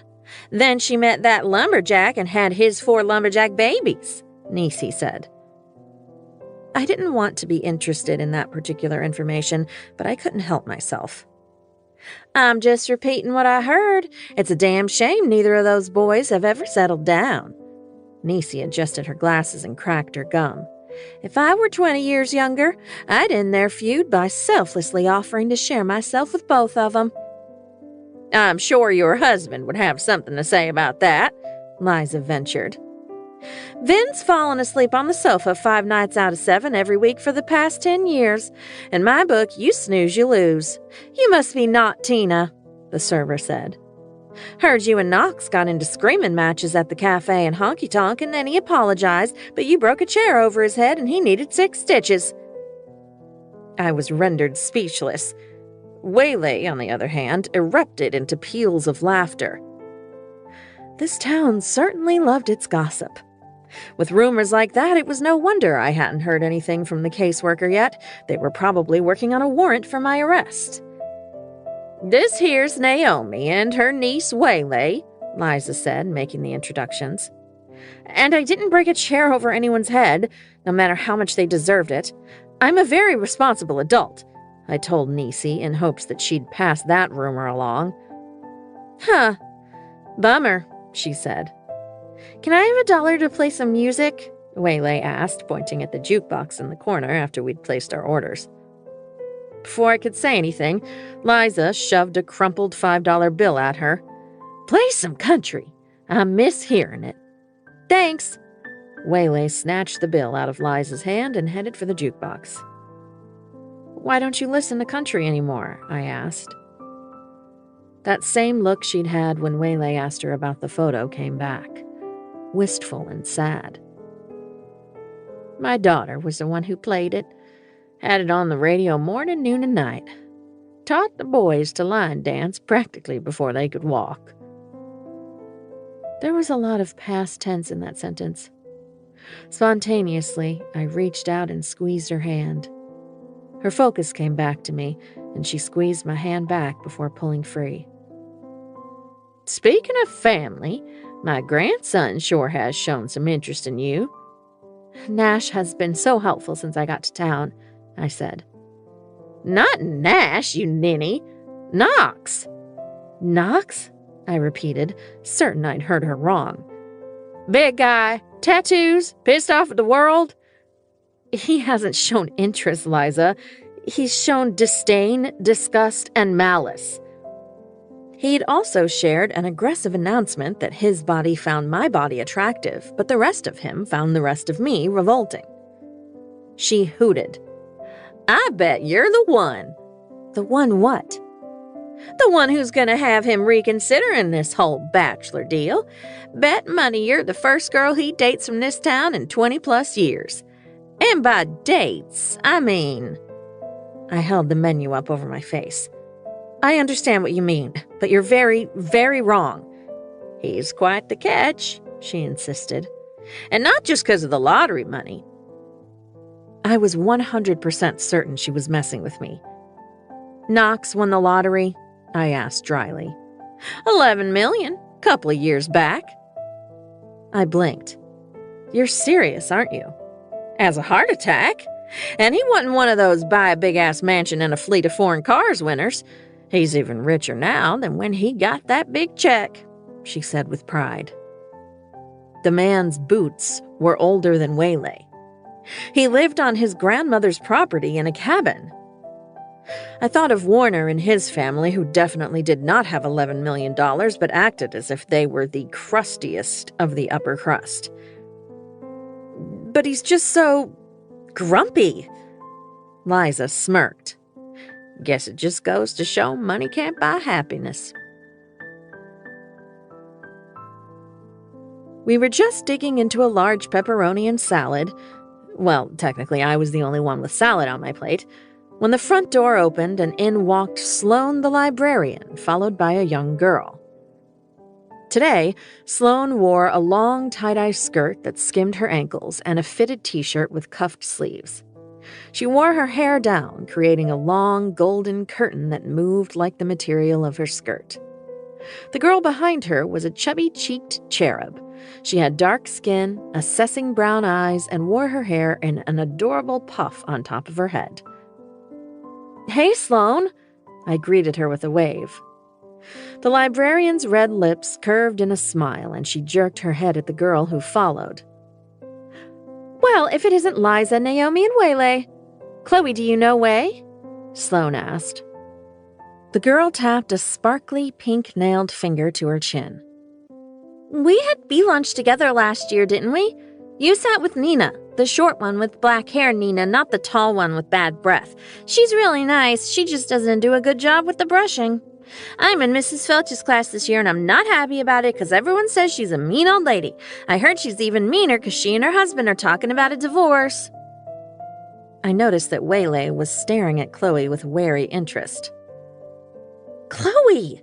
Sloane sounded both amused and embarrassed. "What? I'm only repeating what I heard from several very good sources. Whose class are you in?" she asked Waylay. "Mrs. Felch," Waylay said. "Sixth grade is going to be awesome, even if we do have mean old Mrs. Felch, because we get to switch rooms and teachers for science, art, gym, and math. Plus, we've got Nina and Bo and Willow in class with us," Chloe plowed on. "Do you know what you're wearing on the first day? I can't decide between an all-pink ensemble or a pink and white ensemble." It was a lot of words to take in from such a small person. "If you ever need to know anything about anyone, just ask my niece Chloe," Sloane said, looking amused. Chloe grinned, showing a dimple in one cheek. "I'm not allowed to visit Aunt Sloane at the library because she says I talk too much. I don't think I talk too much. I just have a lot of information that needs to be disseminated to the public." Waylay was staring at Chloe with half of her slice of pizza hanging out of her mouth. It had been a long time since I'd been in school and faced with a cool girl, but Chloe had cool girl written all over her. "We should get our moms, or I guess your aunt and my mom or my aunt, to schedule a play date. Are you into crafts or hiking? Maybe baking?" Waylay said. "You can let me know at school," Chloe said. "Thanks," Waylay croaked. It occurred to me that if people in the grocery store were giving her the evil eye, Waylay might not have a lot of friends at school. After all, it wasn't hard to imagine mothers not wanting their daughters to bring home Tina Witt's daughter. Inspiration struck. "Hey, we're throwing a little dinner party Sunday. Would you two like to come?" "My day off and I don't have to cook? Count me in," Sloane said. "What about you, Chloe?" "I'll check my social calendar and get back to you. I have a birthday party and tennis lessons on Saturday, but I think I'm free Sunday." "Great," I said. Waylay shot me a look that made me think I sounded a little bit desperate. "Perfect. Let's grab our to-go order before it gets cold," Sloane suggested, steering Chloe toward the counter. "Damn, that kid can talk," Liza observed. She looked at me. "So when were you gonna invite me to this dinner party?" Now?" We ate our pizza. I ate our salad, and Liza picked up the bill like the patron saint of temporarily broke tenants. We hit the sidewalk and the Virginia heat, but Liza headed in the opposite direction of the car. She tottered down to the building on the corner and knocked loudly on Whiskey Clipper's plate glass window. Waylay joined her and they both started waving. "What are you two doing?" I asked, hurrying after them. "Knox owns this place too and does some barbering," Liza said with a hint of pride. Wearing his usual uniform of worn jeans, a fitted t-shirt, and ancient motorcycle boots, Knox Morgan was standing behind one of the salon chairs, taking a straight razor to a customer's cheek. He had a leather apron-like organizer hung low on his hips with scissors and other tools tucked in the pouches. I'd never had a barber fetish before. I didn't even know if that was a legitimate fetish. But watching those tattooed forearms, those dexterous hands work, I felt an annoying pulse of desire spark to life under the pizza I'd inhaled. His gaze met mine, and for a second it felt like the glass wasn't there. It felt like I was being dragged into his gravity against my will. It felt like it was just the two of us sharing some kind of secret. I knew what I'd be thinking about and hating myself for when I laid down in bed tonight.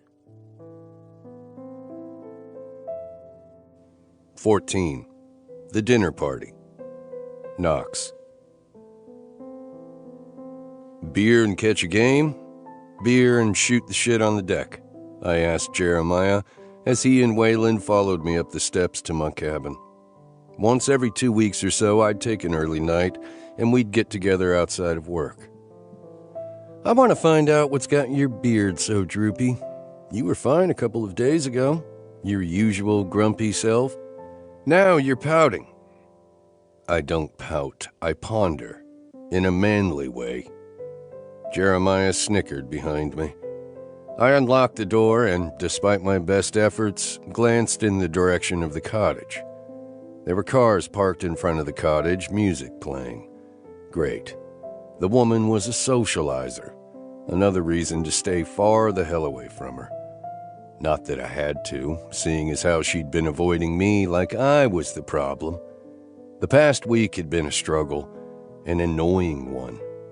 Naomi Witt, I'd discovered, was a warm, friendly person.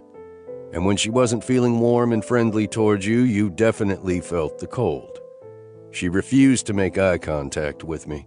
Her smiles and "sure thing, boss" responses were perfunctory. Even when I drove her home and we were alone in the truck, the frostiness didn't thaw a degree.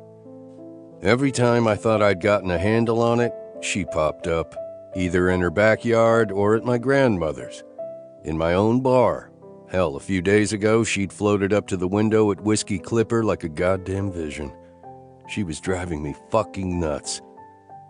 "See, that right there," Jer said, pointing a finger in my face. "Pouting. What's going on with you, man?" Nothing. I noticed my brother's department vehicle parked at the cottage. Fuck. There a reason you don't like seeing your brother's car parked at not Tina's? Is it the bisexual part of you that wants to talk about fucking feelings all the time? I asked. Or is it the "I come from a big Lebanese family that knows everything about everybody" part that I can blame? Why not both? He said with a quick grin. A particularly loud burst of laughter caught our attention, as did the scent of grilled meat. Waylon's nose twitched. The white tip of his tail froze in the air. "No," I said sternly. I might as well have said, "Sure, bud, go get yourself a hot dog," because my dog took off like a streak. "Looks like we're joining the party," Jeremiah observed. Fuck, I'm getting a beer first. A minute later, cold beers in hand, we wandered around the back of the cottage to find half of Knockemout on Naomi's porch. Sloane, the pretty librarian, was there with her niece, Chloe, who was wading knee-deep in the creek with Waylay and my grandmother's dogs. Liza J. was sitting next to Tallulah while Justice manned the grill, and my pain-in-the-ass brother flirted with Naomi. She looked like summer. Considering I'd had 2 sips of beer, I couldn't blame alcohol on my mental prose. My mouth went dry as my gaze stared at her bare feet, then moved up the long, tan legs to where they disappeared under the flirty, lemon-yellow sundress. "So that's the problem," Jeremiah said smugly. He was looking right at Naomi, and I didn't much care for it. I don't know what you're talking about, I said. Waylon barreled his way up onto the porch and made a beeline for the grill. Waylon! Naomi looked delighted to see my dog. She crouched down to greet him, and even from here, the peak of cleavage was enough to tie my balls in a knot. Waylon! I barked. My jerk of a dog was too busy enjoying the affection of a beautiful woman to bother listening to me. Knox! Jer! Tallulah called when she spotted us in the yard. Join us! Naomi looked up, and I saw the sunshine fade from her face when she spotted me. The ice walls went up. We don't want to impose, Jeremiah said, cagily eyeing the spread. There were deviled eggs, grilled vegetables, some kind of layered dip thing in a fancy dish, and 4 kinds of desserts. On the grill, Justice was turning chicken breasts and hot dogs. You're welcome to join us, Naomi said through a smile that was more gritted teeth than invitation. Her message was clear. She didn't want me here at her cozy little dinner party.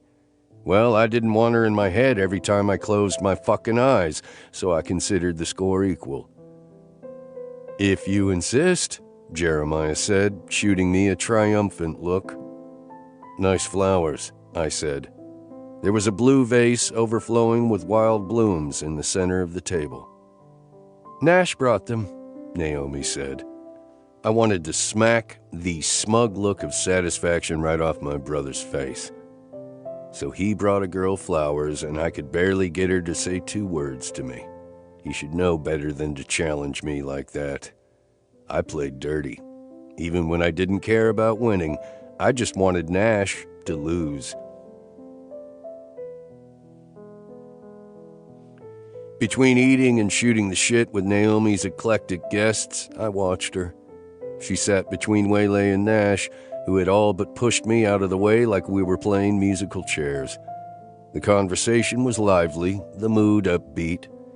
Naomi laughed and talked and listened, all while keeping an eye on everyone's plates and glasses, offering second helpings and top-offs with the expertise of someone who spent their life looking out for others. She was warm, attentive, funny, except to me. So maybe I'd been a bit of a dick. Personally, I didn't think that was enough of an infraction for me to be relegated to Ice Town. I noticed every time Sloane or Chloe mentioned something about school starting, Naomi got pale and sometimes excused herself to go inside. She talked to Jeremiah about hair and whiskey clipper. She talked about coffee and small business with Justice and Tallulah, and had no problem smiling at any stupid thing that came out of my brother's mouth. But no matter how long I watched her, she never once glanced in my direction. I was the invisible dinner guest, and it was rubbing me the wrong way. Liza J. was telling us stories of you and Nash growing up earlier, Justice said to me. I could only imagine which stories my grandmother had decided on. Was it the rock fight in the creek or the zip line from the chimney? I asked my brother. Both, Nash said, lips quirked. It was quite the childhood, I told Justice. Did your parents live with you? Waylay asked. It was an innocent question coming from a kid who knew what it was like to not live with her parents. I swallowed and looked for an escape. We lived with our parents until our mom passed, Nash told her. I'm so sorry to hear that. That came from Naomi, and this time she was looking right fucking at me. I nodded stiffly. Naomi, did you pick up Waylay's school laptop yet? Sloane asked. My sister said Chloe's was a little buggy. Yeah, every time I open the internet, it restarts. How am I supposed to watch age-appropriate videos on YouTube with no internet? Chloe chimed in. Or, I don't know, do schoolwork? Sloane teased. I could probably take a look at it, Waylay offered. Chloe's brown eyes widened. You're a STEM girl? What's that? Waylay asked with suspicion. Science, technology, engineering, math, Sloane filled in. Yeah, nerd stuff, Chloe added. Sloane elbowed her niece. Ow! I don't mean nerd like bad. Nerds are good. Nerds are cool. Nerds are the ones who grow up to run companies and make bazillions of dollars, Chloe said. She looked at Waylay. Nerds are definitely good. The tops of Waylay's ears turned pink. My mom always said nerds were losers, she said quietly. She shot Naomi a look. She said girls who liked dresses and doing their hair were, bad. I had the sudden urge to hunt down Tina and drop-kick her ass into the creek for not being the kind of mother her kid needed.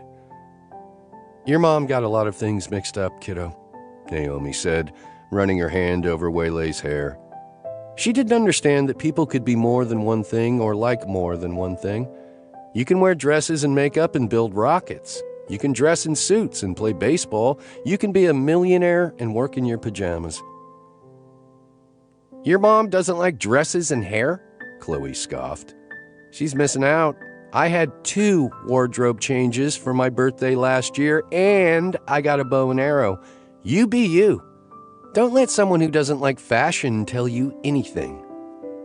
Listen to Chloe, who's about to lose a hot dog off her plate. Get down, Waylon, Liza said. My dog froze mid-sneak. We can still see you even if you're not moving, dumbass, I reminded him. Waylay giggled. Pouting, Waylon slunk back under the table. Seconds later, I noticed Waylay tear off a piece of her hot dog and casually tuck it under the checkered cloth. Naomi noticed it too, but didn't tattle on either one of them.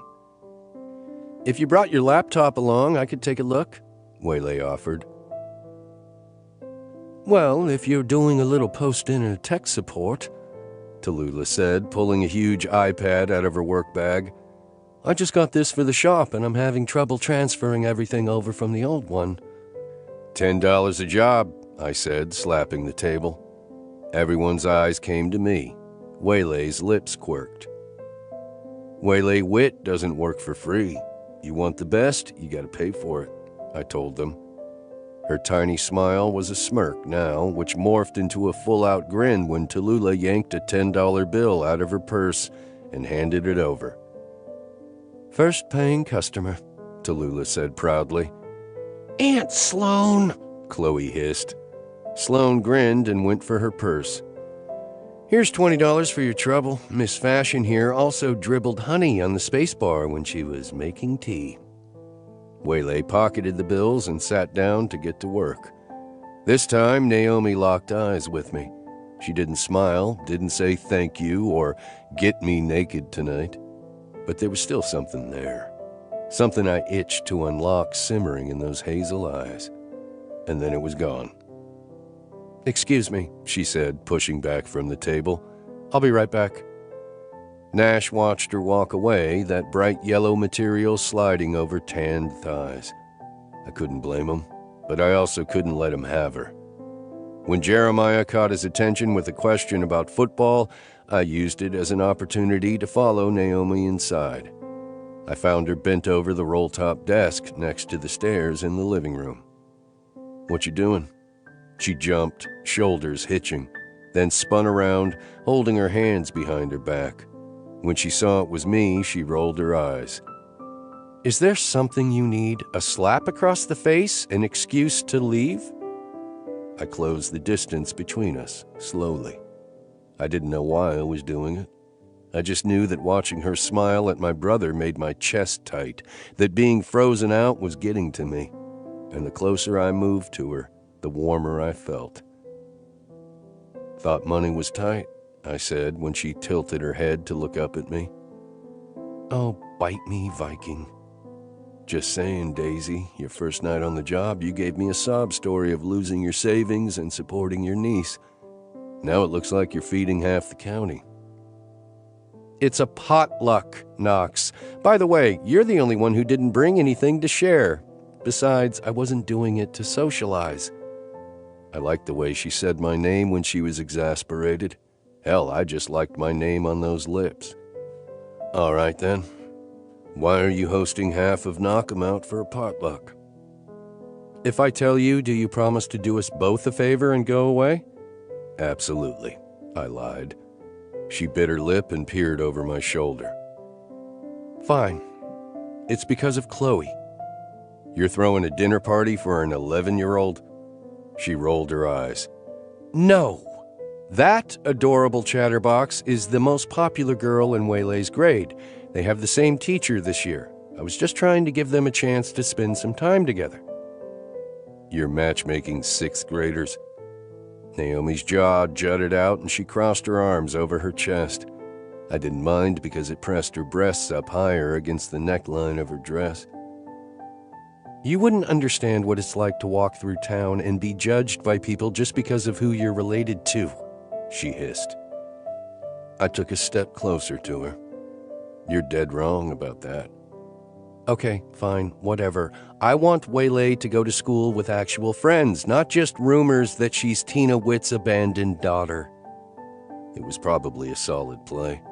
I'd had my brother and Lucian on the first day of school when we'd moved here. No one in school had the guts to say shit about one of us since we were protected by the pack. Then what's this? I asked, grabbing the notebook she had clutched in one hand. Knox, stop! Emergency back to school to do, I read. Pick up laptop. Try to schedule meeting with teacher. Back to school clothes and supplies. Money. I let out a low whistle. A lot of question marks after that one. She lunged for the notebook, but I held it out of her reach and flipped back a page.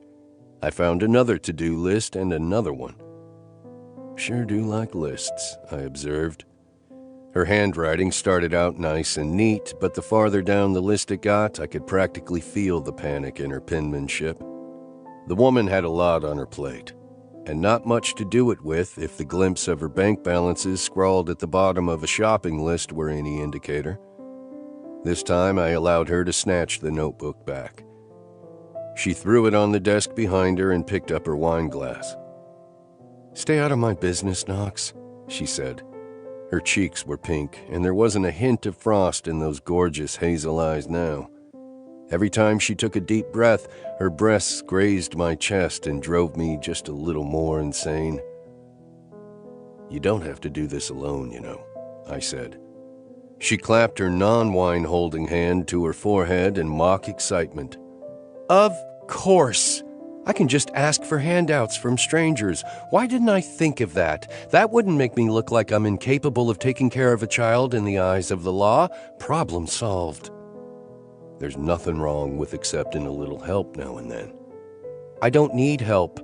I need time, she insisted, her shoulders tensing, hand fisting at her side. Sloan mentioned she might have a part-time position opening up at the library after school starts. I can save up and get a car. I can make this work. I just need time. You want extra shifts at Honky Tonk? Say the word. I couldn't seem to stop wanting this woman's orbit to overlap with my own. It was a stupid, dangerous game I was playing. This from the man who called me an uppity, needy pain in the ass and tried to fire me on the spot. Forgive me if I don't ever ask you for anything. Oh, come on, Naomi. I was pissed off. She looked at me like she wanted to light me on fire. And? She said pointedly. And what? I said some shit because I was pissed off. You weren't supposed to hear it. Not my fault you were eavesdropping on a private conversation. You yelled 2 seconds after I walked out the door. You can't just do that. Words have power. They make people feel things. So stop feeling things and let's move on, I suggested. That might be the most ridiculous thing I've ever heard in my life. Doubt that. You grew up with Tina. The ice in her had thawed and turned to molten lava. I did grow up with Tina. I was 9 when I overheard her telling my best friend they should play without me because I was too snobby to have any fun. I was 14 when she kissed the boy she knew I liked and told me I was too needy for him or anyone to ever want me. Fucking A. This is why I hated talking to people. Sooner or later, you always stuck your finger in a wound. I ran my hand through my hair. Then along comes Knox Morgan, who doesn't want me around because despite my defective personality of being uppity and needy, you still manage to be attracted to my body. Look, Daisy, it's nothing personal, except it is deeply personal. Put a lot of thought into being pissed off about this, haven't you? Maybe I wasn't the only one losing sleep. Go screw yourself, Knox. The brisk knock at the front door made Naomi jump. Wine sloshed over the rim of her glass. Am I interrupting? The woman on the other side of the screen door was a few inches shy of Naomi and wore a rumpled gray suit. Her dark hair was pulled back in a tight bun. Naomi managed as she tried to blot at the wine on her chest with her hands. I'm Yolanda Suarez with Child Protective Services. Fuck me. Naomi went rigor mortis stiff next to me. I snatched the box of tissues off the top of the desk and handed it to Naomi. Here, I said. When she just stared at the visitor without moving, I yanked a few tissues out and started to blot up the disaster. It took about 2 dabs into her cleavage before she snapped out of it and slapped my hands away. Welcome. This isn't my wine, Naomi said, eyes wide. The visitor's gaze slid to the now empty glass Naomi was holding. I mean, it is. I don't know why I said that, but I'm not drinking a lot of it. I'm responsible, and I hardly ever yell at men in my living room. Okay. Is Chief Morgan here? He asked me to stop by. Yolanda asked coolly. 15. Knox goes shopping. Naomi. 2 days later, I was still having mini heart attacks every time someone came to the door. Nash had invited Yolanda, Waylay's caseworker, to stop by so he could introduce us. He'd just had no idea that she'd show up when I was in the middle of unloading a lifetime of baggage on Knox Morgan. The introduction had been brief and awkward.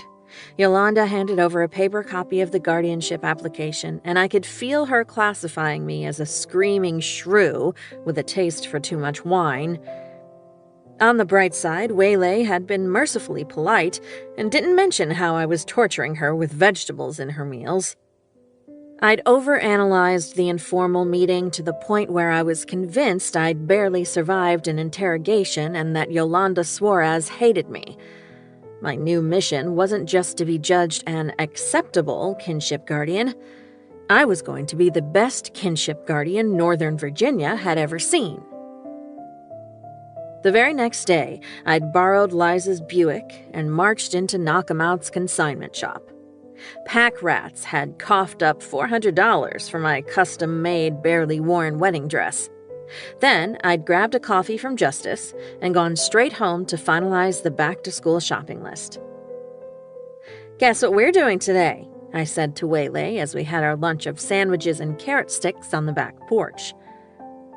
The sun was shining, the creek burbling lazily as it flowed past the edge of the grass. "Probably something boring," Waylay predicted as she tossed another carrot stick over her shoulder into the yard. "Back-to-school shopping." She looked at me with suspicion. "Is that a thing?" "Of course it's a thing. You're a kid. Kids grow. They outgrow old stuff and need new stuff." "You're taking me shopping for clothes?" Waylay said slowly. "And shoes and school supplies. Your teacher hasn't answered my emails yet, so I got a copy of the supply list from Chloe's mom."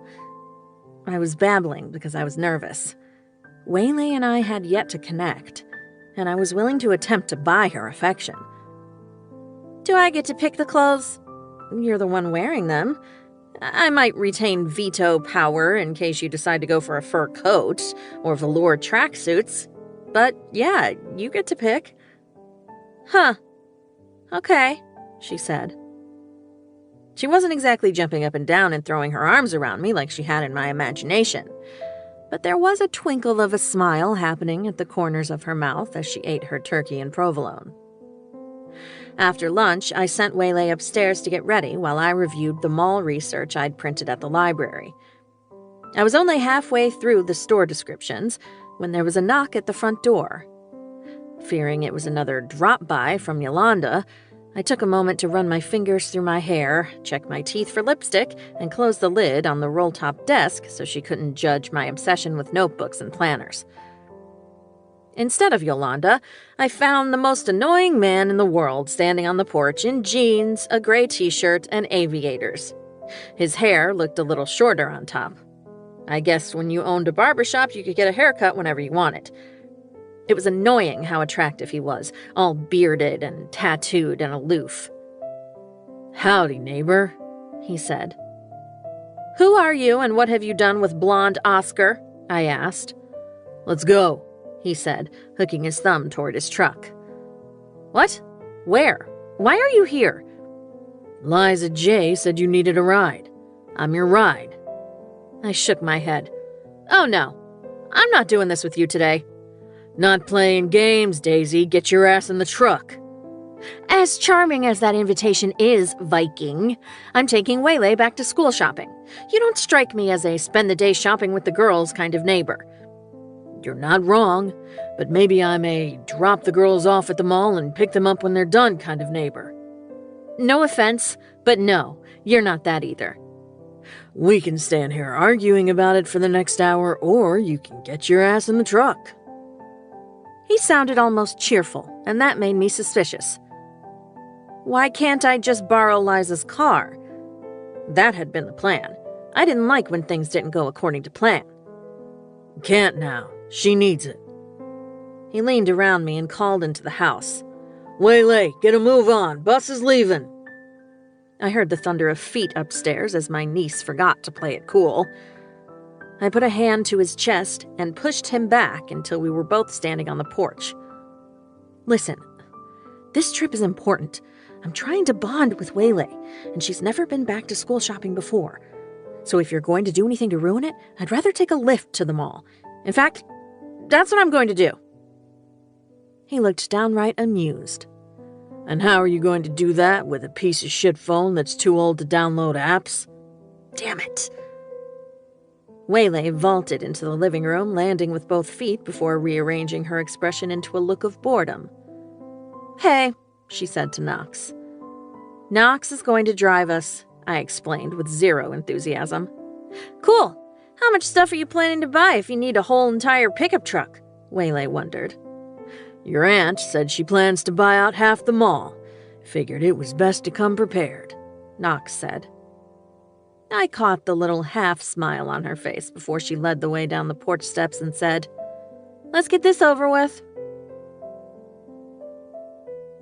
My suspicions were further heightened when we got in the truck and I found a coffee for me and a smoothie for Waylay. "What's your game?" I asked Knox when he slid behind the wheel. He ignored me to frown over a text. There was something about the way he hesitated that gave me a bad feeling. "Is Liza okay? Did something happen at Honky Tonk?" "Relax, Daisy. Everybody and everything is fine." He fired off a response and started the truck. We headed east and joined the slog of Northern Virginia traffic. I checked my tidy stack of cash again while Knox and Waylay made small talk.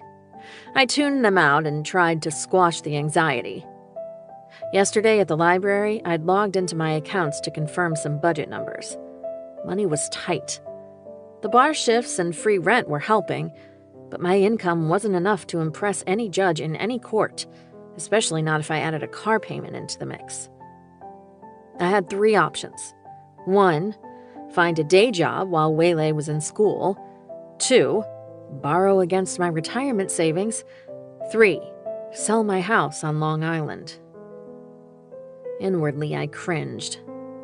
It had represented so much more to me than just 3 bedrooms and 2 baths. It was a gratifying step that was part of a larger plan. I'd landed a good job at Warner's family's investment firm, fallen for him, and bought a nice house to start a family. If I sold it, I was officially saying goodbye to the dream. Then where would I go after my 6 months of temporary guardianship with Waylay were up? By the time we got to the mall, I was marinating in the misery of regrets and failures. "Thanks for the ride," I said to Knox, who was now on his phone carrying on a conversation that seemed to consist of monosyllabic questions and answers. I hopped out, still clutching my coffee. Waylay climbed out of the back seat and slammed her door. I expected him to accelerate away, leaving us in a cloud of fumes, but instead he got out and shoved his phone in his back pocket. "What are you doing?" "Are you shopping with us?" Waylay asked. She didn't sound horrified, she sounded excited. Damn you, Knox Morgan. "Got some things on my own shopping list. Figured you ladies could show me the ropes." We entered the air-conditioned mall, and with a cursory glance in my direction, Waylay made a beeline for an accessories store. As soon as she disappeared into the store, I grabbed Knox's tattooed arm. "What are you doing?" "Shopping." "You don't shop. You don't go to malls." He rolled back on his heels, looking amused. "That a fact?" "You're the kind of guy who wears his clothes until they disintegrate. And then you either start wearing something some female relative got you for Christmas, or you order the same exact thing you wore out online. You do not go to malls. You do not shop with girls." Knox moved into my space. Those eyes, more gray than blue today, went serious. "You got a problem with me tagging along?" "Yes! What are you doing here, Knox? I'm trying to bond with Waylay. Everything else I've tried so far hasn't put a crack in those walls. She's got a poker face at age 11 because of the amount of disappointment she's already faced. I want to see her smile. A real smile." "Jesus, Naomi. I'm not here to fuck that up." "Then why are you here?" Waylay knocked on her side of the store window and held up 2 pairs of earrings to her unpierced lobes. I gave her a thumbs up and mentally added "pierce Waylay's ears" to the list. "I got my reasons, just like I got my reasons for not telling you." "That's not an acceptable answer." We were almost touching now, and my body was getting confused between the cold air conditioning and the heat pumping off his spectacular body. "Only answer you're getting for now." "This is why you're single," I pointed out.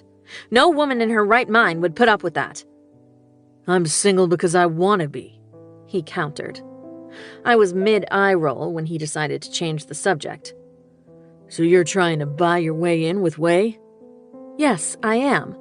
Girls like presents." "Do you like presents?" he asked. I shook my head. "No, Knox, I don't. I freaking love presents." It was true. I did. Warner had half-assed his way through the past few years of Christmas and birthdays, making me feel materialistic when I'd shown any disappointment at the thoughtless gifts and the wrong sizes. Knox cracked a half smile. "So where's the funding coming from for this spree? I know what you make at Honky Tonk." I craned my neck to make sure Waylay was still inside. She was trying on a braided headband in pink and purple. It looked freaking adorable, and I itched to go in and drag her to the counter with it. "Not that it's any of your business, but I sold my wedding dress." "Things that bad?" he asked. "Bad?" "You just sold a wedding dress to pay for your niece's back-to-school shit. You don't have a phone, and you don't have a car." "I have a phone," I said, digging out Liza's old BlackBerry and holding it up in his face. "The letter E just fell off the keyboard." Damn it. E was in a lot of words. "I don't need your judgment, okay? Today, the priority is school stuff for Waylay. I'll figure out the rest. So you do your thing, and I'll shower my niece with stuff." That half smile was back, and it was wreaking havoc with my nervous system. "Deal." I headed toward the store, then stopped short to admire the window display. A wall of hot, hard chest crashed into me. "Problem?" Knox asked. His beard tickled my ear. I turned around to face him and gritted my teeth. "You're not going to leave us alone today, are you?"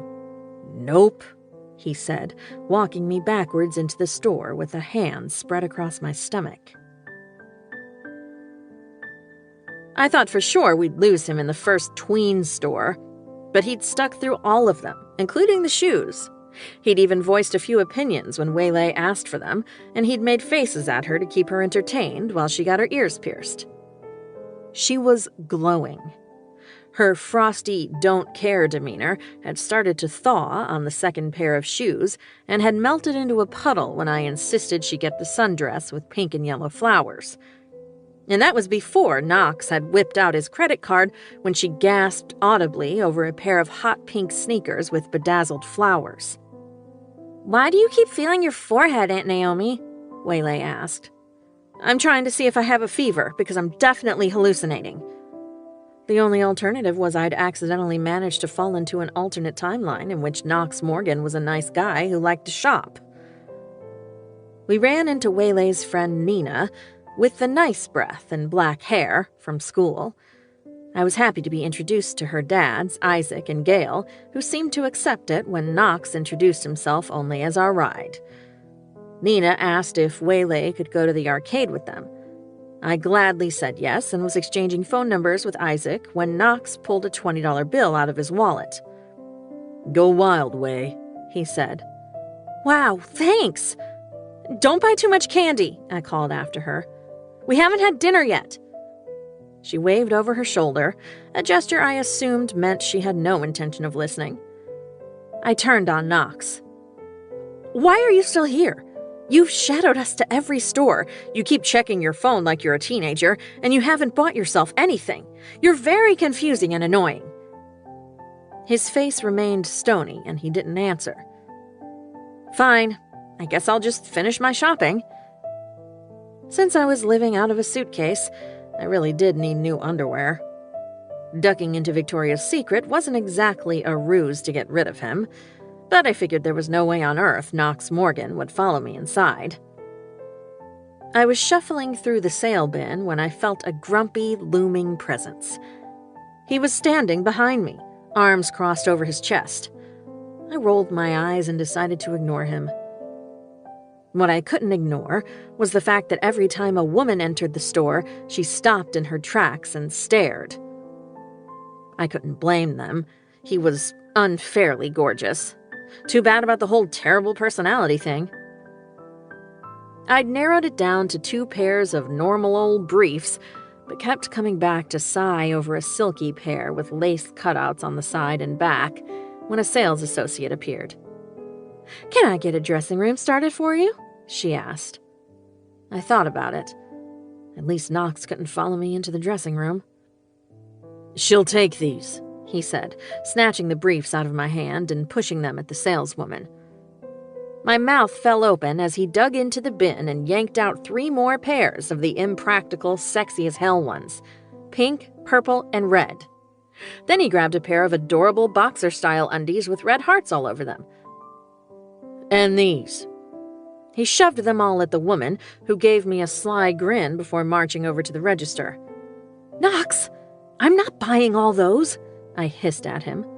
"Shut it," he said, and whipped out his credit card.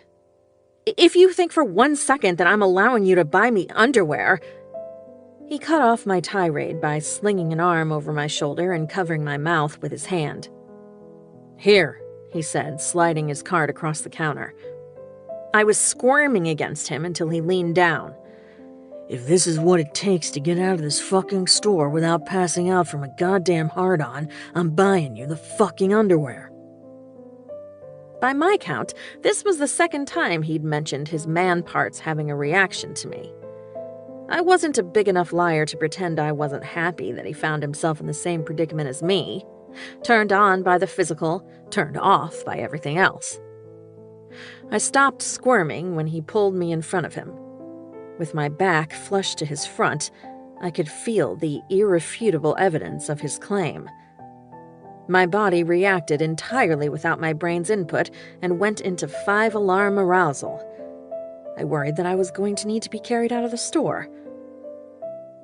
"That was incredibly inappropriate," I said, crossing my arms over my chest as we left the store, his arms still around me. "You wanted me to buy something. I bought something." "Underwear! For me!" I screeched. "You look tired," he said smugly. "Tired? I'm exhausted. We've walked 50 miles in a mall. I spent every dime and then some. I'm tired. I'm hungry. Most of all, I'm confused, Knox. You're so mean all the time. And then you show up today and buy me nice underwear?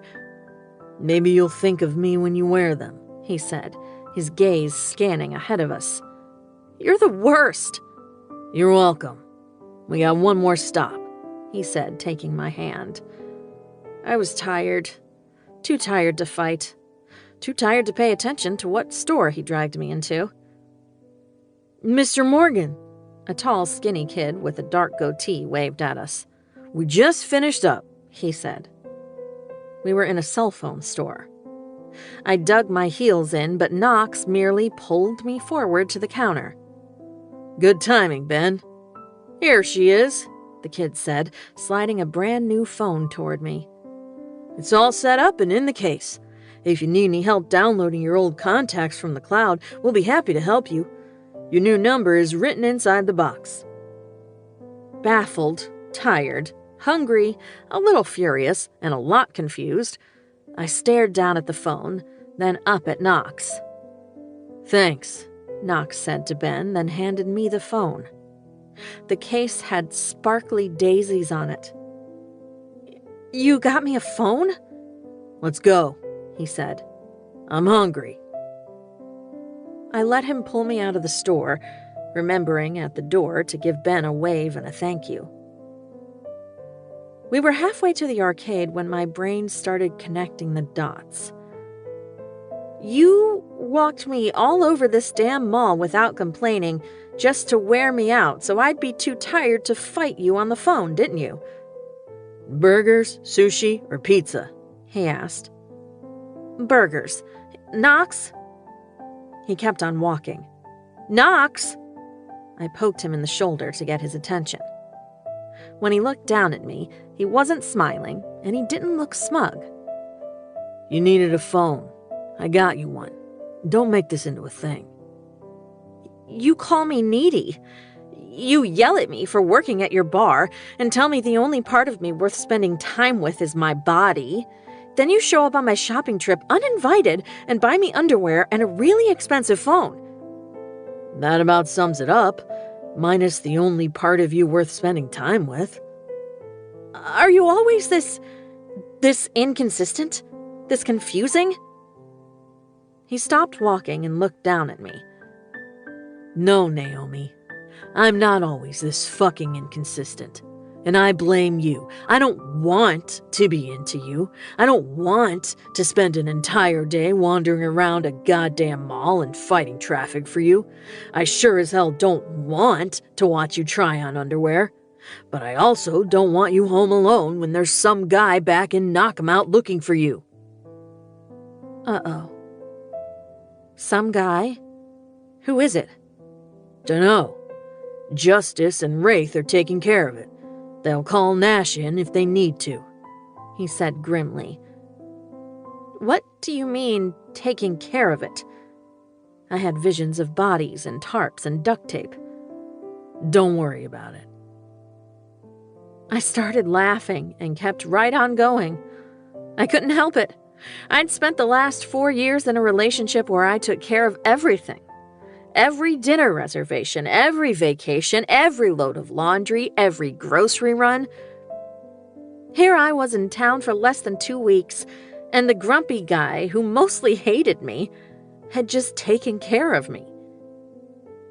Maybe someday I'd find a guy who both liked me and was willing to share the burden of taking care. Or maybe I would just end up alone like Tina had always predicted. You having some kind of breakdown? 'Cause I sure as hell have better things to do than watch that. Oh, good, I said, smothering my hysteria. Grumpy Knox is back. What does this guy look like?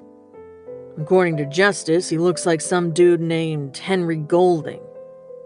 Henry Golding, the hot actor, or Henry Golding, some local biker? It was a very important distinction. I don't know any Henry Golding biker. But this guy showed up at the cafe asking for you.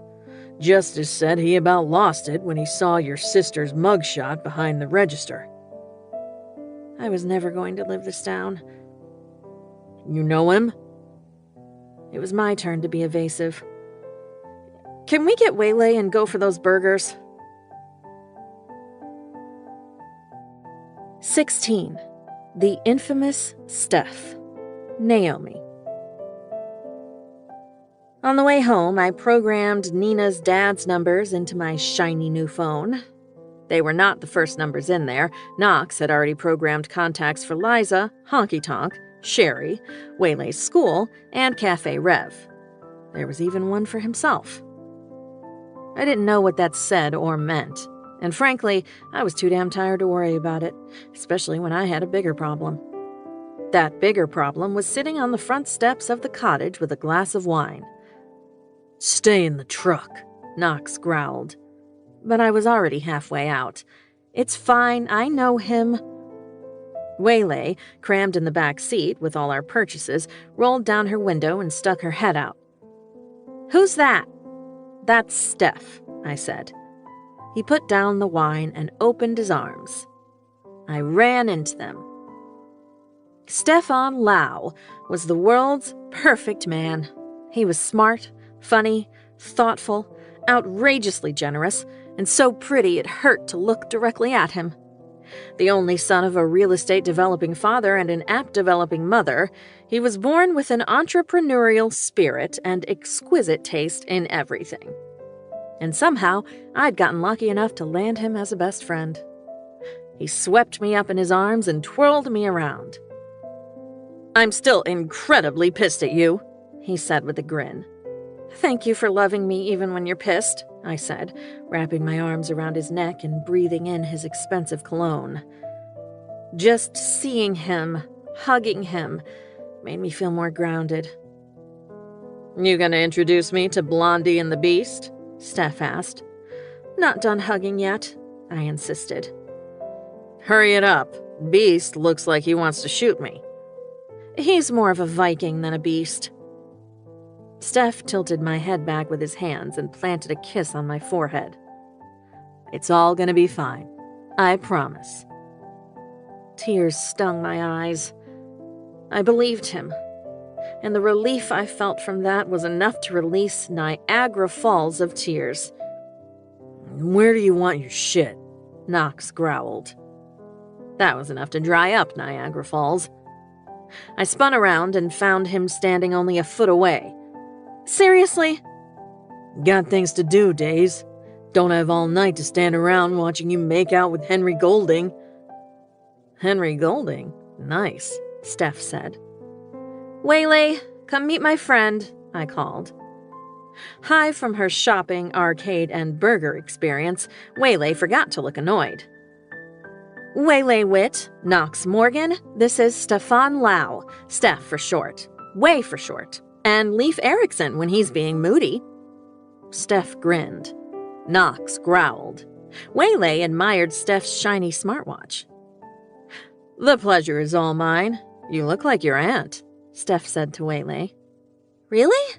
Waylay looked not too horrified by that statement, and I wondered if my shopping bribery had worked its magic. Score. Knox, on the other hand, looked like he wanted to dismember Steph.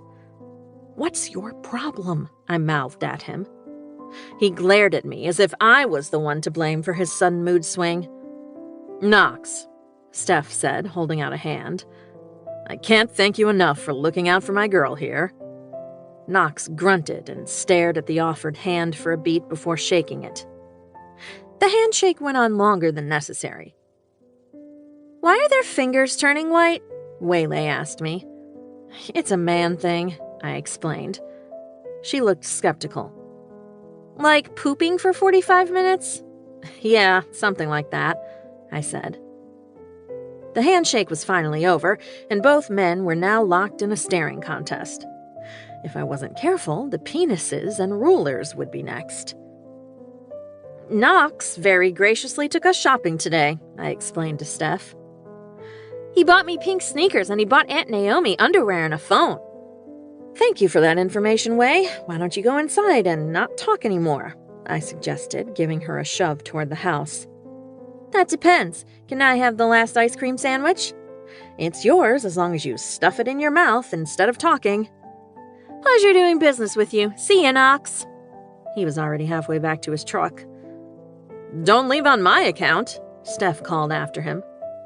Knox didn't say anything, but I did hear some sort of growl coming from his general direction. Hang on a second, I said to Steph. He's got the better part of a mall in his back seat, and I don't want him to drive off with it. I caught him just as he was opening his door. Knox, wait! What? I'm busy. I have shit to do. Can you give me 1 minute to get Waylay's department store out of your back seat? He muttered a few colorful expletives and yanked open the back door. I looped as many bags as I could over my wrists before his frustration took over. He marched all the new stuff to the porch and set it in a pile next to Steph. You did get new underwear, Steph said, sneaking a peek into the Victoria's Secret bag. Another low growl emanated from the vicinity of Knox's chest, and then he was storming back to his truck. I rolled my eyes and ran after him. Knox? Christ, woman, he said, rounding on me. Now what? Nothing, just thank you for everything today. It meant the world to Waylay. And me. When I turned to leave, his hand shot out and caught my wrist. Future reference days? My problem is always you. I don't know why I did what I did next, but I did it. I raised on tiptoe and pressed a kiss to his cheek. He was still standing there when Steph and I walked inside with a dozen shopping bags between us. With Waylay asleep in a shopping-induced coma, I changed into pajamas and wondered why in the world I'd left my closet doors wide open, then decided it had probably been Waylay. I was surprised at the effect an additional human had on a household. Toothpaste tubes were squeezed haphazardly in the middle, snacks disappeared, and the TV remote was never where I left it. I closed the closet doors firmly and returned downstairs. The back door was open, and through the screen I saw Steph on the porch. He'd turned my back porch into a citronella candle fantasyland. You can't tell my parents about any of this yet, I said without preamble as I stepped out onto the porch. Steph looked up from the tray of fancy meats and cheeses he was organizing on the picnic table. Why would you even say that? I'm always Team Naomi, he said. I know you talk to them. Just because your mom and I have a standing date at the spa every month doesn't mean I'd rat you out, Whitty. Besides, I didn't tell them I was coming. I just haven't figured out how to tell them about Waylay. It took me an hour on the phone after I pulled a runaway bride before Mom agreed to still go on the trip. I know if I were to tell them what was going on, they'd be off the boat and on a plane in a second. That does sound like something your parents would do, he agreed, handing me a glass of wine. The man had brought an entire case with him. Your beast wants to devour you like a dozen hot wings. I flopped down on the lawn chair next to him. How is that the first thing you say to me? It's the most pressing. Not, why did you leave Warner at the altar? Or, what the hell were you thinking answering your sister's call for help? He propped his long legs on the railing. You know I never liked Warner. I was ecstatic when you pulled the disappearing act. I only wish you would have let me in on it. I'm sorry, I said lamely. Stop saying you're sorry. You're the one who has to live your life. Don't apologize to other people for the decisions you make for yourself. My voice of reason, best friend. No judgments, no second guessing, just unconditional love and support. And the occasional truth bomb. He was 1 in a billion. You're right, as usual. But I still should have let you know I was pulling a runaway bride. You definitely should have, although I did get great pleasure seeing Warner's mother break the news to him in front of the entire congregation. Watching them both trying not to freak out to keep their porcelain reputation intact was comedic. Besides, I took one of the groomsmen home. Which one? Paul. Nice. He looked good in his tux, I mused. He looked better out of it. Hey-o! Speaking of hot sex, back to the beast. I choked on my wine. There's no sex happening with the beast. He called me needy and uppity and a pain in his ass. He's rude. He's constantly yelling at me or complaining about me, telling me I'm not his type, as if I wished I were his type. I scoffed. Why are you whispering? Because he lives right there, I said, pointing my glass in the direction of Knox's cabin. Ooh, grumpy next-door neighbor. That's one of my favorite tropes. The first time he met me, he called me trash. That bitch. Well, technically, he thought I was Tina when he was yelling at me in front of an entire cafe full of strangers. That vision-impaired bitch. God, I love you. I sighed. Back at you, Witty. So, to clarify, you're definitely not sleeping with the hot, grumpy, tattooed neighbor who took you shopping for underwear and a phone? I am 5,000% definitely not sleeping with Knox, and he only went shopping with us because there were reports of a man in town looking for me. You're telling me he's a grumpy, overprotective hottie next door, and you're not going to sleep with him? How wasteful. How about instead of talking about Knox, I'll tell you why I burned rubber out of the church parking lot and ended up homeless in Knockemout. Don't forget Carlos, he added. I rolled my eyes. And Carlos. I'll get the truffles I hid in your bedroom, Steph volunteered. I really wish you were straight, I said. If I could be straight for anyone, it would be you, he said, clinking his glass to mine. Where did these glasses come from? I asked, frowning at the barware. These are my car wine glasses. I always carry a pair. Of course you do. Dear Naomi, your father and I are having a wonderful time, even though you haven't been updating us on what's going on in your life. Barcelona was beautiful, but it would have been even more beautiful if we knew our daughter wasn't spiraling into a depression or some sort of midlife crisis. Guilt-tripping over. You should have seen our tour guide, Paolo. Hubba hubba, as the kids say. I attached a photo that I took. He's single if you want me to bring you back a souvenir. Love, Mom. 17. Man to Man. Knox. It was too damn early for someone to be banging on my front door.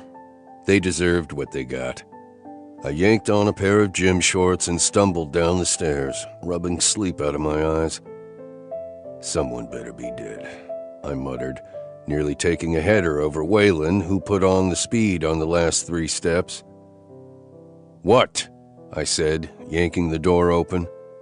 The obnoxiously good-looking Steph, stupid, misleading name, peered at me over his expensive sunglasses. Good morning to you, too, he said. He wore golf shorts and one of those patterned button-downs that only lean guys who spent hours a week at the gym could pull off. My dog shoved half his body out onto the porch and gazed lovingly up at the intruder. Who's a good boy? Who's a handsome boy? Steph said, squatting down to pet him. Waylon basked in the attention. I rubbed a hand over my face. What do you want? Mr. Smooth held up 2 cups of coffee in a to-go tray. Coffee talk? I snatched one out of his hand and stomped away from the door into the kitchen. Waylon trotted after me, anticipating his breakfast. I popped the lid off the coffee and guzzled while I scooped up a helping of kibble. Dog-fed, I shoved my head under the faucet and turned on the cold water, willing the shock to wake up my brain. I came up for air and found a hand towel hovering in front of my face. I took it without a thank you and dried off. Why are you bringing me coffee at an inhuman hour? To talk about Naomi, of course. I assumed you were quicker than this. I am when my sleep isn't interrupted. So maybe it hadn't been the sleep I was pissed off about. Maybe it was the dream involving Naomi's cherry-painted lips that had just been getting warmed up when this asshole decided to be social. My apologies, I figured this talk couldn't wait, he said, pulling out a stool at the counter. I crumpled up the towel and threw it in the sink. Is this the part where you tell me to back off your girl? Steph laughed. Something funny? You're one of those straights with baggage that complicates everything, he said, leaning on the counter. You have until I finish this coffee before I throw you out. Fine. I appreciate you looking out for Naomi. You hear a stranger is asking questions around town looking for her, and you got her and Waylay out, made sure they were safe. She's not used to someone taking care of her like that. Didn't do it because I want to get in her pants. No, even though you do, because you're not stupid. You did it because you wanted to protect her. So even though you've got this whole Oscar the sexy grouch thing going, you're already miles beyond Warner, in my opinion. I kept my face neutral, not willing to show any interest in this new topic. Warner used her, and I tried to warn her. Hell, I even warned him, but Naomi did what she's always done. Cleaned up everyone else's messes, I said. Steph raised an eyebrow. Well, look who's been paying attention. Waylon let out a hearty burp from the floor. He sat staring at his now empty dish as if expecting it to magically refill. What's your point? She spent her entire life trying to make up for her sister, who sucks, by the way, and it keeps biting her in the ass. Be the perfect student, get the perfect job, marry the perfect guy. Now she's signed up to take care of an 11-year-old in a strange place and is hoping that if she can just be good enough, she can stop her parents' hearts from breaking again. I shoved a hand through my hair. What does any of this have to do with me? Steph held up his hands and grinned. Look, I get it if you're in that whole I'm not interested phase. The last thing Naomi needs right now is a hot and heavy relationship that's going to get messy because of your baggage. But if you keep looking out for her like you did yesterday, we won't have a problem. And if I don't? If you use that accommodating nature of hers against her, then we're going to have a huge problem. I can be very creative when it comes to finding ways to make you regret being an asshole. It was ballsy. I had to give it to him. Showing up to a stranger's house with coffee and then threatening him. It felt like something I might do, minus the coffee thing. What kind of creative problem is this Warner asshole having right now? Steph took a long sip of coffee. Right now, I'm letting the humiliation of being left at the altar by the woman he told his friends was beneath his class do its work. But if he comes near her again, I'll ruin him. What did he do? I asked. He blew out a breath and took a sip of his own coffee. I didn't know specifics until last night, and I've been sworn to secrecy. Bad? Steph's jaw clenched. Bad, he agreed. I didn't like that this guy had Naomi's confidence, that he had access to her secrets, and I was on the outside left guessing. But I could think of a few dozen things that fell under the category of bad. Any one of them would be worth breaking an asshole's jaw over. He better hope he's never dumb enough to step foot in town limits, I said, putting my empty cup down. Hate to break it to you, Steph said, looking up from the full-body scratch he was giving Waylon. He's definitely that dumb. Besides, where else would he go when he realizes that Naomi's the one who solved every problem he ever had? He's already emailing her every day. It's only a matter of time before he figures out where she is. I'll be ready for him, I said grimly. Good. I'm still sticking around for a while, at least until I know she's okay. But I can't be next to her at all times. It helps to know there's someone else looking out for her. She wouldn't take him back, would she? I surprised myself with the question. Steph seemed to enjoy the fact that I'd asked the question. No, but she's soft enough that she might try to help him clean himself up. Fuck. There's nothing our girl loves more than getting her hands on a disaster and making it shine. He gave me a long, even look, and I didn't much care for the connotation. I wasn't a disaster. There was nothing wrong with me. I had my fucking life figured out. Fine. So what do we do in the meantime? Money's tight for her. She spent most of her own savings on the wedding. Fucking romantics. Never even considering that things could and would go horribly wrong.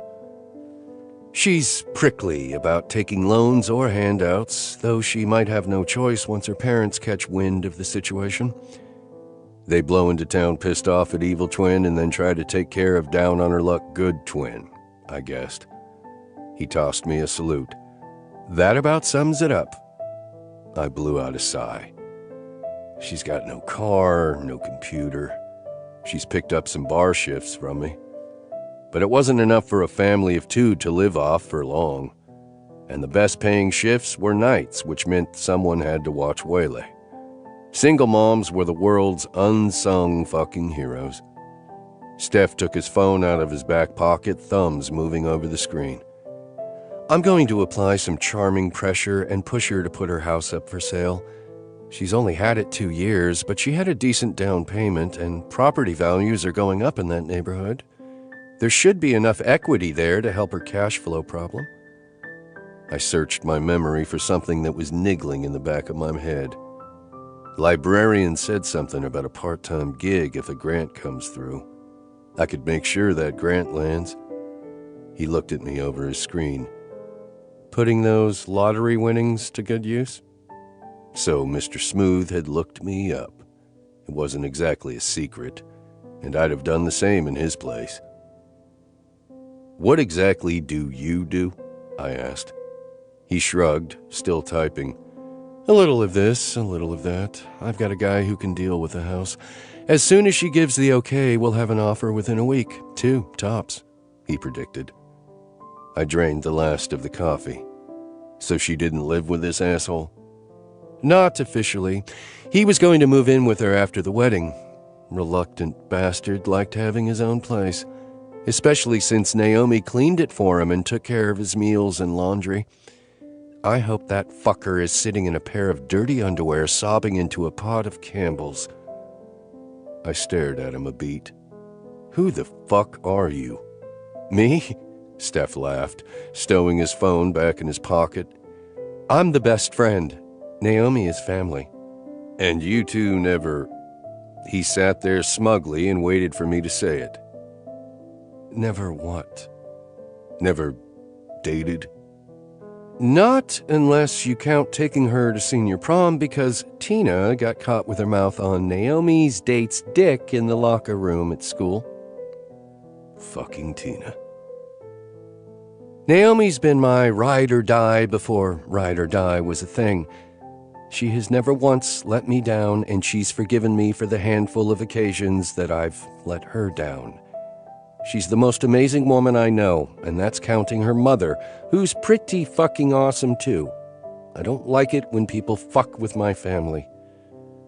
I could respect that. I'll take that grunt to mean we have an understanding. You'll watch out for her, you won't fuck with her, and together we'll make sure Warner fucking dipshit III never gets within a city block of her.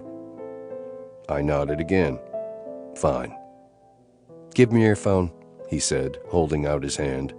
Why? Oh, you want me to text Naomi when Warner shows up looking for her? I handed it over. Steph held it up to my scowling face to unlock it. Huh. Wonder if it would unlock if you were smiling. I don't know, never tried. He smirked. I like you, Knox. You sure you're not interested in our girl? Definitely not, I lied. Steph studied me. You're either dumber than you look, or you're a better liar than I thought. Are you done? I'd like to get back to not having you in my house. 18. Makeovers for everyone. Naomi. Surprise! Steph said as he pulled into a parking space directly in front of Whiskey Clipper. Uh-oh. What are we doing here? I asked. Back to school hair, Steph said. Seriously? Waylay asked, biting her lip. She couldn't quite pull off the bored preteen vibe, and I knew it was going to be a good idea, even if it meant braving a run-in with Knox. Deadly, darling, Steph said, hopping out from behind the wheel of his spiffy little Porsche SUV. He opened the back door for her. First day of school is a fresh start for everyone, and from the reviews, this is the place for hair. I climbed out and joined them on the sidewalk. Steph slung an arm around both of us. First hair, then lunch, then nails, then fashion show for first day outfits. I grinned. Outfits? You're walking way to the bus. You need something that says, responsible yet hot aunt. Waylay giggled. Most moms just show up in pajamas or in sweaty workout stuff. Exactly. We need to make a statement that the wit women are fierce and fashionable. I rolled my eyes. Steph caught me and crossed his arms in impatience. What have I always told you, Naomi? And you listen to this too, Way? When you look good, you feel good, I recited. Good girl. Now get your cute little asses in there. The interior of Whiskey Clipper was cooler than any salon I'd ever set foot in. Instead of the muted pastels and spa music typical in most hair establishments, here it was brick walls and 70s rock. Black and white photos of Knock 'em Out in the early part of the 20th century hung in stylish gallery frames. One entire wall was dominated by a bar of decanters and bottles of whiskey. Exotic flower arrangements occupied the low, curved front desk and the whiskey bar. The waiting area looked more like a VIP lounge with its leather couches and glass side tables. The concrete floor was covered with a faux cowhide rug. It felt cool, a little steampunky, and a lot expensive. I turned to my friend and lowered my voice. Steph, I know you were being nice, but money... Shut your stupid, beautiful face, Whitty. This is on me. He held up a hand when I opened my mouth to argue. I didn't get you a wedding present. Why not? He looked at me dryly for a long beat. Right. Of course you predicted it. Look, you're getting your my fiancé likes my hair long shit cut into something you love, and that adorable smartass niece of ours is getting a style that is going to be more interesting to those little fuckers in the 6th grade. You're impossible to argue with, you know that? You might as well save your energy and quit trying. Hello, ladies and gentlemen, Jeremiah called from a station with an ornate mirror and a scarlet cape draped over the chair. Who's ready to change their lives today? Waylay sidled up to me. Is he serious? Steph took her by the shoulders. Listen, Shorty, you've never experienced the miracle of the kind of haircut that is so good it parts the clouds and makes the angels sing. You're in for a treat today. What if I don't like it? She whispered. If you don't like it, our next stop will be Target, and I'll buy you every hair accessory in existence until we find the perfect way to style your new hair. Your hair is yours. You get to decide what to do with it, I assured her. You get to decide how you show up in this world. No one else gets to dictate to you who you are, Steph said. I knew he was saying it for Waylay's benefit, but the truth resonated deep down inside me, too. I'd lost myself while trying to convince someone else that I was what he wanted. I'd forgotten who I was because I'd let someone else take over the definition. Okay, Waylay said. But if I hate it, I'm going to blame you guys. Let's do this, I said with conviction. There she is, Steph said, booping my nose and then Waylay's. Now, let's get started. He made a beeline for Jeremiah. Your friend is weird, Waylay whispered. I know. I kinda like him. Yeah, me too. Maybe it was the second glass of champagne Jeremiah poured for me. Or maybe it was the fact that having a man's fingers massaging my scalp and playing with my hair was a long-forgotten delight. But whatever the reason, I felt relaxed for the first time in... I couldn't count backwards that far. It wasn't that I didn't have things to worry about. There were plenty of those looming, like the guardianship, and money, and the fact that I still hadn't told my parents about their granddaughter. But right now, I had a gorgeous man's hands rubbing delicious circles into my scalp, a glass full of bubbles, and a niece who couldn't stop giggling over whatever Stasia was saying to her while they worked on temporary lowlights. Steph and Jeremiah were deep in conversation about hair textures and product. I wondered if I was imagining the hint of spark between the two. The lingering smiles, the long, flirtatious glances. It had been a while since Steph had been in anything resembling a relationship, and the gorgeous, talented Jeremiah was definitely his kind of catnip. I heard the roar of a motorcycle out on the street. The engine revved once before cutting off abruptly. A few seconds later, the front door opened. "Hey, boss," Stasia called out. My bubble of bliss popped.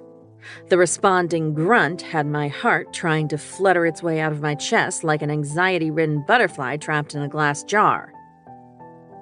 "Stay," Jeremiah said firmly, pressing a hand to my shoulder. I couldn't see Knox, but I could feel his presence. "Knox," Steph drawled. "Steph." I opened my eyes, wondering when the two of them had gotten on a grudging first-name basis. "Hey, Way," Knox said, his voice a little softer. "Hi," she chirped. I heard the approach of his boots, and every muscle in my body went rigid. No woman looked good with wet hair in a salon chair. Not that I was going for alluring or anything, although I was wearing the underwear he'd bought me. "Naomi," he rasped. What was it about my name from that mouth that made my nether regions feel like they were being electrocuted? In a super sexy, fun way. "Knox," I managed to choke out. "Your face is red," Jeremiah noted. "Is the water too hot?" Steph snickered. I swear to God I could hear a smugness in the steady clomp of boots as they slowly retreated to the back of the shop. Way to be cool, me. Steph let out a low whistle from the barber chair he was occupying. "Sparks," he sang quietly. I raised my head out of the sink, sending a tidal wave of water over the lip of the bowl. "What is the matter with you?" I hissed. "Shut up." He raised his palms in surrender. "Fine. Sorry." As Jeremiah gently stuffed me back into the sink, I fumed. I didn't want or need sparks, and I certainly didn't want or need anyone else calling attention to them. Jeremiah wrapped a towel around my sodden hair and led me back to his station. Waylay was in the chair behind me, discussing cut and style options with Stasia and Steph. "So, how do we feel about getting rid of some dead weight?" Jeremiah asked, holding my gaze in the mirror. He hefted the bulk of my damp hair in one hand and held it above my shoulders. "We feel really good about that," I decided. I was mid-second thought panic as Jeremiah aggressively snipped his way through my long hair when Knox returned with a cup of coffee and some kind of short leather apron over his worn jeans. With his tattoo-adorned arms, the ruthlessly trimmed beard, and those scarred motorcycle boots, he looked like the definition of a man. Our eyes locked in the mirror, and my breath caught in my throat. After a too long beat, Knox whistled and hooked his thumb at the client in the waiting area. The man hefted his tall frame out of the chair and lumbered back. "How's it going, Aunt Naomi?" Waylay called from behind me. "Still look like a wet mop?" Kids were jerks. "She's being transformed as we speak," Jeremiah promised, sliding his long fingers through my significantly shorter hair. I choked back a purr. How's your hair? I asked my niece. Blue. I like it. She said it with a mix of reverence and excitement that had me smiling. I gave up worrying about whether or not I was overcompensating and turning Waylay into an entitled brat and decided to just go with it. How blue? Like Smurfette blue? Who's Smurfette? Waylay asked. Who's Smurfette? Stasia scoffed. I heard her rummaging through her pockets and then the telltale sound of the Smurf theme song coming from a phone. That's Smurfette. Wish my hair was as long as hers, Waylay said wistfully. You got it pretty short before you came in here, but it'll grow, Stasia told her with confidence. Waylay was silent for a moment, and I craned my neck for a glimpse of her in the mirror. I didn't cut it, she said, eyes meeting mine. What's that, sweetheart? Stasia asked. I didn't cut it, Waylay said again. My mom did, as a punishment. Couldn't ground me 'cause she was never around, so she chopped off my hair. That fucking ouch! I kicked Steph, then spun my chair around. Waylay shrugged at the suddenly silent adults around her. It wasn't a big deal. That's what she'd told herself. I remembered the tidy bins of hair accessories in her old bedroom. Tina had taken something from her, something she'd taken pride in. Steph and Stasia looked to me, and I searched for the right words to make this okay. But someone beat me to it. Knox dropped the razor on a metal tray with a clang and crossed to Waylay's chair. You get that that was a dick move, right? Knox, language, I hissed. He ignored me. What your mom did was born out of a place of unhappiness and meanness inside her. It had nothing to do with you. You didn't cause it or deserve it. She was just being an asshole, yeah? Waylay's eyes narrowed as if she were waiting for the punchline. Yeah, she said tentatively. He nodded briskly. Good. I don't know why your mom does the things she does. I don't really want to know. Something's broke inside her, and that makes her treat others like shit. Got it? Waylay nodded again. Your Aunt Naomi over there isn't like that. She's not broken. She'll probably still fuck up now and then, but that's 'cause she's human, not broken. Which is why, when you mess up, and you will 'cause you're human too, there has to be a consequence. It won't be cutting your hair or not making you dinner. It'll be boring shit like chores and grounding and no TV. Got it? I got it, she said quietly. From here on out, if anyone says they have a right to decide what to do with your body, kid, you kick them in the ass, then come find me, Knox told her. Well, hell. The man's hotness had just escalated into underwear melting territory. And me, Steph agreed. Jeremiah gave her a level look. Me too. Waylay's lips quirked, and she was having a hard time keeping her smile under wraps. I, on the other hand, suddenly felt a little damp in the eye and underwear areas. Then when they're done kicking ass, you come find me, Stasia said. And me. But preferably me first, before anyone goes to jail, I added. Party pooper, Jeremiah teased. You got it, Way? Knox pressed. The tiniest of smiles played on her lips. Yeah, I got it, she said. In that case, let's get back to giving you the best haircut in the world, Stasia said with extra cheer. My phone buzzed in my lap and I glanced at the screen. Steph, told you your sister was a gigantic waste of DNA.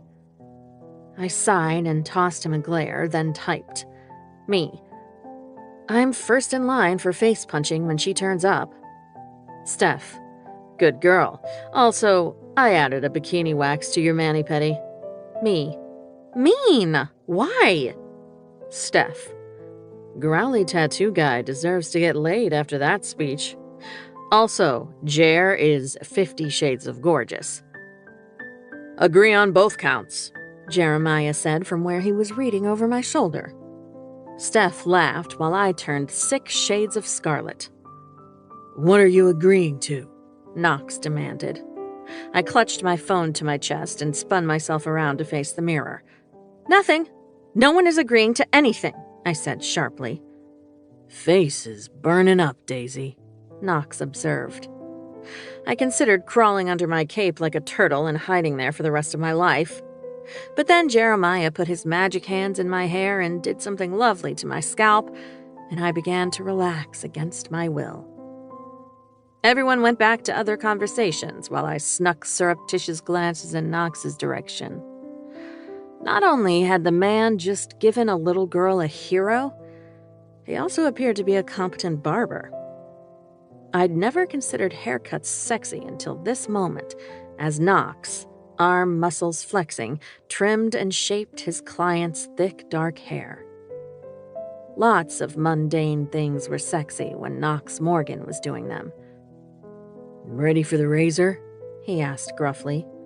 You know it, the man mumbled from under the hot towel on his face.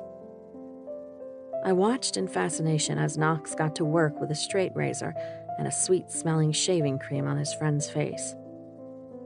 It felt more relaxing than all those pressure washing videos I'd binged while planning the wedding.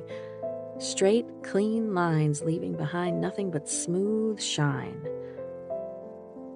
You really should think about it, Jeremiah whispered as he liberated a curling iron from a tool organizer. Think about what?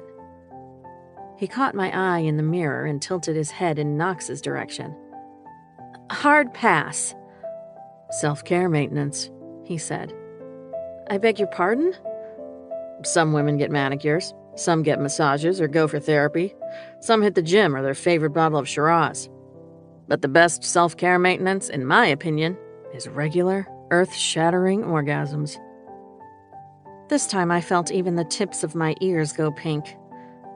I just ran away from a groom and a wedding. I think my tank is topped off for a while, I whispered.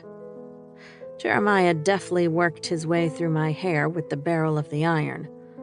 Suit yourself, but don't you dare waste this style. With a flourish, he whipped the cape from me and pointed at my reflection. Holy crap! I leaned in, shoving my fingers into the touchable chin-length bob.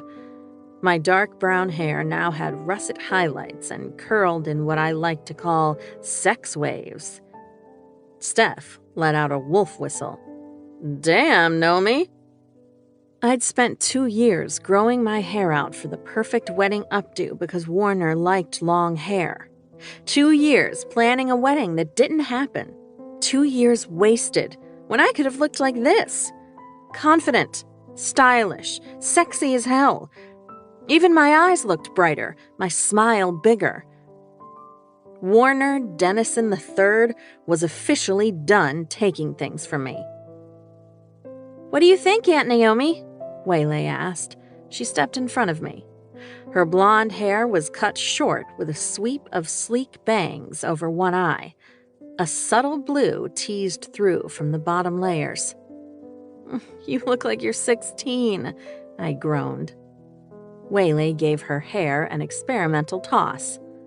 I like it. I love it, I assured her. And with a sassy new cut, we'll be able to coax some length out of your hair if you want to grow it long again, Stasia told her.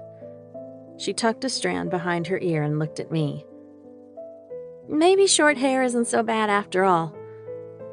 Stasia, Jeremiah, you're miracle workers, Steph said, pulling cash out of his wallet and pressing it into their hands. Thank you, I said, offering first Stasia and then Jeremiah a hug. Knox's eyes met mine in the mirror over Jeremiah's shoulder. I released him and looked away. Seriously, this was amazing. Where are we going now? Waylay wanted to know, still staring at herself in the mirror with that tiny smile on her lips. Nails, Steph said. Your aunt's hands look like talons. I felt the weight of cool blue-gray eyes on me and looked up. Knox watched me with an unreadable expression. I couldn't tell if he was smoldering or pissed off. "See you around, boss." I carried the weight of his attention with me as I strutted for the door.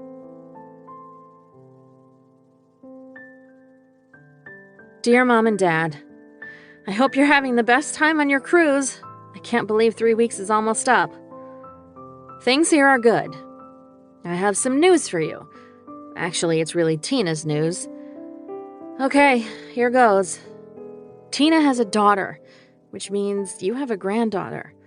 Her name is Waylay. She's 11 years old, and I'm watching her for Tina for a while.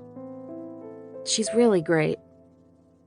Call me when you get home and I'll tell you the whole story. Maybe Waylay and I can drive up for a weekend so you can meet her. Love, Naomi. 19. High stakes. Naomi. Well, look who just strutted her fabulous ass in here, Fee called from the corner of Honky Tonk's bar where she was keying the night's specials into the system. I held out my arms and did a slow turn. Who knew a haircut could make me feel 10 years younger and 1,000 times sassier? Not to mention the short denim skirt Steph had talked me into. The man set the gold standard for being a best friend.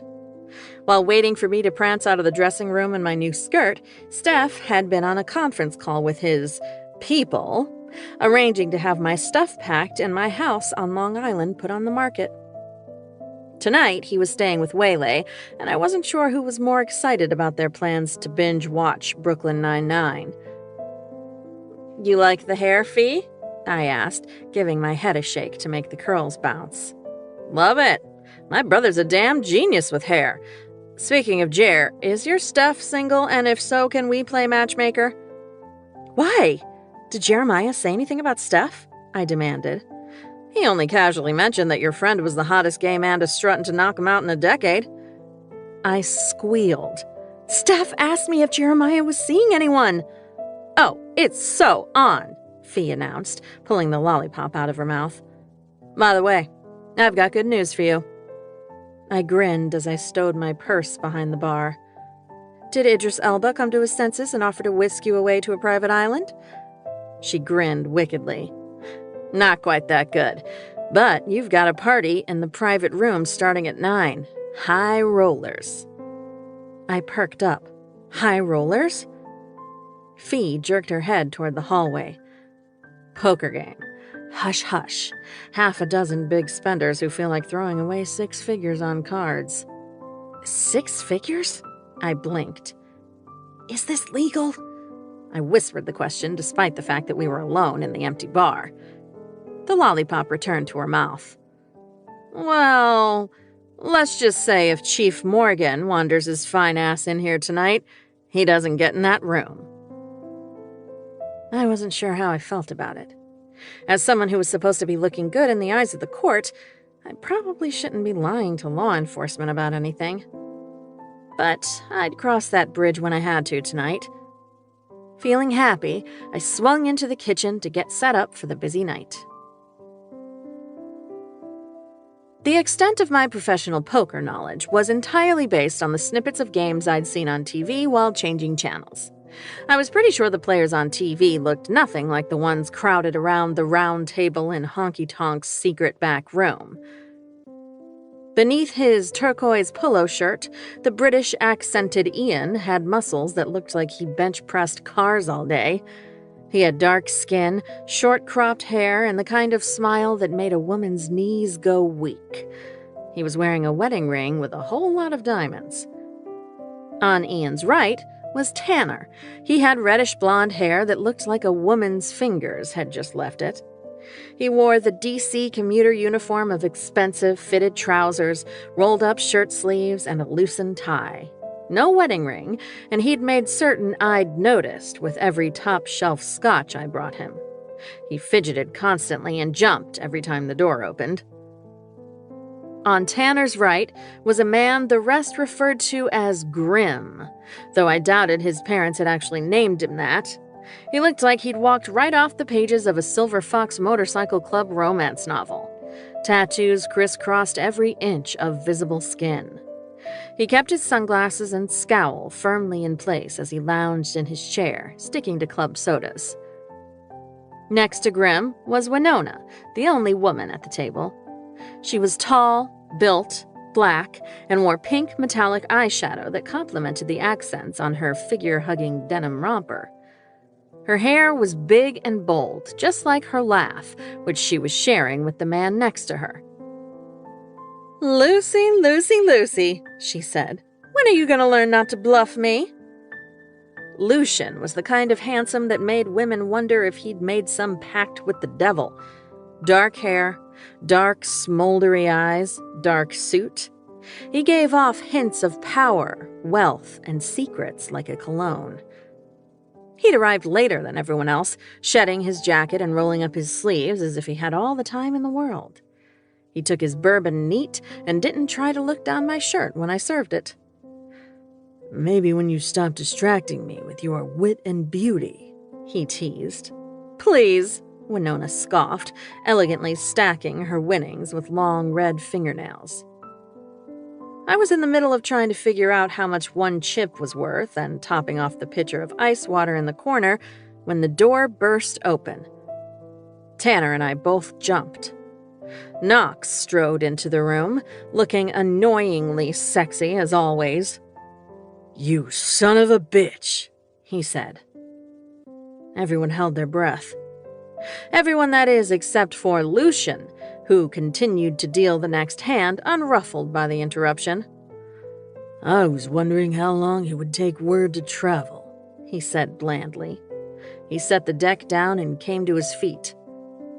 For a second, I was sure they were going to launch themselves at each other like stags fighting for supremacy in a nature documentary. Or, actual nature. Instead, Knox's scowl melted and was replaced with the kind of grin that made me feel as warm and gooey inside as a chocolate chip cookie fresh from the oven. Note to self, make chocolate chip cookies. The two men shook hands and exchanged backslaps that would have put me in a chiropractor's office. "What the hell are you doing here?" Knox asked, less aggressively this time. "Currently losing to Winona and thinking about ordering another drink." "I'll get it. Anyone else want another round?" I squeaked. Knox's gaze fell on me. His grin vanished so quickly I wondered if he'd sprained a facial muscle. He took a leisurely, scowly tour of my appearance from hair to feet, disapproval snapping off him like electricity. "Naomi, outside, now," he growled. "Seriously? What's your problem this time, Viking?" "There a problem?" Grim asked, his voice low and dangerous. "None of your concern." Knox's voice had dropped into sub-zero temperatures. "Go ahead and bring everyone around, Naomi," Ian suggested, his eyes on Knox. I nodded and headed for the door. Knox was on my heels. He shut the door behind us and took me by the arm, steering me down the empty hallway away from the bar, past his secret lair office. He didn't stop until he'd opened the door at the far end of the hall, which opened into Whiskey Clipper's supply room. "What the hell, Knox?" "What the fuck are you doing in that room dressed like that?" I gestured at my empty tray. "What does it look like? I'm serving drinks." "This ain't tea time at some goddamn country club, sweetheart. And those people aren't on the PTA." I pinched the bridge of my nose. "I'm going to need a pie chart or a Venn diagram or a database to catalog all of the many ways I piss you off. Why are you mad that I'm doing my job?" "You shouldn't be serving that party." "Look, if you're not going to explain, then I don't think I'm responsible for listening. I have drinks to deliver." "You can't just wander into dangerous situations like this." I threw up my arms. "Oh, for Pete's sake, I didn't wander. I showed up for my shift. Fee gave me the table because she knew they'd tip well." He stepped close enough that his boots brushed the tips of my shoes. "I want you out of that room." "Excuse me. You're the one who lets them play here, and you're the one who hired me to serve drinks. Ergo, you're the one with the problem. He leaned in until we were almost touching. Naomi, these aren't just weekend warriors on bikes or your typical Beltway roadkill. They can be dangerous if they want to be. Yeah? Well, so can I. And if you try to take me off that table, you're going to find out exactly how dangerous. Fuck me, he muttered under his breath. That's not happening, I scoffed. He closed his eyes, and I knew the big dummy was counting to 10. I let him get to 6 before stepping around him. My hand had just closed around the doorknob when he caught me, trapping me between the door and his body. His breath was hot on the back of my neck. I could feel my heartbeat in my head. Days, he said. Goosebumps prickled on my arms. Warner's only pet name for me had been Babe. And for a moment, I was paralyzed with a desire so intense I didn't recognize it as my own. What? I whispered. They're not your kind of people. If that dickhead Tanner gets too much overpriced scotch in him, he starts hitting on anything with a rack and losing hands. That skirt you're barely wearing is already a distraction. He loses too much, he starts talking shit and starting fights. Grim, he runs his own motorcycle club in D.C., mostly personal protection now, but he still dabbles in less legal ventures. Trouble follows him. Knox was close enough to me that his chest brushed lightly against my back.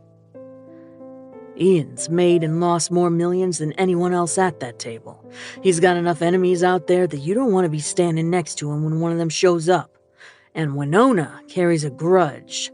She feels she's been done wrong. She'll burn down your world with a smile on her face. What about Lucian? For a moment, there was nothing but the sound of our breathing to cover the silence between us. Luce is a whole other kind of dangerous, he said finally. Carefully, I turned to face him, not quite managing to cover the flinch when my breasts brushed his chest. His nostrils flared, and my heart rate picked up. I've had no problems at that table, and I'm willing to bet if it were Fee or Silver or Max on that party, you wouldn't be having this conversation. They know how to handle trouble.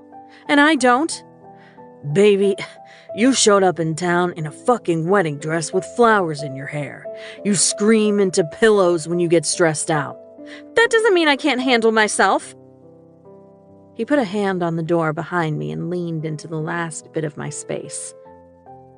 You need a goddamn keeper. I'm not some helpless damsel in distress, Knox. Really? Where would you be if it wasn't me who found you in the cafe? Staying in Tina's shithole trailer with Way? No job, no car, no phone. I was getting very close to whacking him over the head with my tray. You caught me on a bad day. Bad day? Fuck me, Naomi. If I didn't drive your ass to the goddamn mall, you still wouldn't have a cell phone. Like it or not, you need someone watching out for you because you're too damn stubborn to do it yourself. You're too busy trying to take care of everyone else to bother with yourself. His chest was pressing against mine, and I was having trouble focusing on the fury that rose in my throat. Hot, hard muscle against soft flesh. His proximity made me feel drunk. You're not kissing me, I insisted. In hindsight, the warning was a tad presumptuous since he'd never kissed me before, but to be fair, he really looked like he wanted to kiss me. I'd rather wring your pretty little neck right now, he said, eyes narrowing on my mouth. I licked my lips, preparing to definitely not kiss him. The low rumble in his chest vibrated through my body as he dipped his head toward mine. A new vibration interrupted us. Fuck, he hissed, yanking his phone out of his pocket. What? He listened, then let out a string of colorful curses. Don't let him pass the bar. I'll be out in a second. What's wrong? I asked. See? That right there is your problem, he said, pointing a finger in my face as he yanked the door open. What? You're suddenly too worried about me to watch your own ass while you're serving a table of criminals. Has anyone ever told you you're ridiculously dramatic? I asked as he hauled me out. He was texting with his free hand. No one who didn't have a death wish. Let's go, Days. This time I'll let you make my problem yours. 20. A winning hand. Knox. My problem, besides the length of Naomi's skirt, was leaning against the bar in full uniform, making small talk with a handful of regulars. I dragged Naomi with me into the alcove of the kitchen doors. My brother doesn't get near that room. Got it? Her eyes widened. Why are you telling me? Because you're going to distract him and get him the hell out of here. She dug in her heels and crossed her arms. I don't recall the section of my job application that required me to lie to law enforcement. I'm not telling you to lie. I'm telling you to get those good girl eyes and that cleavage over there and flirt with him until he forgets all about busting that game. That doesn't sound any better than lying. It sounds like prostitution, and I'm pretty sure any family court judge would frown upon that during a custody hearing. I blew out a breath through my nostrils, then dug out my wallet. Fine. I'll give you $100. Deal. I was still blinking when she snapped the bill out of my hand and headed in my brother's direction. It was an asshole move on my part, using her need for cash and putting her in a sketchy position. But I knew my brother, and Nash wouldn't do anything to hurt Naomi's chances at becoming Waylay's guardian. Hell, any idiot with one good eye could tell the woman was several classes above her sister. Fuck, I muttered to no one. Interesting. I found Fee leaning against the wall, smugly enjoying one of the lollipops that served as a cigarette surrogate. What? Her eyebrows wiggled. You never freaked when Max or me served that party? You and Max know how to handle yourselves, I argued. Looks like Naomi was handling herself just fine in there. Maybe the problem isn't her? You want to be my new problem, fiasco? I snarled. She was not remotely intimidated, which was exactly why a boss shouldn't be friends with their employees.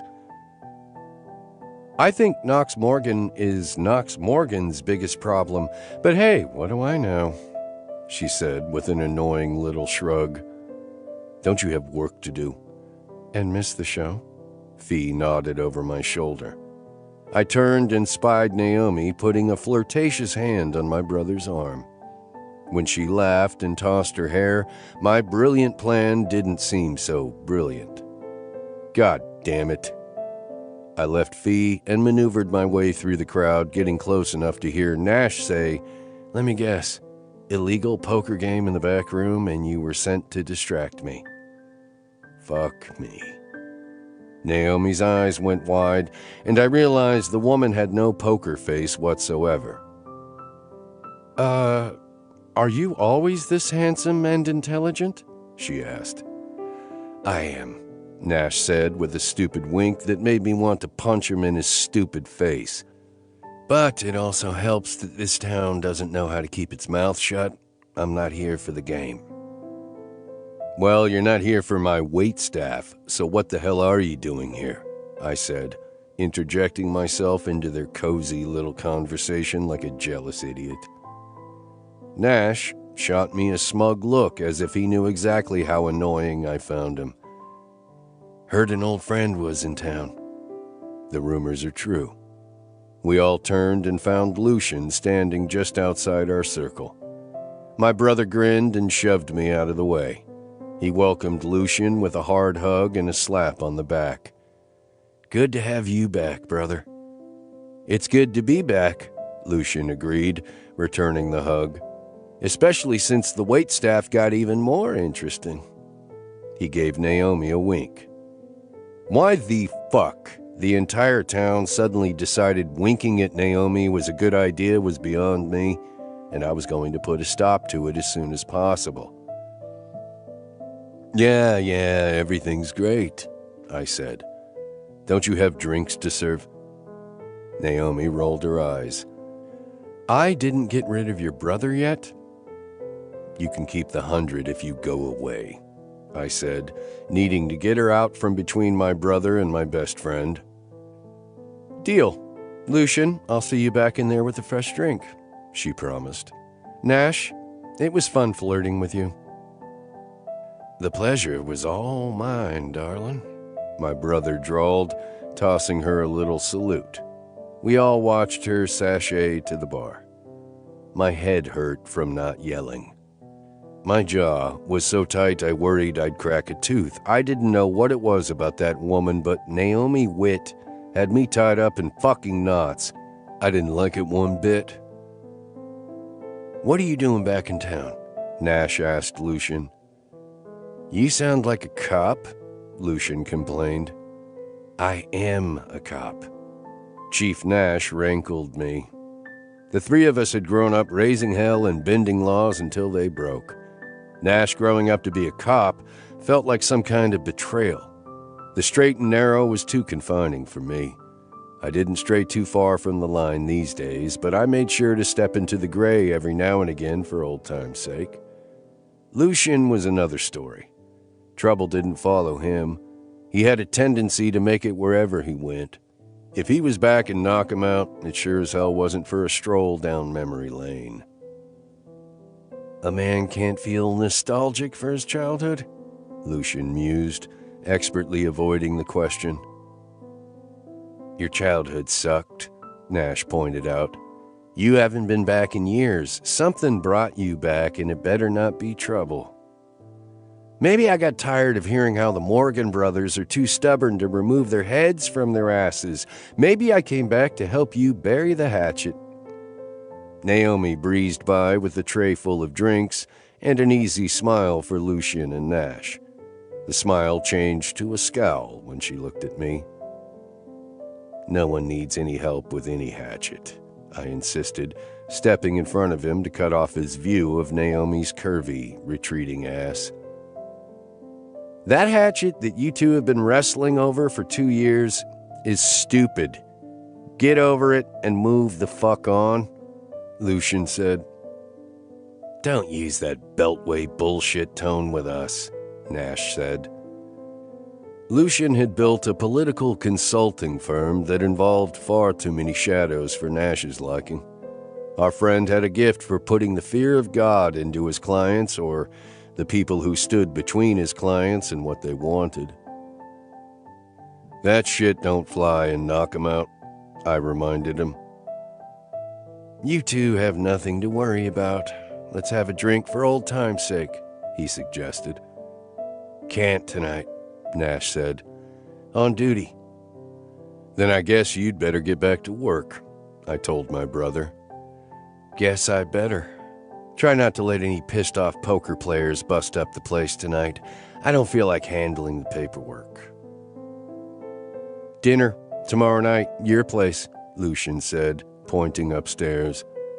"Works for me," I said. "Fine," Nash agreed. "It is good to see you, Lucy." Lucian gave him a half smile. "It's good to be seen." He turned to me. "I'll catch up with you when you're hovering over Naomi." I flipped him off. When he left, Nash turned to me. "You got a second?" "Depends. It's about Tina." "Fuck. I'll walk you out." The August night was still smotheringly humid when we went through the kitchen and walked out into the parking lot. "What's the problem?" I asked when we got to Nash's SUV. "Got a few more details on Tina. She and her new man were moving stolen goods. Nothing major. TVs and phones, tablets. But rumor has it the boyfriend is connected to some bigger criminal enterprise. Who's the boyfriend? He shook his head. Either no one knows his name or they're not saying it to me. Don't got much of anything, do you? Just a gut feeling. Tina didn't just decide to abandon her kid for fun. I think she's in deep with some shit. He looked up at the inky night sky. Heard a couple of people saying they think they saw her over in Lawlerville. Lawlerville was less than a half hour's drive, which meant Tina probably wasn't planning on staying gone. Fuck, I muttered. Yeah. I knew what Nash wanted from me. Any other circumstance, I would have made him ask. But since this involved Naomi and Waylay, I wasn't in the mood to fuck around. I'll ask around, see if any sources who avoid cops will feel chatty with me, I told him. Appreciate it.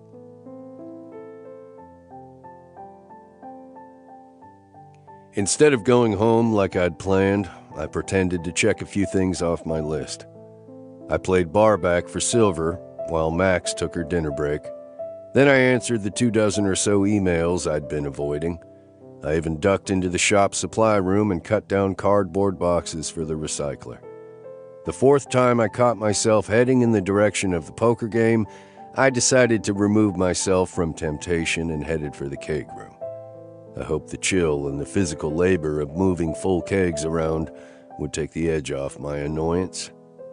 I had a whole list of reasons to be pissed off at the world, and most of them revolved around Naomi Witt. Every conversation with her ended in me having a headache and a hard-on. Watching other men trip over their tongues when she was around only made it all worse. I didn't want her, but I wanted to claim her as mine just to keep every other asshole away from her. I needed to get drunk and laid. I needed to forget she existed. My hands were fucking frozen and my temper had cooled by the time I finished restacking the kegs. It was almost 11. I figured I'd check in at the bar, then go the hell home. When I hit the bar, Silver glanced up from the moonshine she was pouring.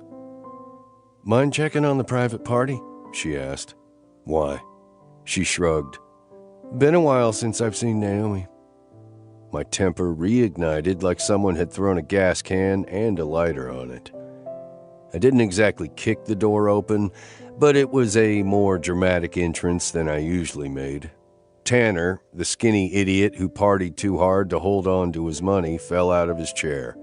Naomi, however, didn't bother looking up. She was squeezed in between Winona and Grim, tongue poking out between her lips as she studied the cards in her hand. Okay, tell me again what beats a pair, she said. Ian launched into a Texas Hold'em 101 lecture while Grim leaned over to look at her hand. Raise 'em, he advised. Tentatively, she picked up a blue chip and looked at him. He shook his head. She added 2 more chips and, on his nod, tossed them into the pile at the center of the table. Raise, she announced, wiggling her ass in her seat. I rounded the table and leaned in. What the fuck are you doing, Naomi? She finally looked up at me, bemused. Learning to play poker. Fold, Winona sighed. Never trust a rookie's luck. I'll see you and raise you, Lucian decided, dropping a fistful of chips onto the table. Leave her alone, Morgan, Ian told me. Our drinks are full and she's never played. I bared my teeth. Relax, Morgan, Winona said. We all staked her some chips. It's just a friendly hand. Lucian and Naomi were engaged in a stare-down. I leaned in again and whispered in her ear. Do you know what those chips are worth?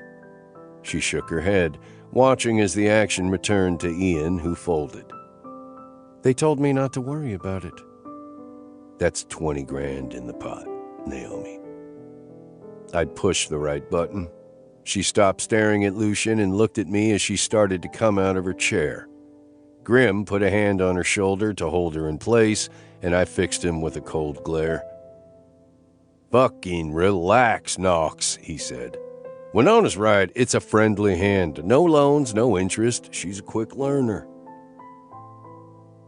$20,000? Naomi squeaked. "I'll call," Tanner decided, throwing in his chips. "Show 'em," Grim growled, shoving a matching stack of chips into the center of the table. Tanner lay down a shitty two-pair. Lucian took his time arranging his cards before revealing a nice little straight. "Uh-oh," Winona hummed under her breath. "Your turn, sweetheart," Grim said, his face unreadable. Naomi dropped her cards face up on the table. "I believe this is a bigger straight than yours, Lucian," she said. The table erupted in cheers. "You just won $22,000, Winona told her. "Holy shit! Holy shit!" Naomi looked up at me, and the joy on her face was a sucker punch to my windpipe. "Congratulations.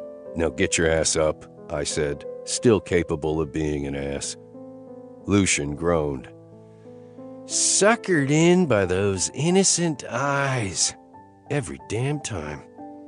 I didn't want him looking at her eyes or any other part of her. I pulled Naomi's chair out for her. "Wait, do I get a victory dance? How do I pay everyone back?" "You definitely get a victory dance," Tanner said, lecherously patting his lap.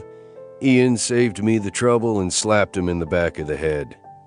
"Naomi, now," I said, hooking my thumb toward the door. "Hold your horses, Viking." She carefully counted out equal shares of the chips and started returning them to their original owners. Grim shook his head and covered her hand with his tattooed one. "You won fair and square.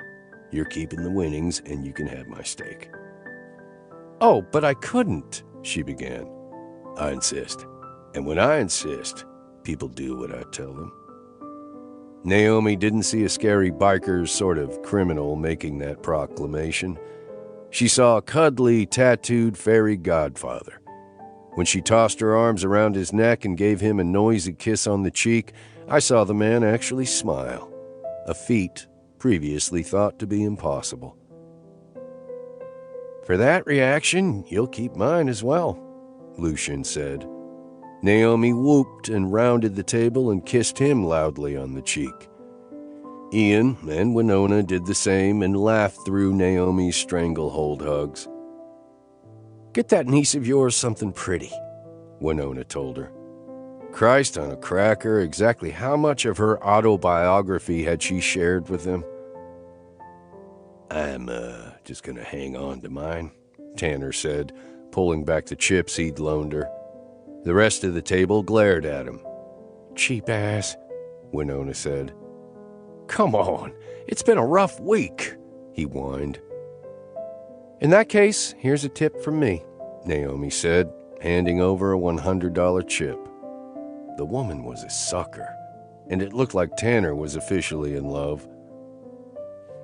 "Ladies, gentlemen, what do you say we call it a night? I hear there's a band out front tonight. We could steal one or two of Knox's private bottles and reminisce about the good old days," Ian suggested.